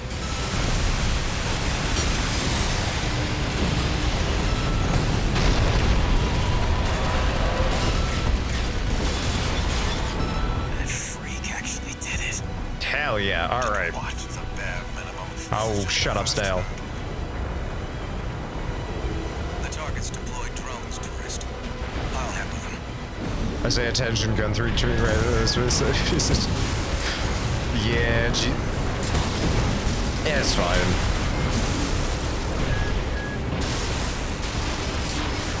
You gotta say, listen up, maggots. There you go. Listen up, maggots. Time to die. One step ahead of you, Commander. your head skirt on straight. Never thought about switching sides? Sure is an honor to be praised by the Red Guns hell on 4 legs. But I'll pass. Okay, shield broke. Lovely. Shield loss confirmed. Preparing to fire rail cannon. Energy turbine output at 80%. Output 95%. Actually, the dual Ludlows on this is actually making this a decent bit easier just because I can move. Watch out for friendly fire. Secondary shield down. It's all yours now, buddy.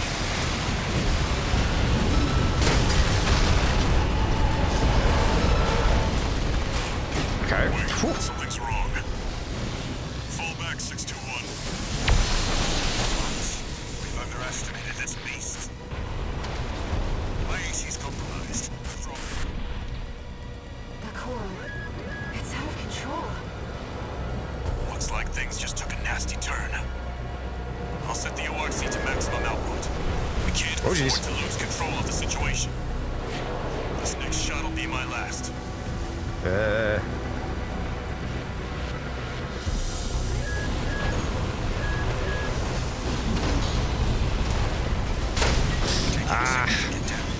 Might be checking out soon to This final phase is always the hardest.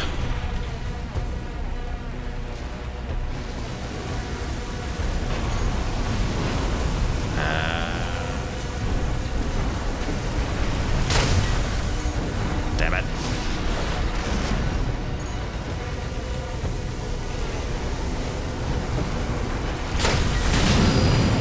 Oh, jeez.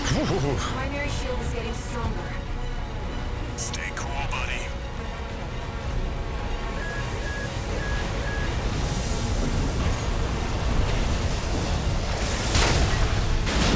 There we go. Good work, buddy. Let's get that chainsaw revved. Modules connected. Energy turbines at full capacity. Output at 80, 90. All emergency valves closed. Disabling limiter. 100, 110, 115. Output.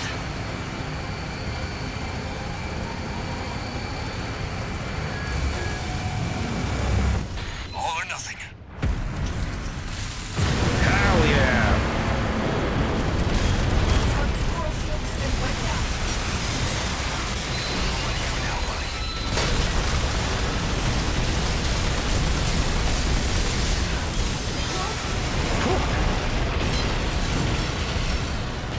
Was not actually sure if I was going to be able to do it up there. Get clear, it's gonna blow! Wait, and Chatty survived that? Shit me. The freelancer really did it. Chatty's just doing donuts around me. He's a happy boy.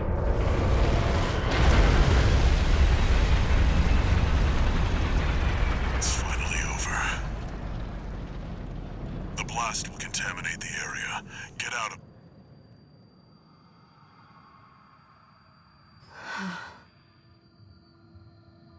Choral voices. Lost again.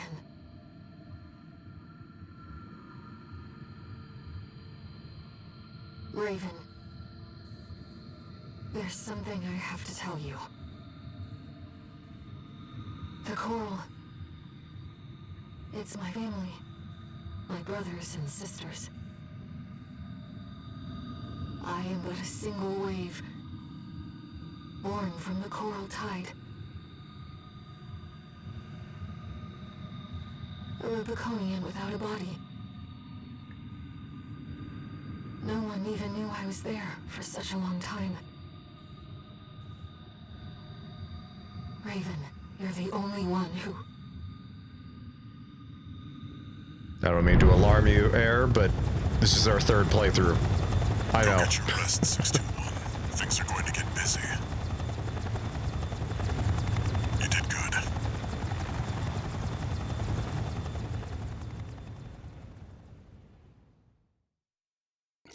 I'm afraid I know absolutely nothing about Yu-Gi-Oh! I think I may have watched the show way back in the day, but that's the extent of what I know. Turned the tide of war, devastating the Planetary Closure Administration forces and exiling them from Rubicon. Though it was the Iceworm mission led by Balaam that dealt the decisive blow, Arquebus, through their own engagements with the PCA, augmented their strength with seized weaponry.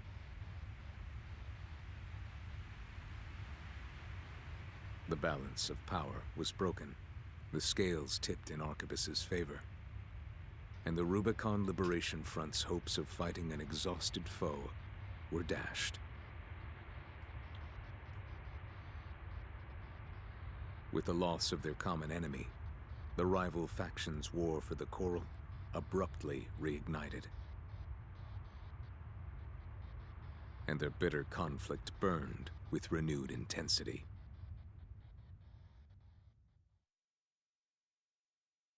Trust in the spleen of the cards. Got it.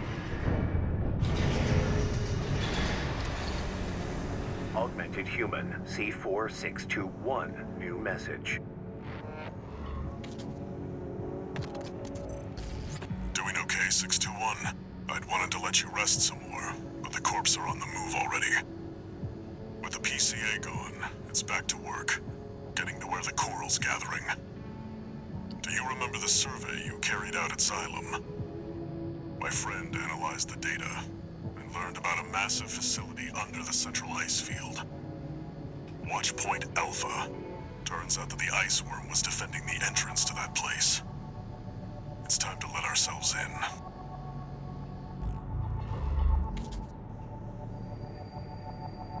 Raven, we're getting close to the Coral Convergence. I expect All Mind will be getting involved soon.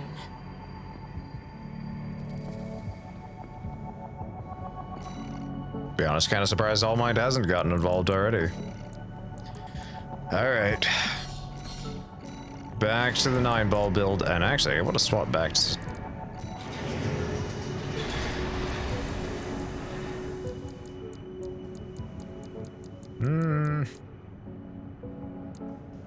Yeah.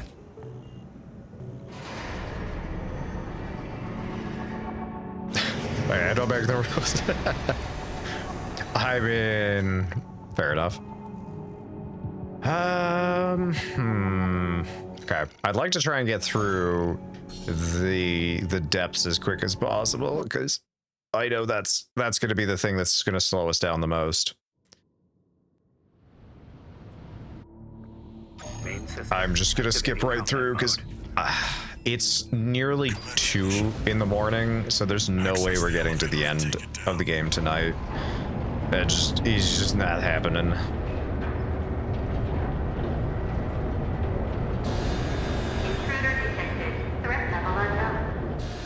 But I think we can... The defense system is activated. It's got eyes on you. Fight back. The elevator's locked out. We have no... Watch out. Below you. That's the convergence. Clearly a force to be reckoned with.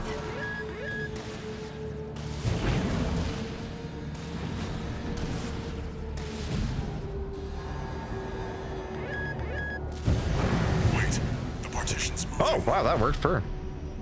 I'm picking up enemy signals nearby. Containing intruder. Commencing termination.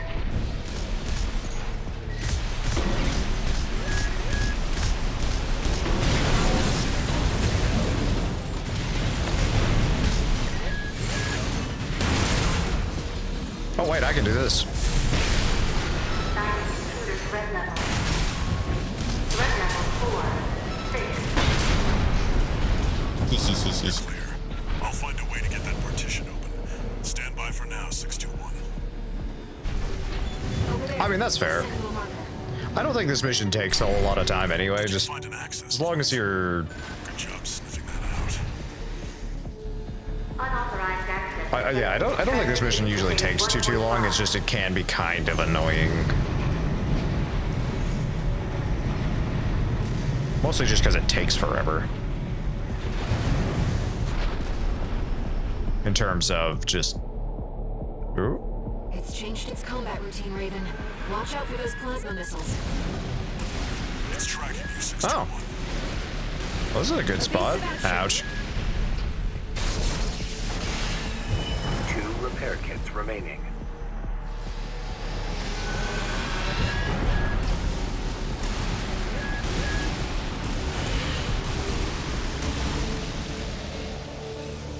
You've got it in your sights now, 621. Just need to get a little closer. You're up close now, 621. Destroy the target. There we go. Raven, it'll be easier to immobilize if you aim for the neck joint. And slice through. Pinky's artillery platform is silent. Yeah, apparently I found the right spot. Confirmed. Target destroyed. Mission accomplished. Let's rest while we can, Raven. We've got a long road ahead of us.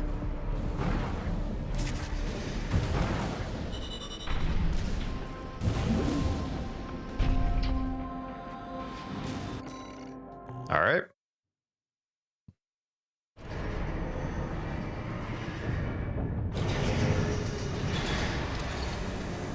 No new.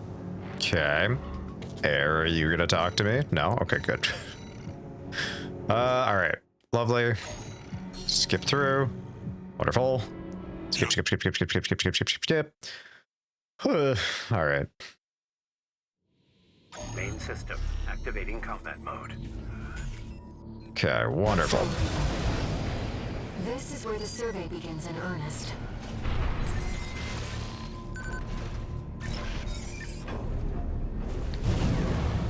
This level's fun. Yeah, well, I think, honestly, I think a lot of the depths are pretty fun. Like the boss for this one's pretty fun. All right.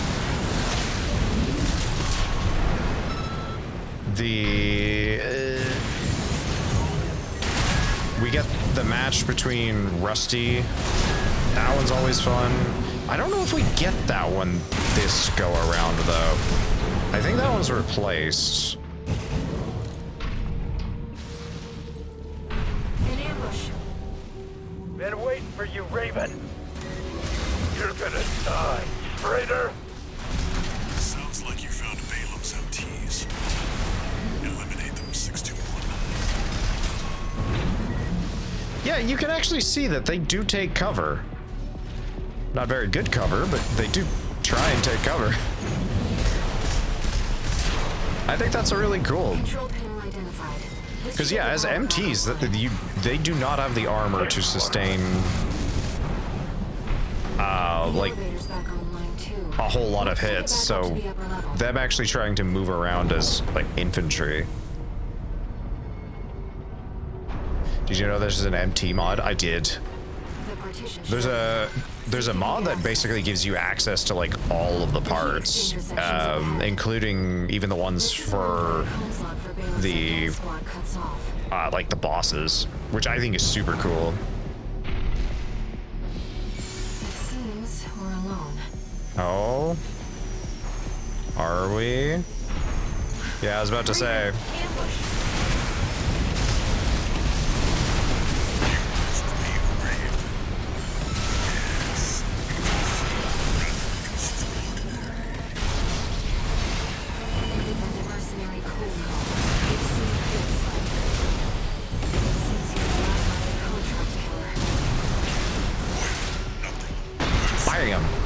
This is just business.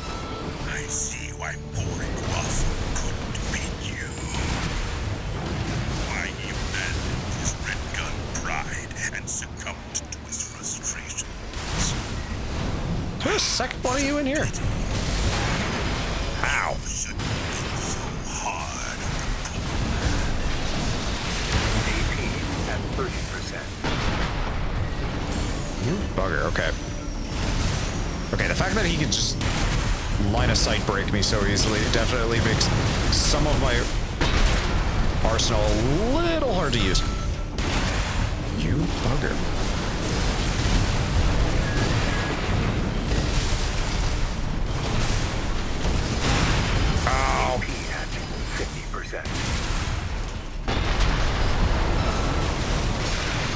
you go. Oh my goodness. Whew. AC dead sled destroyed. Wish I added a PC to do stuff like that. Sounds amazing. At some point, I would like to mess around with some of the Armored Core mods, just because, yeah, I do think they're really cool, but...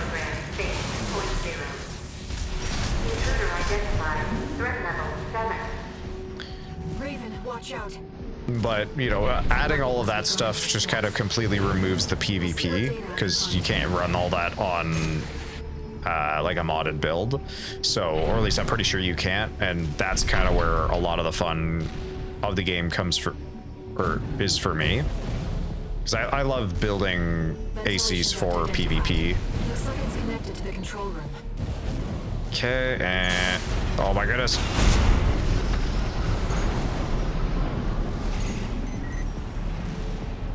Skipping. Defense program phase 2.5. I usually take them into the tunnel to make it easier. Oh, okay, yeah, that would have been a smart idea. Looks like the partitions on the upper level have closed. Let's find the access point and lift the lockdown. There, that's the control panel. I forced the partitions and the elevators back online.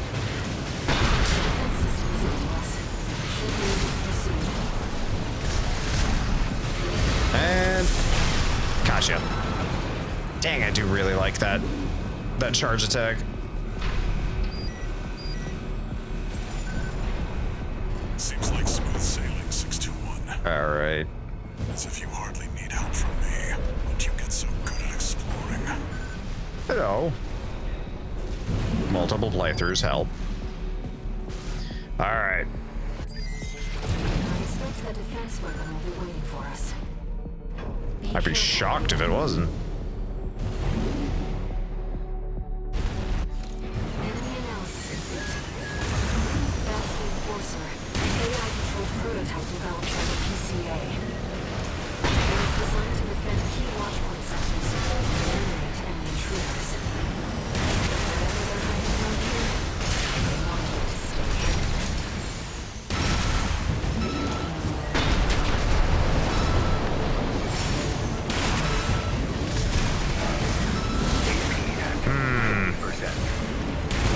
Evasive maneuvers, Raven.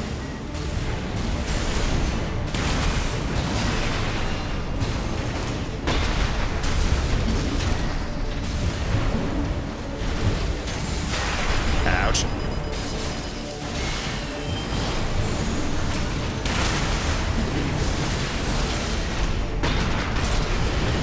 Come on.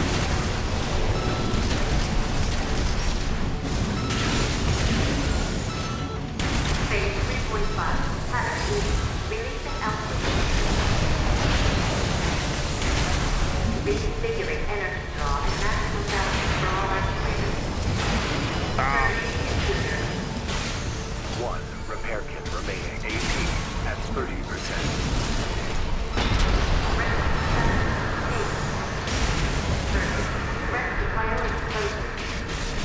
No repair kits remaining. Ow. Whew. Okay, well, good thing I had the shield up. AP at 50%. Yeah, you know, my FCS just seems like it's going all over the damn place. Walter, please, I'm so wide.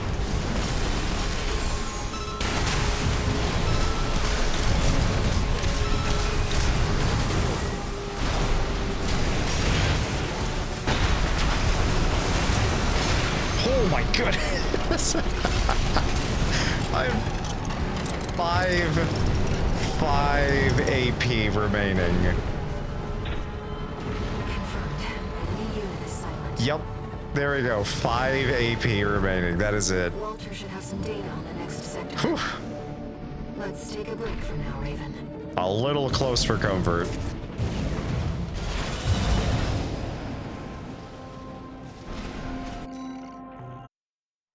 Whew. All right.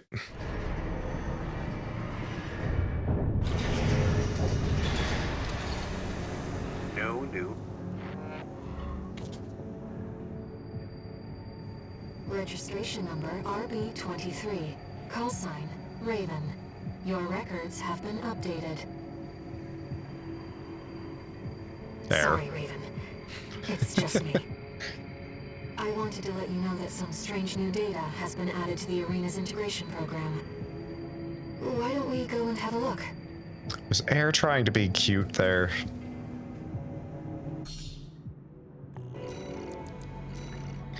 Alright. Ooh. Alright, I'm down. Let's give it a try. I don't know what equipment we get from some of these fights. I realized something while I was checking through the program. If that AC uses Coral technology, then I should be able to effectively pilot it myself. Gotta fight. If it's not too much trouble, how about a test run? Gotta fight our waifu? Oh no. Main system activating combat mode. Alright.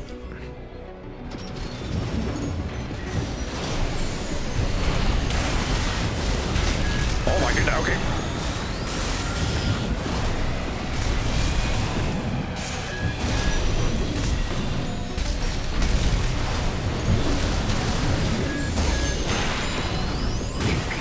Damn, alright.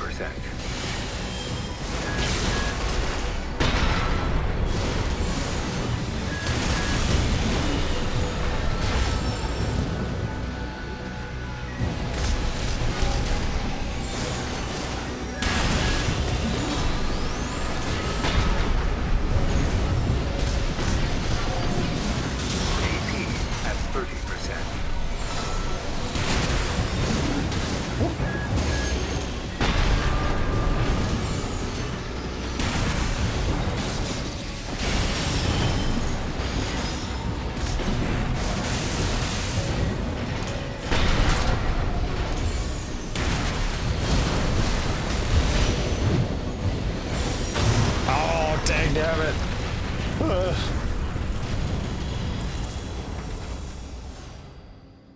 Oh man, I lost. Oh well. This is required for all mine ending, I think? It is indeed.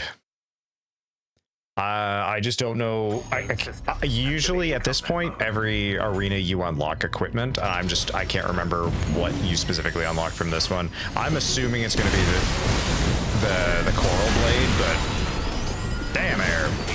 AP at 30%.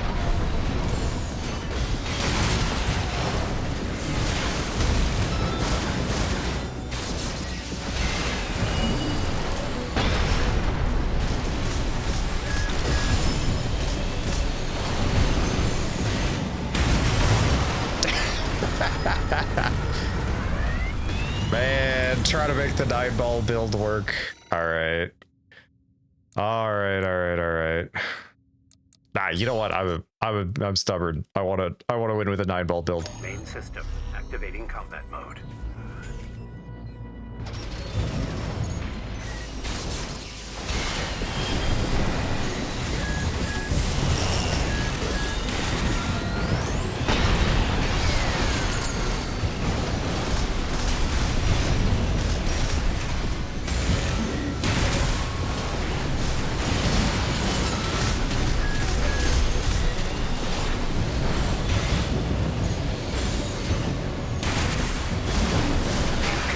Damn, okay.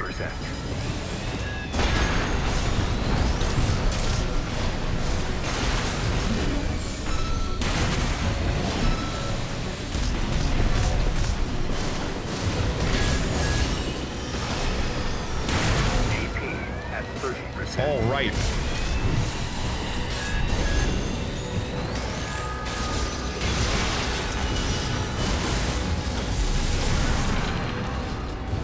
I have my coral shield on. Ha ha ha ha.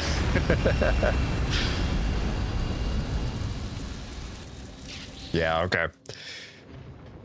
Whew. Thank you, Raven.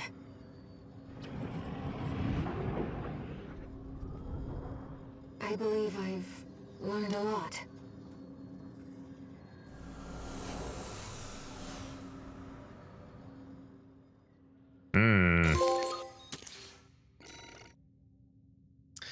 Okay, redshift, and yeah, there we go. Redshift. Ah, dang it. Okay, all right, that's fine. I really want the oscillator. That was incredible, Raven. There's something I realized when I was playing the role of pilot. Humanity assumed its current form to fight itself, to choose from infinite selections. That is the essence of the human race, and the key to biological evolution. Perhaps it is also a clue to what All-Mind's true goal is. Perhaps.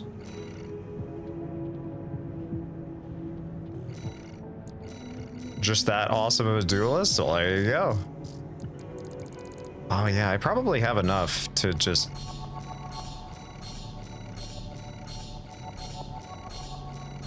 Never mind, maybe I don't. Okay, I was gonna say, like, oh, maybe I have enough to just, like, buy the rest of the shop out. Like, nope, not quite.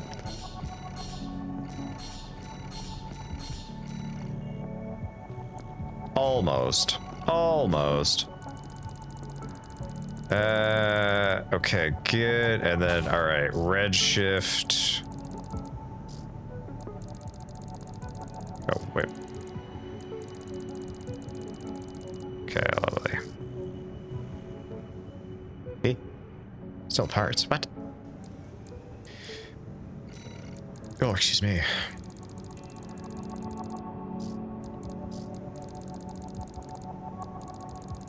Ah, okay, there were the hidden parts. Okay, hold on. I actually do want to see. Dual missile launcher.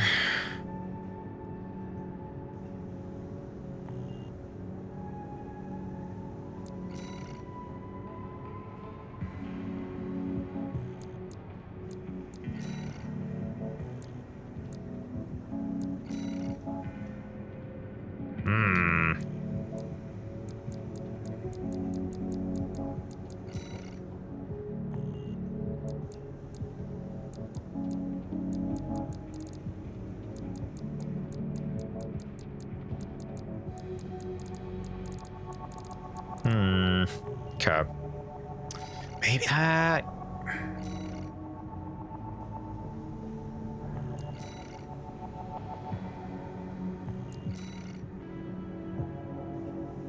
yeah, okay, you know what? I'm gonna try running this one to see if I like that a little bit better. Okay. What the heck? What part am I oh. Yep, that was it. That was it. Okay. Alright, what do we got? Alright. Depth exploration part 3, let's go. Walter, it's like he already... Alright. Now we got the redshift. Okay. Since we got a redshift, or a coral generator, the redshift is significantly stronger as a result, so... Raven, let's start by finding our way in. And then... that attack is so damn strong. If you can actually land it, it is outrageously strong. The sword looks cool. It is very fun. Watch your footing. You don't want to fall into those lasers. High-level threat detected. Threat level 8. Defense phase 4.0. Terminating target. This area is defended by snipers. Don't let them shoot you down. High-level threat. Oh. Did I not get that? I may not have. Trace around the outside, 621. Must be a way in.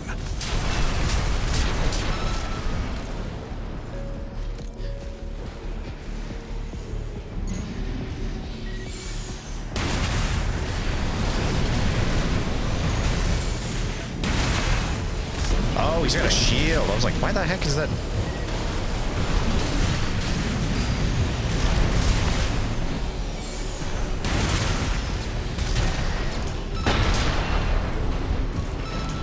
All right, let's go.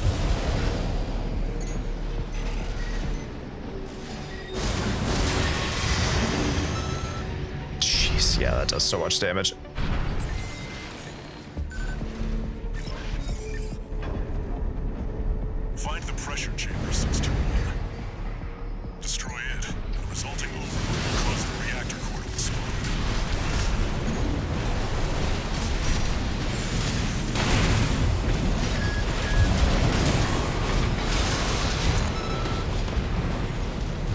Oh. One of you hidden up there.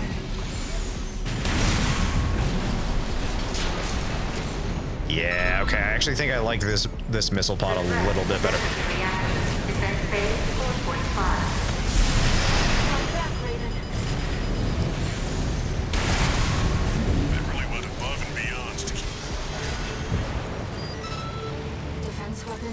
Yeah, as you can see, if you actually get a charge slash, the horizontal slash, you just absolutely nuke anything you hit it with. And especially with a coral generator, oh. Pressure chamber destroyed. Get out of there before it explodes, 621. Alright, AC fight.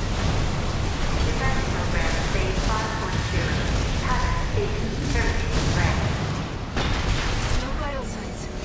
There's no pilot. That's Institute tech. Countdown in progress. Calculating time until core explosion. Raven, there's only 2 minutes left. Upgrade to threat level 9. Terminating. DPS 50%.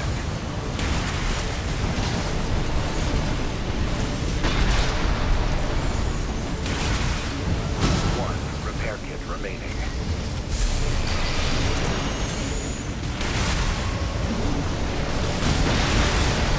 Oh, come on.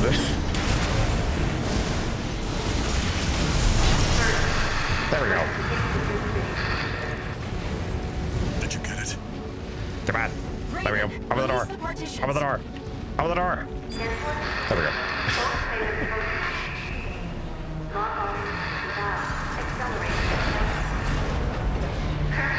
All right. Lovely. You've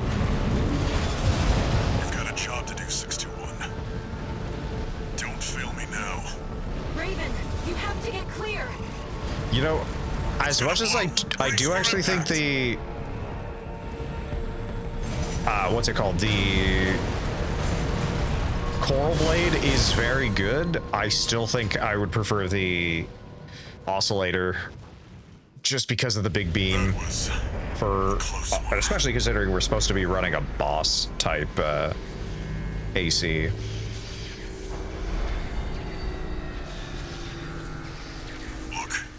All right, wonderful.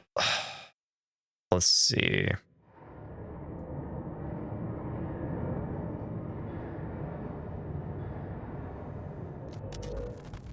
How was the trip underground, Walter?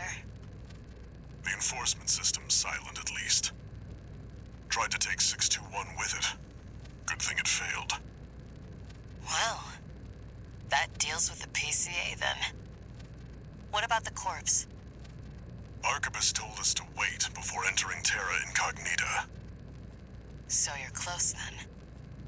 The corpse won't be helping each other over the finish line. Yeah. Arquebus wants Balaam out of the picture first. Looks like Arquebus is gonna win the race no matter what. Short term, maybe. But I think 621's going to be the key in the end. And that's why I shouldn't be the one to choose which jobs we take. Sounds risky. Our friends must be getting antsy. Maybe. But I think 621's got friends to worry about, too. It's very possible. Garu, welcome in. How are you doing this fine evening? No new messages? Hmm? Raven, Yes? you've got 2 requests to go with the order from Arquebus. One is from the Liberation Front, the other's from Allmind. You should consider what your choice means, Raven. For my part, I've chosen to trust in you, whatever you decide. I know you'll mean it.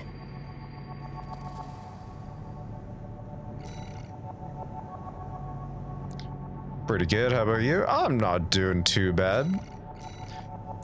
Honestly, getting a little tired, but outside of that, I'm plodding along and I'm having fun. We're getting close to the end of this. This request comes from Allmind.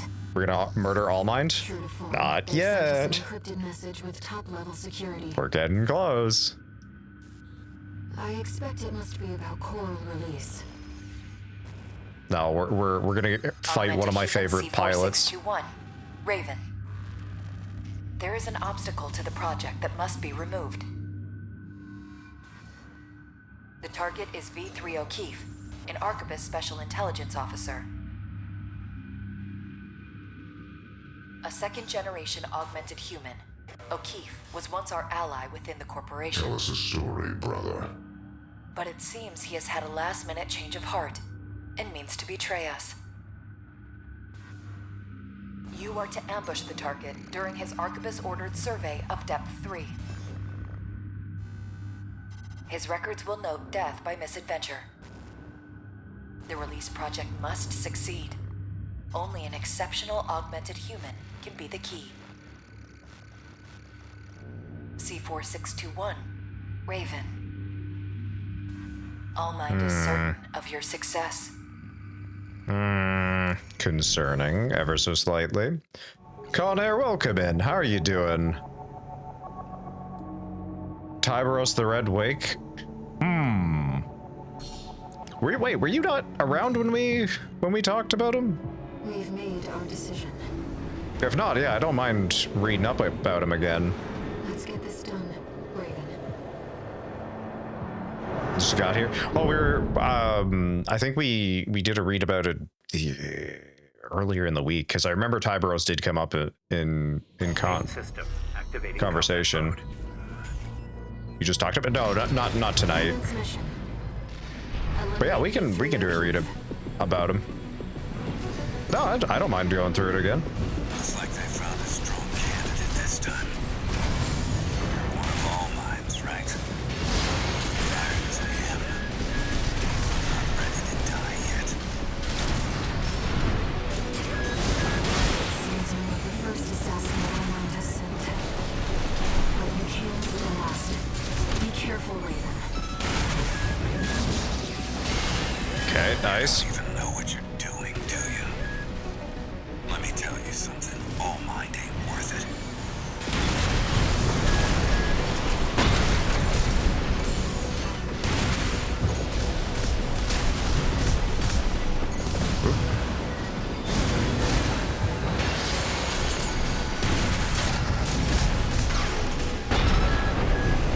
Where the heck was I aiming there? But you don't. Shovel down your planet rations. Slurp your coffee-flavored sludge. Sure, it sucks. That's being human. AP at 30%.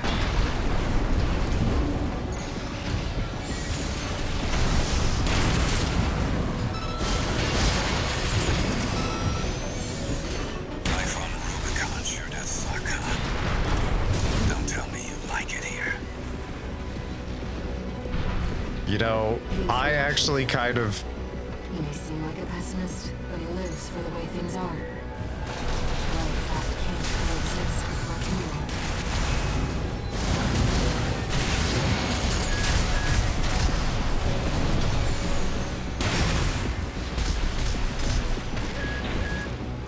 Part of me that completely understands where O'Keefe is coming from.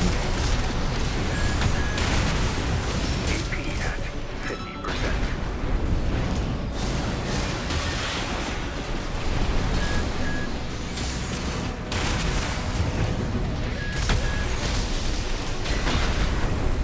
Ooh, okay, big hit.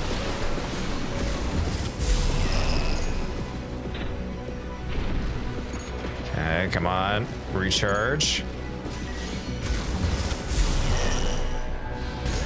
What the?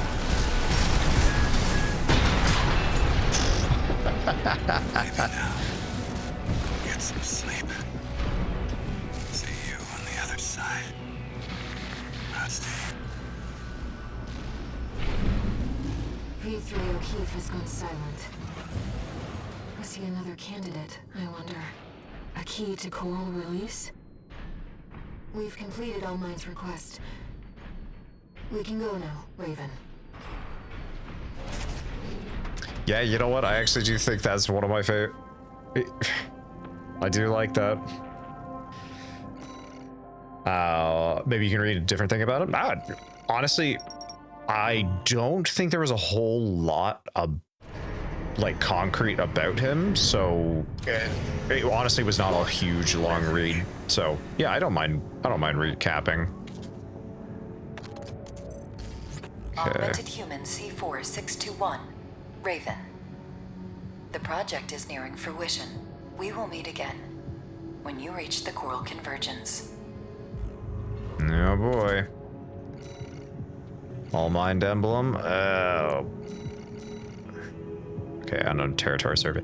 Okay, let's do... I think probably let's do our last little lore read, and then I might call it a night at this point, because yeah, it's getting pretty late, and I don't want to make it too late. But let me open up the page here.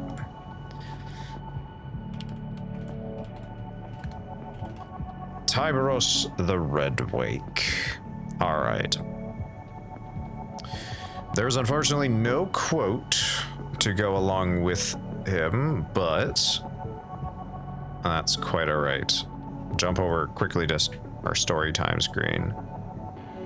Ooh, there we go. And then we'll jump in.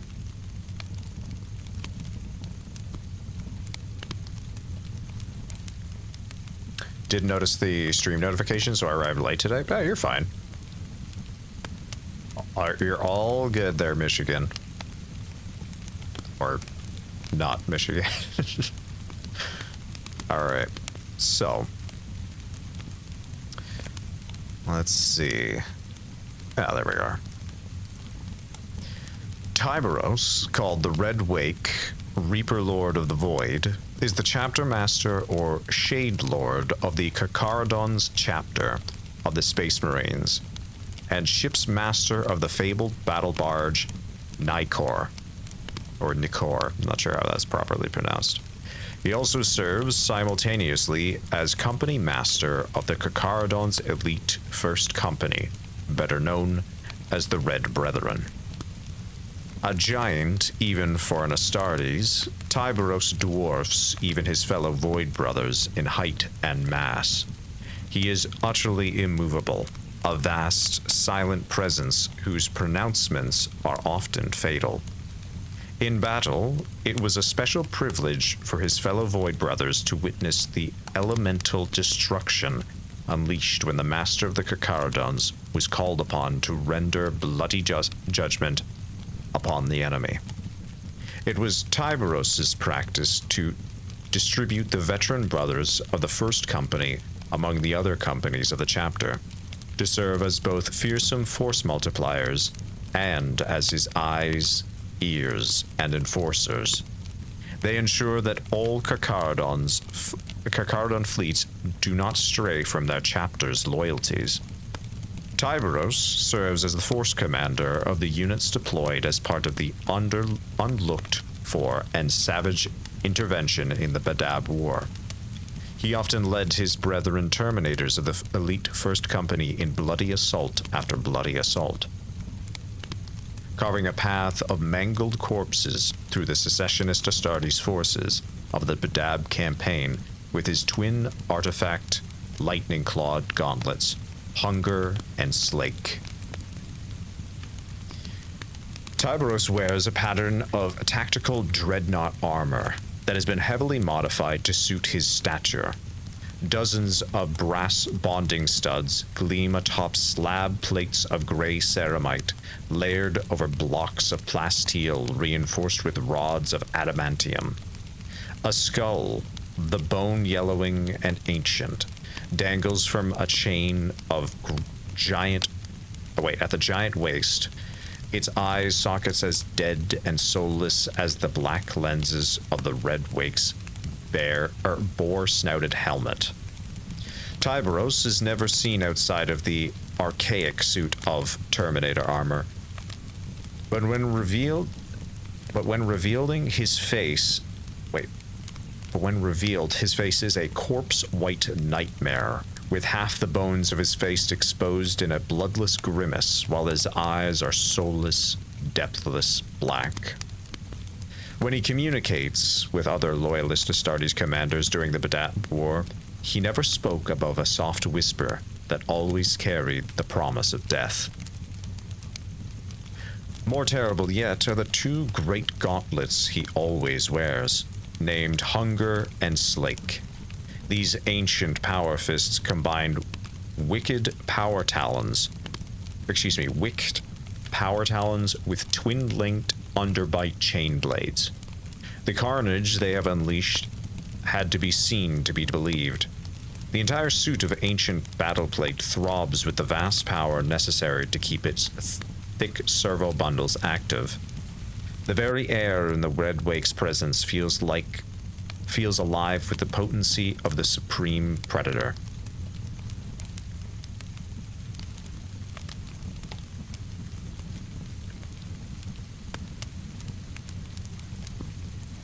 And yeah, there's a good chunk of Tyberos for you. He is quite the giant, if you will. The fact that he has to be outfitted with Terminator armor, or excuse me. Wait, was it Terminator armor or Dreadnought plate? Hold on, let me just double check. I think it was. Yeah, tactical Dreadnought armor.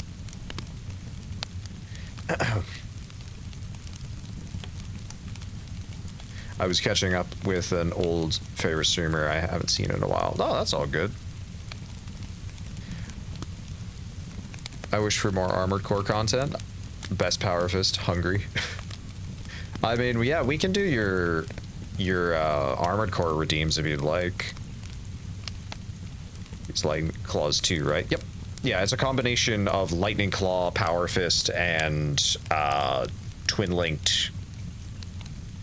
How do they describe it? Yeah, twin-linked underbite chain blades. So yes.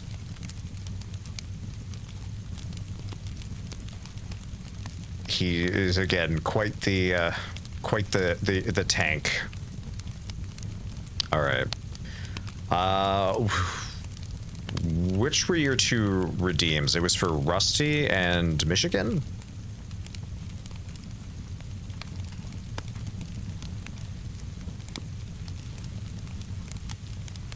I think. Okay, that sounds right. All right. No quote to go along with this, but that's all right.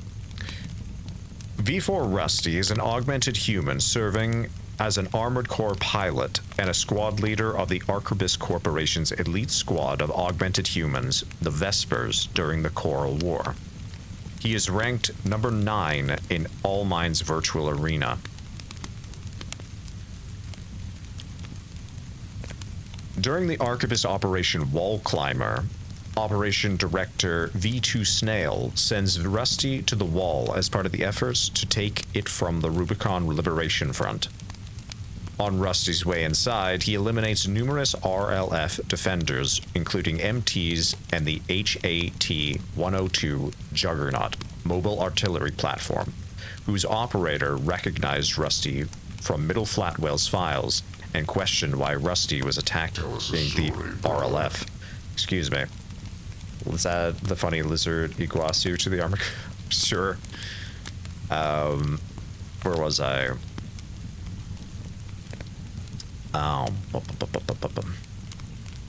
There at the top of the wall, he joins the independent mercenary C4621, Raven, in fighting another Juggernaut. Rusty instructs Raven to hit the Juggernaut's blind spots while he distracts it with Steel Haze's speed, and their eventual victory marks the success of Operation Wall Climber. In a private debriefing afterwards, Rusty confides to Raven, whom he now treats as a war buddy, about Arquebus's secret plan to sacrifice independent mercenaries in the operation, and that Raven's surprising survival will be remembered by both the corporation and himself.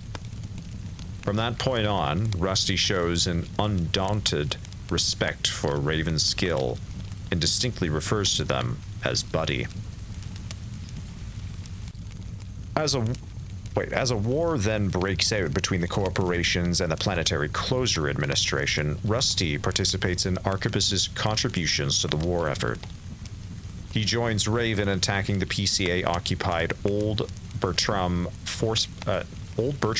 spaceport, then manually handles the RAD Overred rail cannon, instrumental in disabling the nigh impenetrable shielding of the PCA's massive ice worm. By the time the corporations fight one another for control over Watchpoint Alpha, Rusty is acknowledged for his prowess to the point that Arquebus considers him a candidate for their planned interception of the Red Gun's force, consisting of dozens of MTs and even the legendary Red Gun commander, G1 Michigan. After Arquebus's victory against the Red Guns, Rusty is sent to pursue an unknown force interfering with Arquebus's investigation of the Watchpoint, only for the target to turn out to be Raven, who Arquebus sent there for similar reasons. Rusty suspects that Arquebus pitted the two against each other to eliminate them as potential threats, and although Rusty himself finds it disagreeable, he resigns himself to his task because Rubicon still needs him. As he fights, Rusty becomes convinced that Raven is a threat, and confesses that despite all their time together, he still cannot ascertain Raven's motives. Rusty ultimately flees when Steel Haze is outmatched, and Arquebus presumes he died in the battle. At the end of the Coral War, the fighting converges over Xylem, the floating city, as Overseer commandeers it to crash into the Arquebus-controlled vascular plant. And it is as the Xylem nears its target that Rusty returns, now sporting a new emblem and piloting the advanced Elcano AC Steel Haze Ortis. He reveals his true nature, an undercover agent for the Rubicon Liberation Front. In the Fires of Raven route, Rusty attacks the Xylem, following the defeat of Arquebus's interceptor fleet, and engages the Xylem defenders. With the catastrophe about to befall Rubicon due to Raven's actions, Rusty decides that his initial conclusion about Raven was correct. Rusty then voices his frustrations toward the endless injustice Rubicon has suffered because of the corporations and questions the source of Raven's resolve. Raven ultimately kills him, and out of respect for Rusty's character, Overseer Cinder Carla asks Raven to remember him. In the Liberator of Rubicon route, Rusty is the first to respond to Ayer's call. Wait, what? You basically got all the characters right there. Ouch. I don't know if there is much in the way of origin for Raven, but we can certainly check. Yeah, I think that's a majority of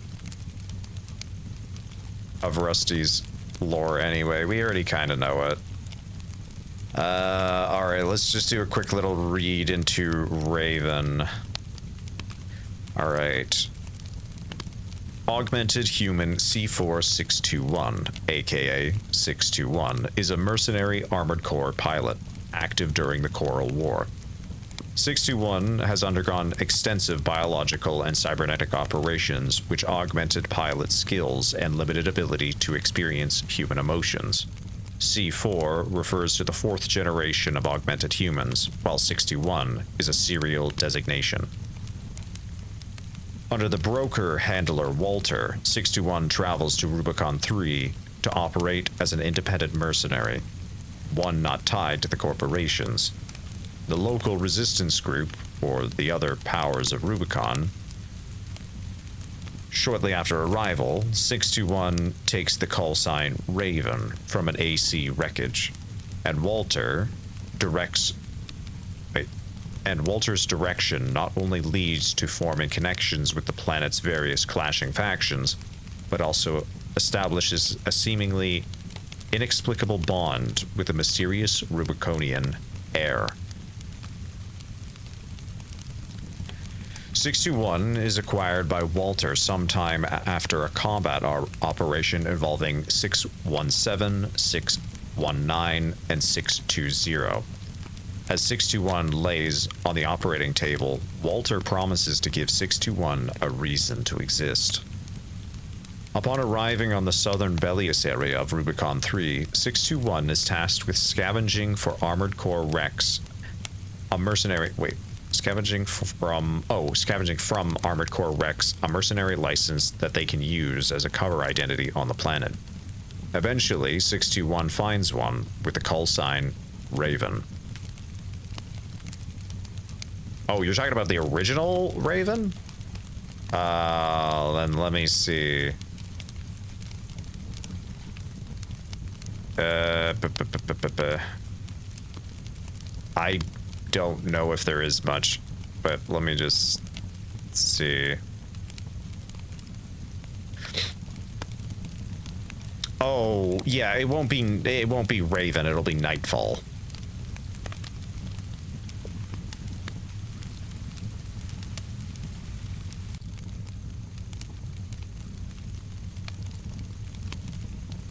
Okay.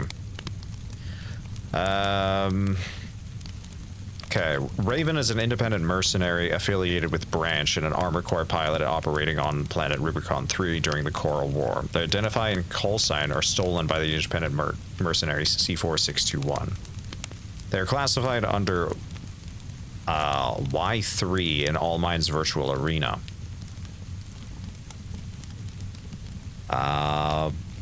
Raven is initially encountered in the aftermath of the failing sortie of the contaminated city in the southern Bellius area, with their abandoned HC heavily damaged and lying on the cratered soil. Other than its severed right arm and its destroyed right weapons, Nightfall is mostly intact. Raven has been missing for long enough that they've been declared MIA by Allmind and their license suspended. 621's handler, Walter, steals Raven's license shortly before PCA helicopter attacks 621. After destroying it, 621 supplants Raven's identity from then on. During one of 621's contract sorties to destroy the PCA's AAS-02 Cataphracti special force weapons, it is unwittingly revealed by its pilot, who mistakenly believed 621 to be the original Raven, that the latter had been responsible for leaking information that led to the Arquebus Corporation and Balaam Industries descending upon the planet to find Coral. However, the original Raven is not dead. Sometime later, 621 is hired by Arquebus Corporation to help defend the old Bertram spaceport from the stranded PCA fleet seeking to recapture the spaceport to refuel. By the time 621 arrives at the scene, the battle is already over, and the Arquebus defenders, as well as the PCA attackers, are all destroyed. The culprit is Raven, who took out both forces single-handedly with Nightfall, and desires to test the capabilities of the AC pilot who usurped their call sign. 621 prevails, impressing Raven's operator, who vows to keep an eye on the usurper. Following the battle,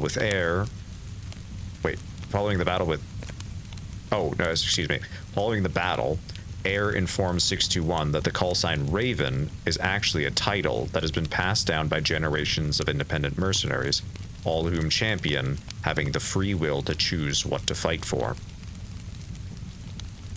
In an alternative scenario, given that the player replays the story and sides with the RLF, Raven can also be encountered in Defend the Dam Complex. The Rubicon Liberation Front requests the need for 621 to take out two top-ranking independent mercenaries, King and Chartreuse. After a couple of minutes, whether or not 621 manages to eliminate either AC pilot, Nightfall will enter the battlefield to assist the branch of mercenaries in taking 621 out. Additionally, if 621 kills both mercenaries before Nightfall enters the battle, Raven's operators will express great shock at King and Chartreuse's swift deaths and wonder how the battle will end. The conclusion to this mission repeats the same dialogue as as when Nightfall fell at the old Bertram spaceport.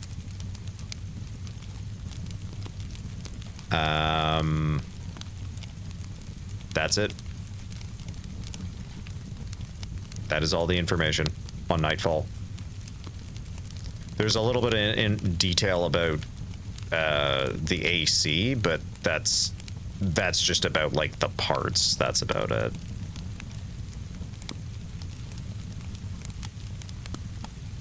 All right, Michigan. Oh wow. Actually, I'm kind of surprised. Michigan has the so far the smallest amount of information. G1 Michigan is an Armored Corps pilot active on the planet Rubicon 3 during the Coral War. The former commander of the Furlong Armed Fleet, he is currently the leader of the Balaam Industries AC mercenary group, the Red Guns. He is a man of great notoriety, being hailed as the hero of the Jupiter War, and being the direct reason for G6 Red to be inspired to try out the Red Guns. Okay. His skills as an AC pilot is equally as impressive that he earned the moniker Hell on Four Legs, known by both his allies and his enemies. He is ranked 02 in All Minds Virtual Arena. Michigan himself is a gung-ho military man with a domineering drill sergeant profile, and has a habit of making sarcastic but comedic verbal jabs at people at every opportunity. Something G5 Iguazu finds rather grating. He isn't overly strict with rank hierarchy, however, as even when his subordinates clap back at his retorts, he instead responds back with his own.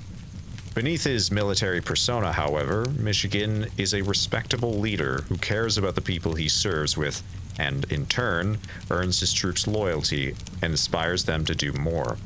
With G4 Volta commenting that the unit he formed feels more like a family than anything else. This extends to his former comrades, as Michigan made a rather questionable move of putting a bounty on his head at Balaam's bounty board, with the stipulation that should it ever be claimed, half of the reward money goes to his old crew back in the Furlong fleet. Michigan appears in several briefings in important missions involving Balaam, but only appears as an opponent during the mission Intercept the Red Guns, where he and his MT platoon gather for a last stand against the Arquebus Corporation's forces. Excuse me, where was I? Oh, keeping them focused and motivated while his AC is prepped and readied for combat, he deploys against C4 621 with the rest of his men midway through the fight, giving them an option to either retreat or fight beside him to the bitter end. Despite the overwhelming odds, however, 621 is successful in defeating Michigan and his squad, with his last request to remain Balaam's survivor. With his last request to be to the remaining Balaam survivors that in posterity be recorded that he died of a bad fall. If this mission is not taken, V4 Rusty will instead be the one to take down Michigan off screen, with Handler Walter commenting that he went down fighting.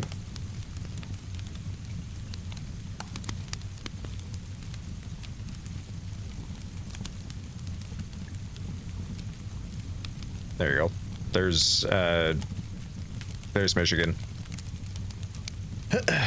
Excuse me. And then you said you wanted Iguazu as well?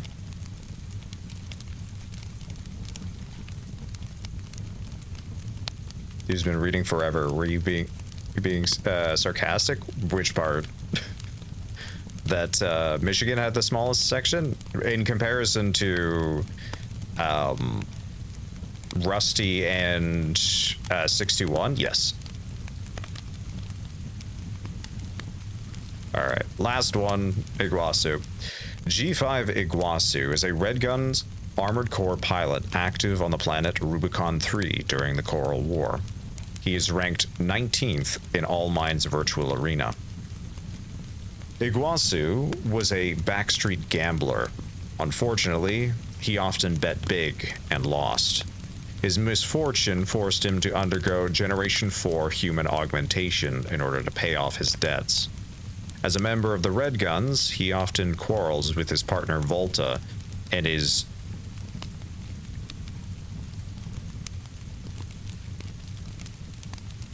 I have no idea what that is. Okay. I think that's a typo. Anyway, often quarrels with his partner Volta based on his nature, earning him the ire of Michigan, which culminated in him picking a fight with the CO that ended up permanently disfiguring him. This hasn't completely dampened Iguazu's spirit, however, and he will still occasionally throw shade at Michigan's comments from time to time, which his CO will fire back with his own scathing retorts. Despite their bickering, both Iguazu and Volta are friends, signified with both of them sporting beetle-themed emblems. He and Volta also made a pact of punching the living daylights out of Michigan and leave the Red Guns for good. Volta has given up on this endeavor, but Iguazu persistently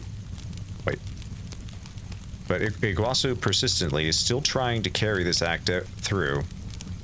During an attack on the Gallia Dam complex, Iguazu would develop a begrudging hatred and jealousy towards Raven, one of Handler Walter's hounds, who would be given the rank G13 or Gun 13, despite their newbie independent status and having undergone the same surgery as he. Their performance gained the adoration of the grizzled hero of Jupiter, and in turn caused Iguazu to constantly challenge and attempt to defeat Raven to prove himself the better of the two. If the player follows the Ale Ecta Est route, Iguazu joins Allmind, and we will be playing through that later, so no spoilers.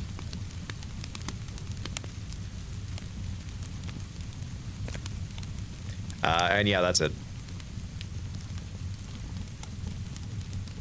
Yeah, most characters only get like 3 lines, or like 3 paragraphs. If I jump over to someone like Walter has about hold on, how many is excuse me, 1, 2, 3, 4, 5, 6, yeah, about 7, so gets a fair chunk more. No, we're not doing any more. We're not doing any more AC reads for right now.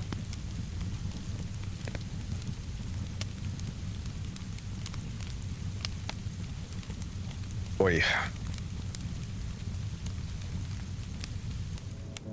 I ran out of channel points. Haha.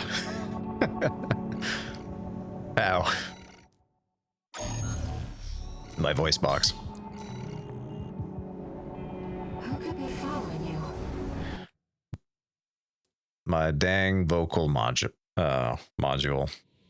Main system activating combat mode. Wait, maybe on my main account? Ah! Dang it. Mission. Make your way down to the next depth.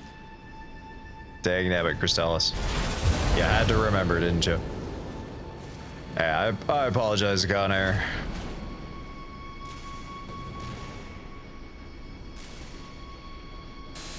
You know, it's one of those things I've kind of talked about doing, just like a pure lore stream. Problem with doing that is if I'm just going off of stuff people are asking about directly in the stream, then it's like I'm sort of just waiting for prompts, and that can kind of just be a bit of a, well, okay, do I like, I'm kind of just digging for information at that point, so I'd want to essentially approach it with Go deal with a mercenary who went in alone, they said. I'd want to approach it like I plan out all the talking points. Seems both of us are too dangerous to keep around. Hey, look, it's Rusty. And the higher Hey, Rusty, miss an opportunity to we kill know two your lore birds now. with one stone.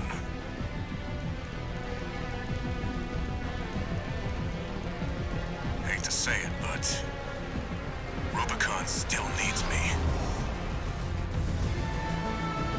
So, buddy, who needs you? I need me.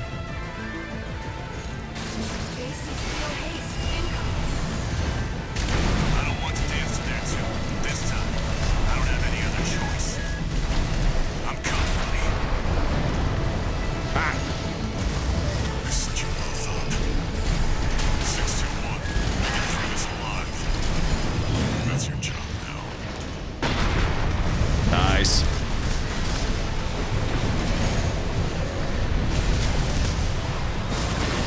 AP at 50%. Come on, generator. Rusty, wait!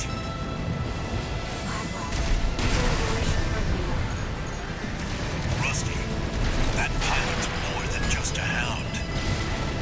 You don't see the potential.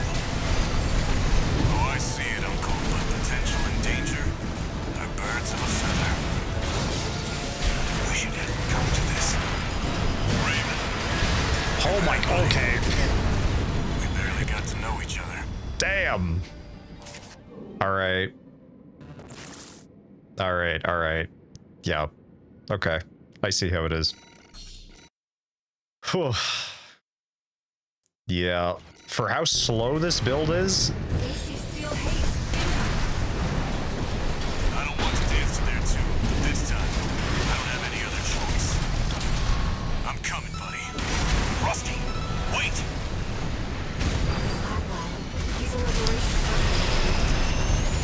Rusty, that pilot's more than just a hound.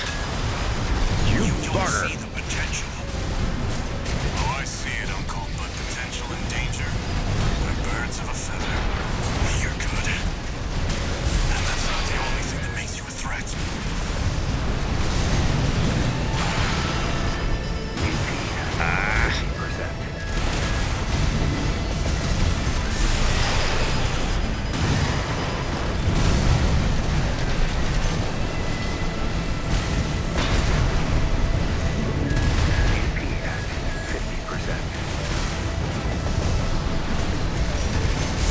Something's changed since last time. Ah, damn it. We got to know each other. All right. Yeah. I gotta maybe do something to change this build, because yeah, it is not as good as I would have liked it.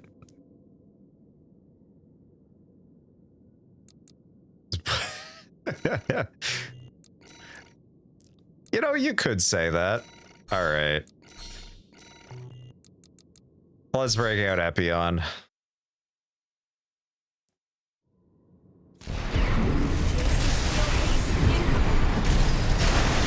don't want to dance to their tune, but this time. Rusty, wait!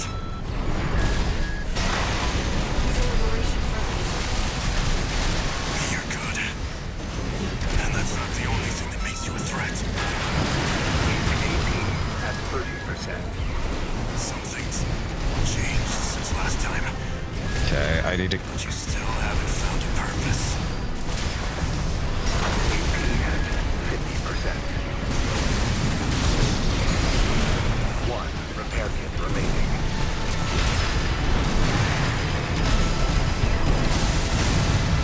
Come on, you. My AC can't take much more. Okay. Get out of here, Flatwell. You still have work to do.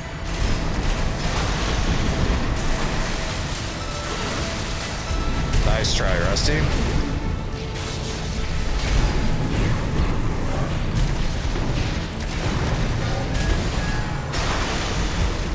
There we go.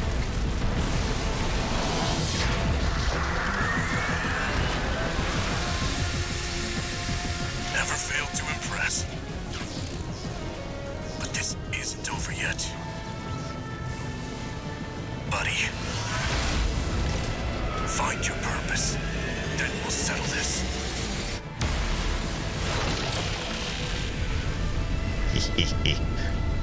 Yeah. We've lost all signs of Steel Haze. He's escaped. You know, the fact that that fight is easier with nearly a pure melee build is kind of funny. I'm picking up a major coral response, coming from the bottom of the pit. Let's keep moving, Raven. I think it's just mostly because I could just absolutely shred through their health.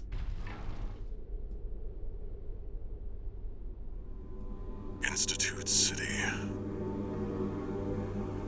Also, thank you, Connor. No wonder we couldn't find it.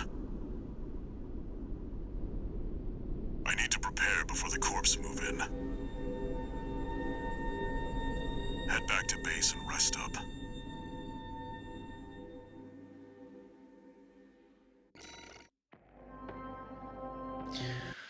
Okay. All right, wonderful.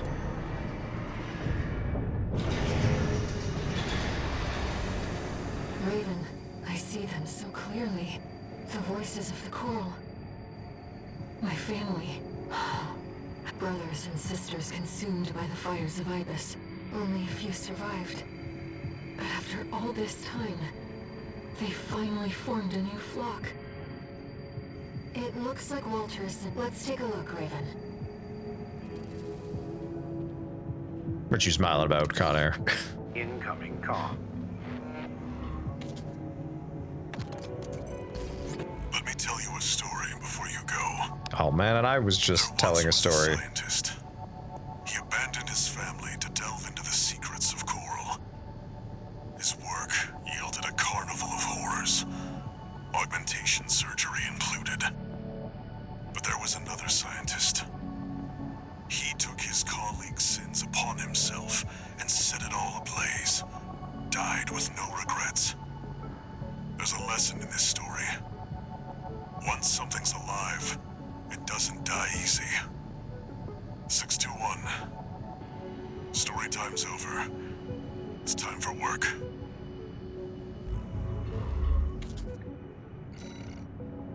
Oh, because I said thank you. That was all good. All right. All right. You know what? Let's see if we can speedrun this. Let's see if we can speedrun Ibis. From here on out, All right. It's not really going to be a speed run, but it's going to be as close as I can get. All right, skip it through because I want to make sure that we can get through this in one more stream. Because we've dedicated a good chunk of time to AC6. And while I absolutely love it, I fully understand that it is not everyone's cup of tea.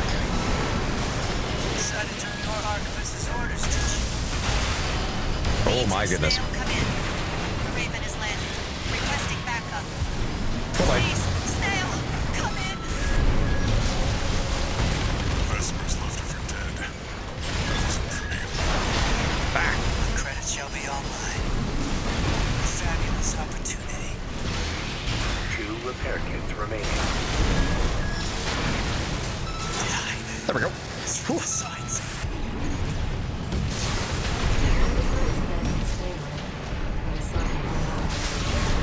Whoops. The Arquebus AC squad has been eliminated. Secure the area, 621. Perfect amount of energy remaining.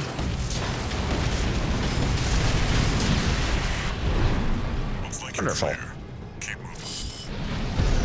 Switching to encoded channels. Oh.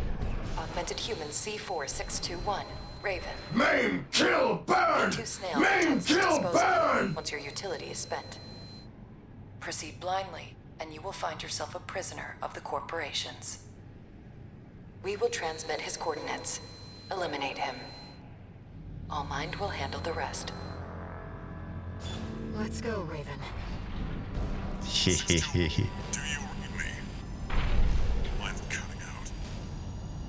Handler Walter.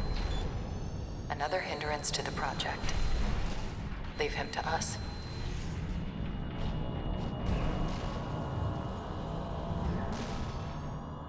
Where do we seem to be going, eh, Crystallus? Wait, something's up. Are we being jammed?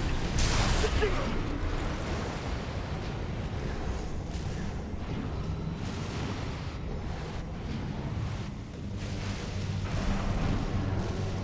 Leave Walter alone?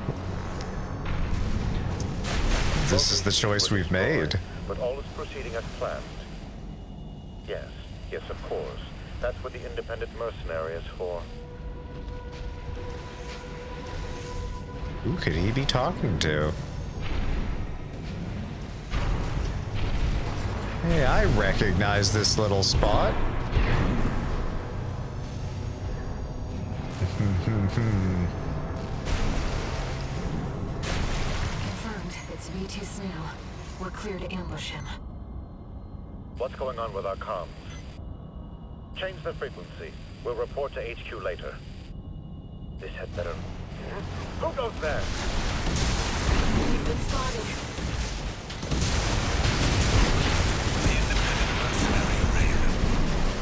Do I play PvP in HC6? I do indeed. 1 AP at 50%.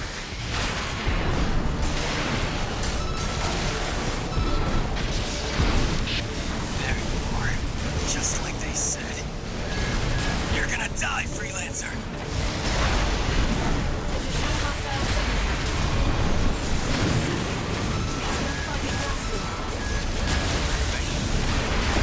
Oh my...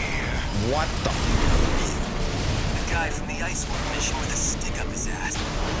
Okay. Yes, you're finally dead! That noise... My head... Mayhaps there's something else going on with Iguazu. Is the PvP always 1v1, or can you do 3v3? You can do 3v3. You can't do 2v2s as far as I'm aware, unfortunately, but you can do 3v3s. They can be very fun. Very chaotic. Confirmed. Who goes there?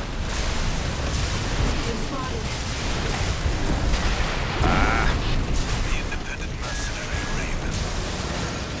Even too much to sniff me out. But how to find me? I'll take your aces wreck for answers.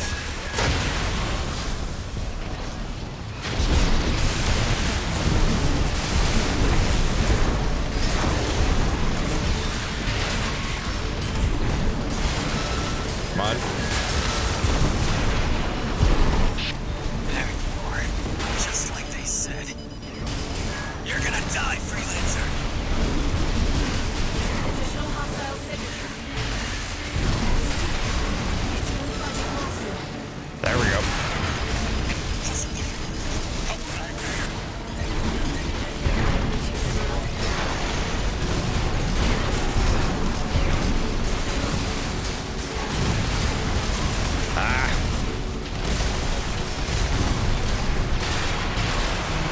Oh my.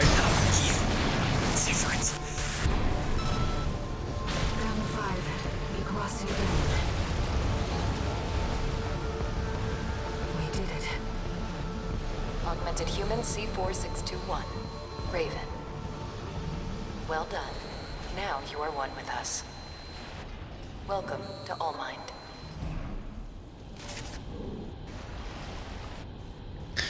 So what's going on there is basically Allmind led both me and Iguazu in to decide who is going to be their champion, as it were. So because Iguazu is the same gen as Raven or 621, he's hearing air as well, and the other choral voices in his head. That's part of the reason why he hates Raven as much as he does, is because he can hear all of the voices. But they're they're not aware of it. He can hear it, but they can't communicate properly. So he's just got basically like dozens of voices all in his head, and he can't communicate with them. Is there a lot of stuff about schizophrenia in AC6? I would find that interesting if it does. Kinda. It's not like I don't, outside of I think like a couple of text logs, I don't think schizophrenia is actually ever directly referred to in dialogue.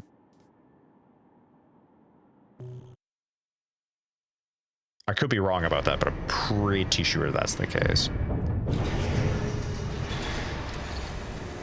No new messages.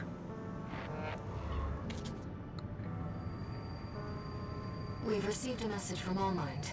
It sounds like they want to bring you under their protection as part of the Coral Release Project. Let's hear them out.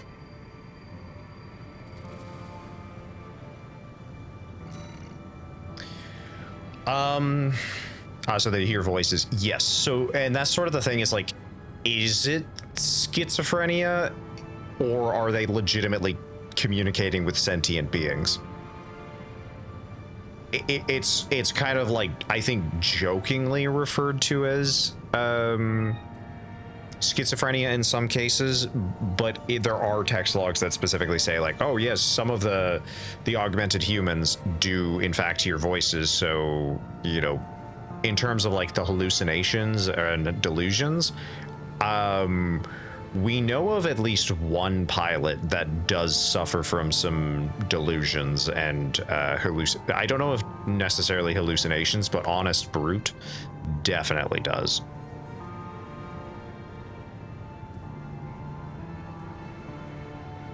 No. So, like, in the sense of, like, the augmented humans, they're essentially being injected with semi-sentient people.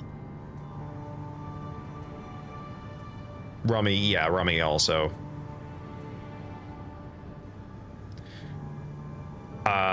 Delusional when it comes. I don't know if he's necessarily delusional. I think he is more irrational when it comes to him. Yeah, like the Coral is like the voice we keep hearing, the female voice, Air. She's Coral.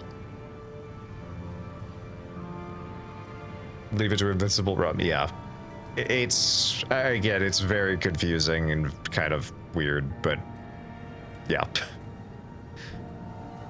So it's like, because they don't actually realize that these pilots are communicating with the Coral, they're calling it schizophrenia.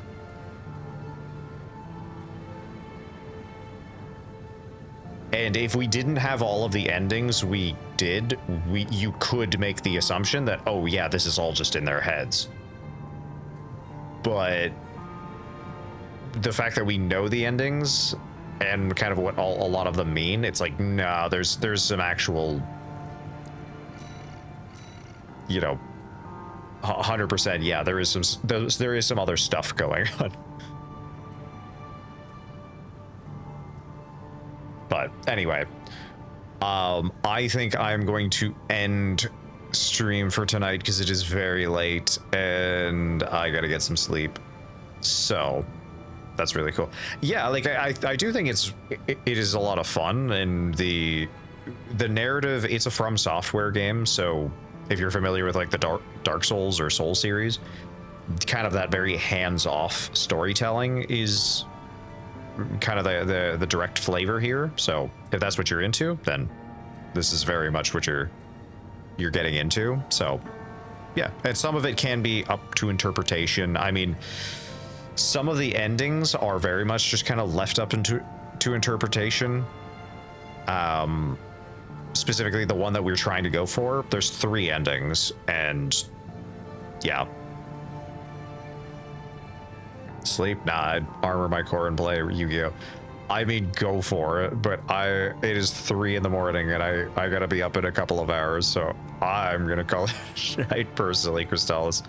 But it is the weekend, so I'm not sure what we're gonna do this weekend. We might do some Space Marine or some other stuff, because we played a fair amount of Space Marine during the week. I don't know if we're going to play more later. Damn, dude, get some sleep. That's the pledge. I hear Yu-Gi-Oh! Is really in balance. I have no idea. I would assume so, but I have no idea.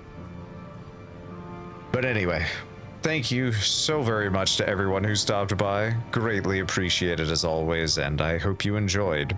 I did want to say a special thank you to both Melly and that one guy. Melly for resubbing, and that one guy for the gift sub.